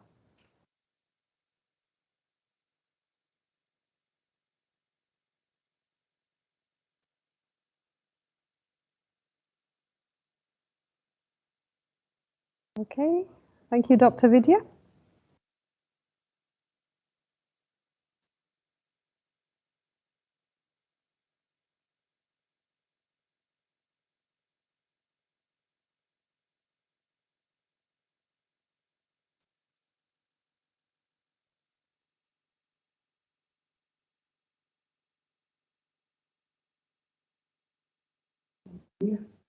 Dr. Vidya? Dr. Vidya Pillai, we are ready. We are ready for you. Thank you.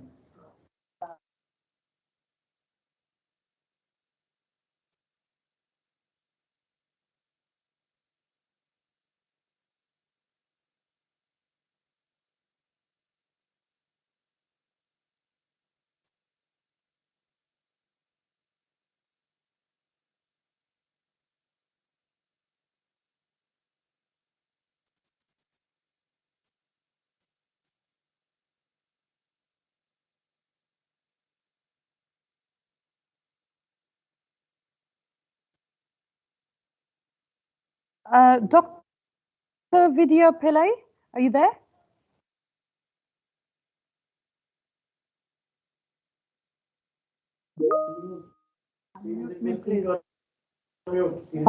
Okay, okay. Doctor.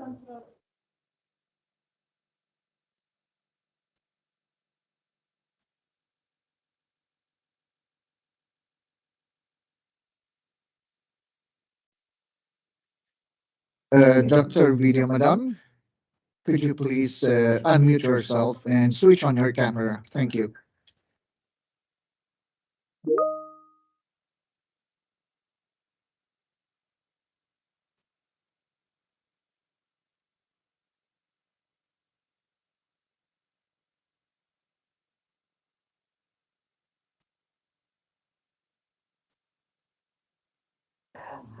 Dr. Vidya, you need to unmute your mic. We've enabled it from our side. If you could kindly unmute your mic and switch on your camera. We're ready to go.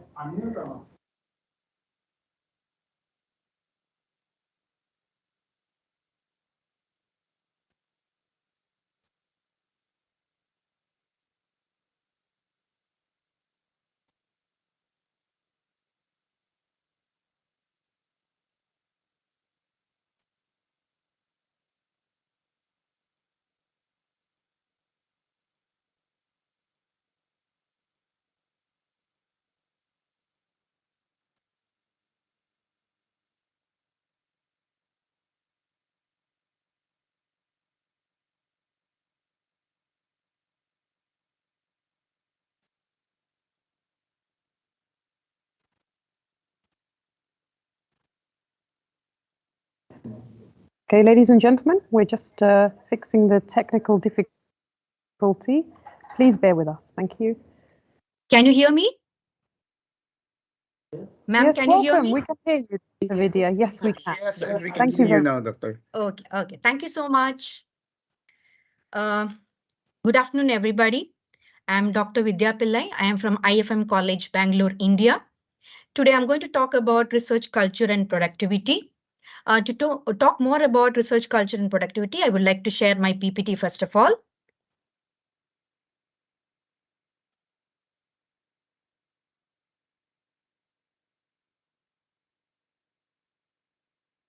One second.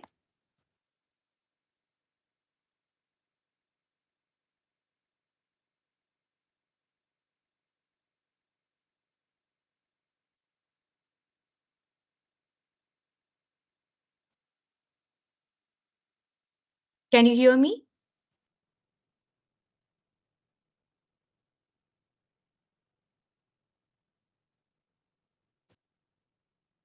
Yes, we can hear you. Okay, We can okay. hear you Thank clearly. you. One second. Okay, can you see my PPTs? Yes. Thank you, everyone. Sorry for the delay. There were some technical glitches. So my topic is research culture and productivity. I just wanted to share the contents which I'm going to speak about. So first, I'll be talking about the research culture, the challenges which is impacting India and most of the Asian Pacific countries.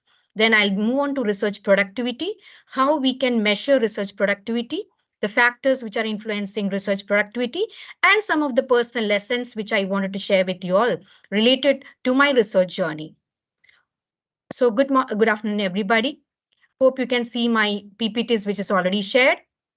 Can you all see my PPTs?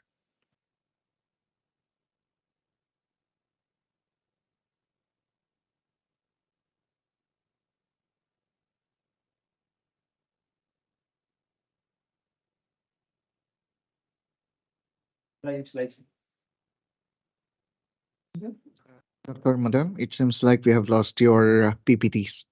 Okay. Up. Now can you, 1 second. Yeah, yes. Is it visible? Yes, Madam, it is. Go Okay, ahead, thank you please. so much. Thank you so much. So to start with, if you talk about what exactly is research culture, if you talk about research culture, it encompasses the behavior, attitude, and the norms in which the research culture really exists. So, as academician, I'm a hardcore academician. So if you talk about a hardcore academician like me, I think we have a greater role to play in improving the research culture. So if we look at the research culture, what I feel is the research culture should be creative, supportive, and at the same time, it should be collaborative. So this 15 minutes presentation, which will be highlighting more about how you can increase the research culture and productivity in the long run. So talking about the challenges which we are facing in India as well as in most of the Asia Pacific countries, to my understanding, is lack of international collaboration. If you talk about lack of international collaboration, we are not able to bring new insights if we do not collaborate with many of the foreign universities, which is there around the globe. And at the same time, if you talk about the quality of PhD, it is day by day, actually it is creating a problem worldwide. There's a pressure from the many of the universities and from the universities to come out with maximum number of papers or research papers or research work within the stipulated time. So that exactly is a problem in related to the quality of research. Talking about predatory publishing, there are a lot of predatory, if you talk about the quality of research papers to be published, there are more of challenges which we are facing because we are most of the time, we academicians or the research scholars are not able to identify the right kind of publishers.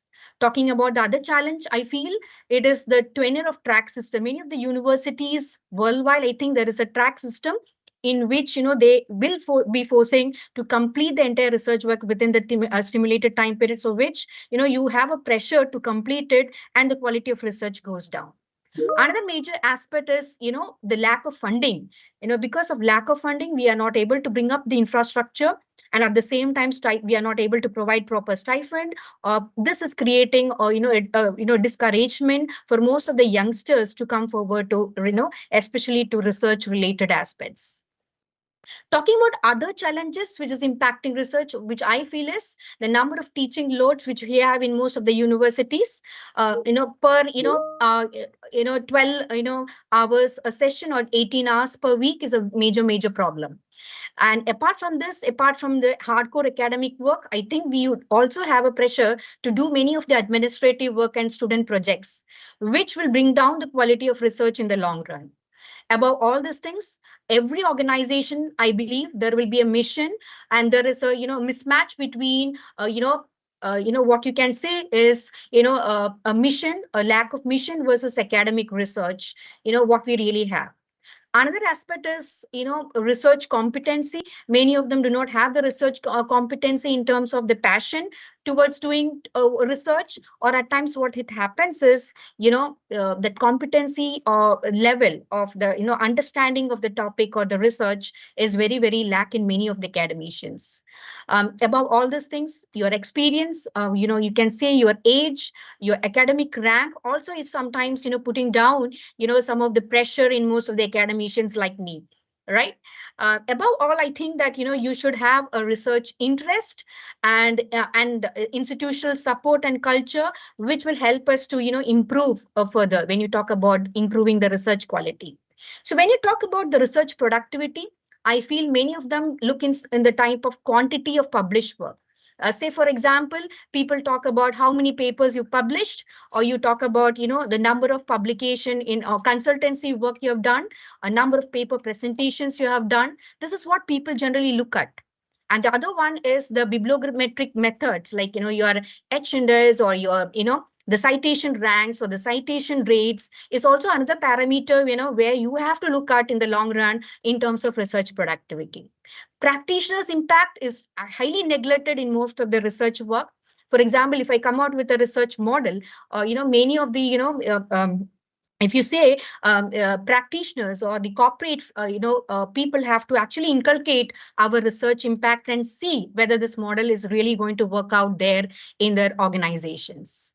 So what are the ways in which the research productivity is measured? As I said, if I wanted to take an example, I have looked into I have applied many of the cervical dimensions model. We call it as the 5-rater model, that is reliability, assurance, tangibles, empathy, and responsiveness. So if you want to really check, how it is going to impact, your organization, for example, if you talk about Parasuramon and Zeentamil, if you see the number of citation counts, there are around 45,299 citation counts for this particular cervical dimensions model.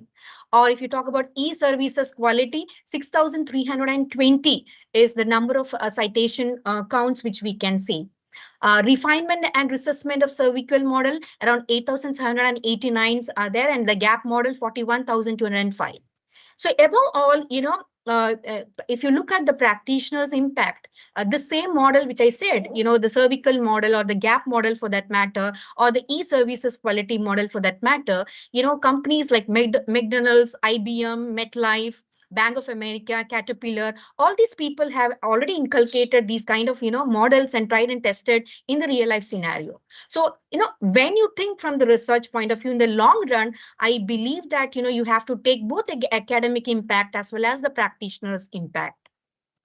Talking about what we can do or how we can improve our research attribute or research productivity is, as academician or the upcoming research scholars, I believe they should start attending workshops and seminars, collaborate with other university. For that, I really appreciate Shinan's College of Technology for collaborating or coming out with this kind of, collaboration where, you are inviting people across the globe and, you are organizing this kind of, a program or a conference, which is really going to impact in the long run for the upcoming research scholars and academicians. Socialization of research members, to have a positive research culture, then interest, to inculcate the interest, the knowledge level. So above all, the passion or the interest should be coming from within. That is what I believe. And above all, as researchers or as academician, I think that you have to update the skills related to the new tools and techniques and the use of technology, which has to be inculcated along with the research. Talking about the institutional attributes, I believe that there should be an active organizational encouragement and research support in the form of stipend, in the form of providing infrastructure. All these kind of facilities will encourage, the researchers when you are in particular institutions. And to talk about the factors which will influence the research productivity, as I said earlier, your personal behavior, environmental and management factors influence a lot. As I've already mentioned, your age, your experience, your qualification will have a direct impact on your behavioral aspects like motivation to do research, recognition or promotion within the organization, as well as the, the culture, the research culture which you have within the university. So, the management has to think about the workload, the key performance indicators and the policies to, and the regulations to improve the research quality and, the productivity. So coming back to my topic, I think I have, 4 minutes left. I just wanted to share, the research which I follow at IFIM institution where I'm working. So we have a research incubation, which is known as a research incubation cell. What we do is we collaborate with students, and then, we faculties act as a research mentor. We write research papers along with them and try to get it published in reputed journals. And above all, we have a social immersion program, which is known as SIP, where in order to sensitize our students to understand more about what is really happening in the social aspect, to understand the social problem, and then to find out a problem, we actually encourage our students to apply a TEV analysis model, which is known as techno-economic viability model, where students go and understand the social problem, come back, and then try to solve how we can actually, solve problems related to the social aspects. I believe as a researcher, we have to go to the grassroots level to understand what exactly is the social problem and then come out with, a good kind of research work. In fact, that increases the research productivity in the long run. Above all, we also have an international students conference, which is known as a Mind Power, where students actually come out with conferences, invite people across the globe, and it encourages students, to write more about research papers and get recognition. We do also have a doctoral consortium where we talk about both quantitative and qualitative, techniques are applied and researchers are collected within a particular area called marketing area, where experts from all over the country come and discuss more about what exactly is happening in the marketing field. And last is your international conference, which we conduct on every year, which is known as Fusion, where within regional wise, within national wise, and international wise, many people actually come and collaborate for this international conference. So I believe that these kind of activities which we are already doing in India, especially in IFM College, can be utilized by the rest of the world. And I believe that these will definitely improve the research quality and culture productivity in the long run. So thank you for giving me this opportunity. And if I just wanted to share my last slide for the day is my personal lessons from research journey in the last 15 to 18 years. So whenever I do research work, I generally go for collaborating with many of the professors outside, and I wanted to thank Dr. Ranjit, who we always try to collaborate for research activities. I keep in touch with him for let us collaborate with what exactly is happening in Oman and in India. And we have written multiple papers related to collaborating with two of these countries. We also conduct research in multiple sectors. We have to do, I generally do that. I don't focus on one model and apply in one particular sector. I also conduct research in multiple sectors, which I feel that we can improve the quality of research. And also I seek out reputable external agencies that serve as a catalyst for supporting the work. I disseminate many of the findings to different types of publication outlets and forums to reach a diverse audience. And overall, I feel that we have to work hard, be patient, and prepare to take criticism of our work. And that is how we can improve our research culture and productivity. So, ladies and gentlemen, if you have any questions, please do feel free to ask questions. I can answer your questions. And first, I have to say, I'm sorry for the inconvenience for the, initial part of there was some technical glitches. I'm extremely sorry for that.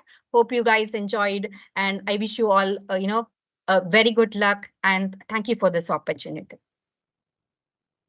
If you have any questions, you may please ask. Okay, thank you very much, Dr. Vidya Pillay, Madam, for sharing your thoughts and sharing the practices in your institution. Okay, and to proceed with our program, we will now, I would like to recognize our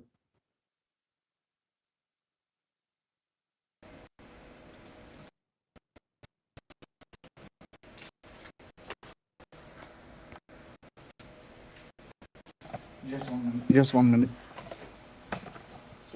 Sorry about that.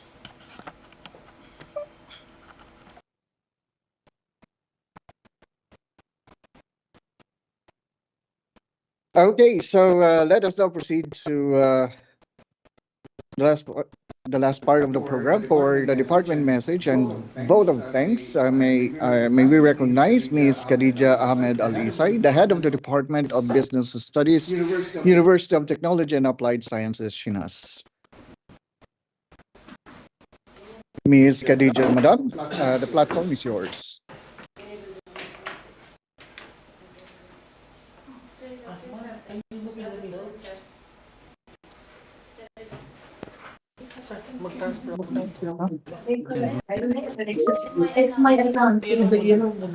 No, I thought it's Dr. Job's account. Yours account, Madam?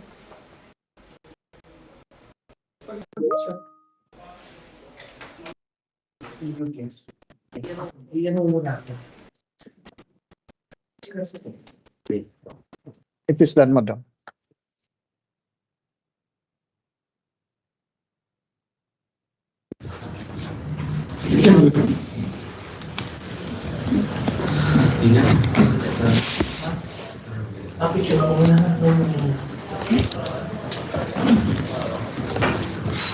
Okay.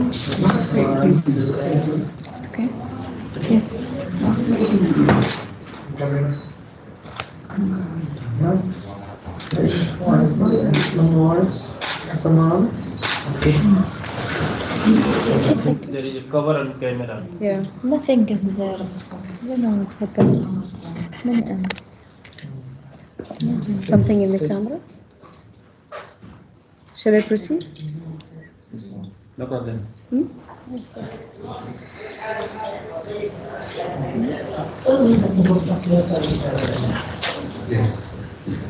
Dear distinguished guests, ladies and gentlemen, we have come to the end of the second International Faculty Exchange Meet with the theme Advancing Education Excellence Geared Towards Industry Needs in the New Normal. It has been an honor to have you all here with us, and we hope that you have had a fruitful and engaging experience during these 2 days. This event has been possible under the patronage of the Vice Chancellor of the University of Technology and Applied Sciences, His Excellency Dr. Saeed Hamid Rubai, and the guidance of the Dean of UTAS Shinas Branch, Dr. Ahmed Al-Shihri. We express our heartfelt gratitude to them for their support and guidance, which helped us in organizing this event successfully. I would also like to extend my appreciation to the assistant deans, heads of the academic departments, academic staff of UTAS Oman, educators, researchers, students, scholars, and practitioners from various higher education institutions in different countries who have participated and shared their insights and experiences during this event. We are privileged to have had 2 keynote speakers and 30 resource speakers in 6 areas who have enriched us with their knowledge and expertise. We are grateful to them for their valuable contributions and for making this event more informative and engaging. I would also like to acknowledge our 34 institutional partners and more than 600 participants from 25 countries.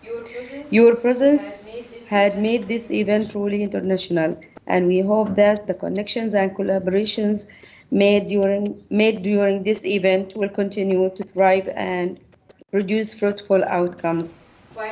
Finally, I would like to express my sincere gratitude to the organizing committee who worked tirelessly to ensure the success of this event. Their hard work, dedication, and commitment are truly appreciated. As we conclude this event, let us take with us the inspiration and knowledge gained during these 2 days, and let us continue to work towards advancing education excellence geared towards industry needs in the new normal. Thank you once again for your participation, and we look forward to seeing you all again soon. Stay safe, everyone. Thank you.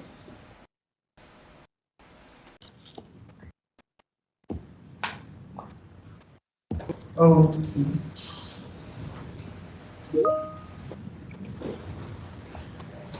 Thank you very much, Ms. Khadija Ahmed Al-Isai, the head of the Department of Business Studies Department, University of Technology and Applied Sciences, Shinas. And before we end, we would like to thank our resource speakers for today. Our keynote speaker, Dr. Amjad Naveed, and for resource speakers for marketing trends and innovations, Dr. Ruben N. Navid Jr. and Dr. Enrico L. Torres, Dr. Muhammad Jamil Malik, Dr. Abdul Rahman, Dr. Ansari Sarwar Alam for education and pedagogy, Dr. Amna Mazouk, Dr. Dexter Baladia, Dr. Juwari Sarkawi, Dr. Dexter Balahadja, sorry.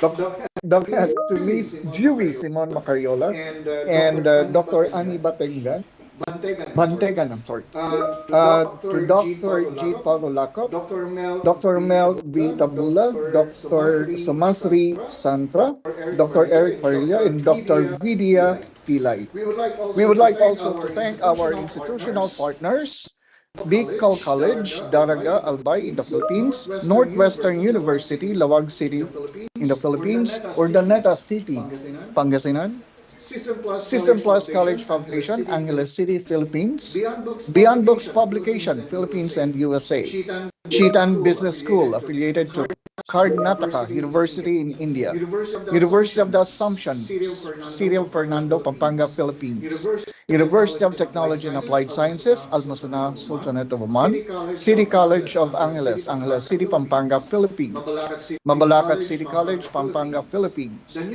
the the new new college college to affiliated University to of Madras, University of Madras India, in India, University of Namibia in Namibia, Philippine Stewards for Humanity and Excellence, City of San Fernando, Pampanga in Philippines, Pampanga State Agricultural University, Pampanga, Philippines, Institute for Technology and Management, India, Our Lady of Fatima University, Philippines, Angeles University Foundation in Angeles City, Philippines, Middle East College, Muscat, Oman, Cagayan State University, Gonzaga, Cagayan in the Philippines, Holy Name University, Tagbilaran City, Bohol, Philippines, Don Honorio Ventura State University, Santo Tomas Campus, Pampanga, Philippines, Institute of Industry and Academic Research Incorporated, Philippines, International Society of Teachers, Administrators, and Researchers, Thailand, Baliwag Polytechnic College in Baliwag, Bulacan, Philippines, Bulacan Agricultural State College, San Ildefonso, Bulacan, Philippines,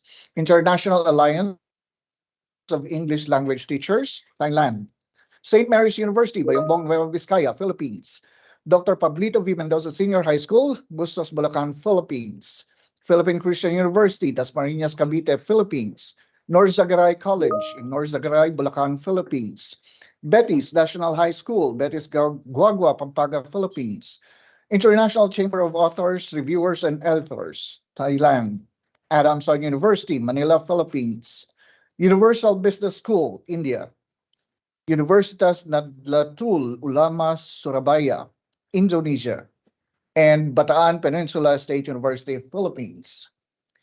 So we would like also to thank to take this opportunity to thank our dear participants for attending this 2-day event of International Faculty Exchange Meet, Oman 2023. So may we request everyone to switch on their cameras for photo ops.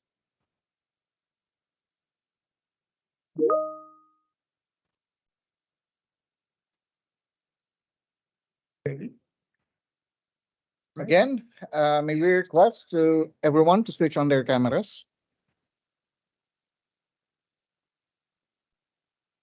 Yung camera niya.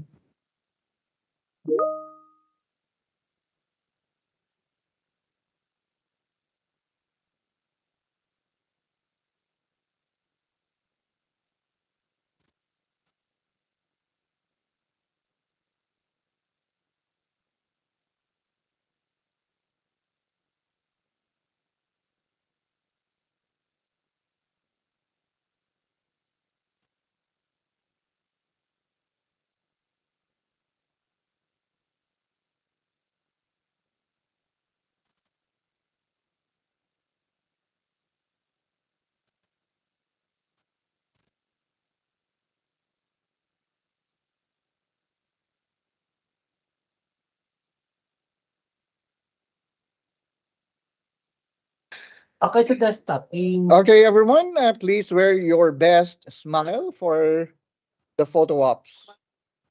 Smile. Okay, so shall I count from 1 to 1,000? Um, okay, I'm going to count from 1 to 1,000 and then you can smile. 1,000, 2, 3, 1,000. Smile. Potato. Okay, for the second screen, again. Okay.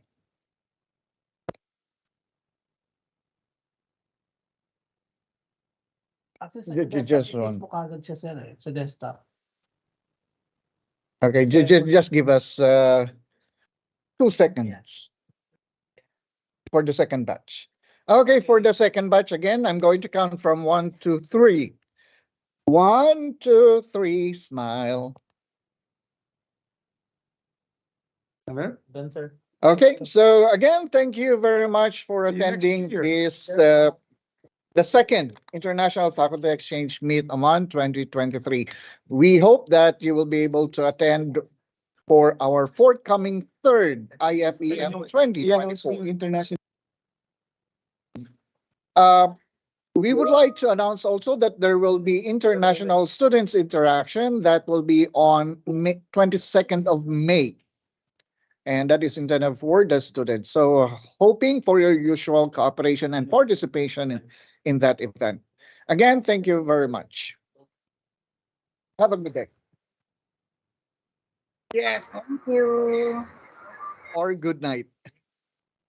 Thank you. Permission to leave, sir. Thank you so much. You can leave, Thomas. Thank you so much. Thank you so much.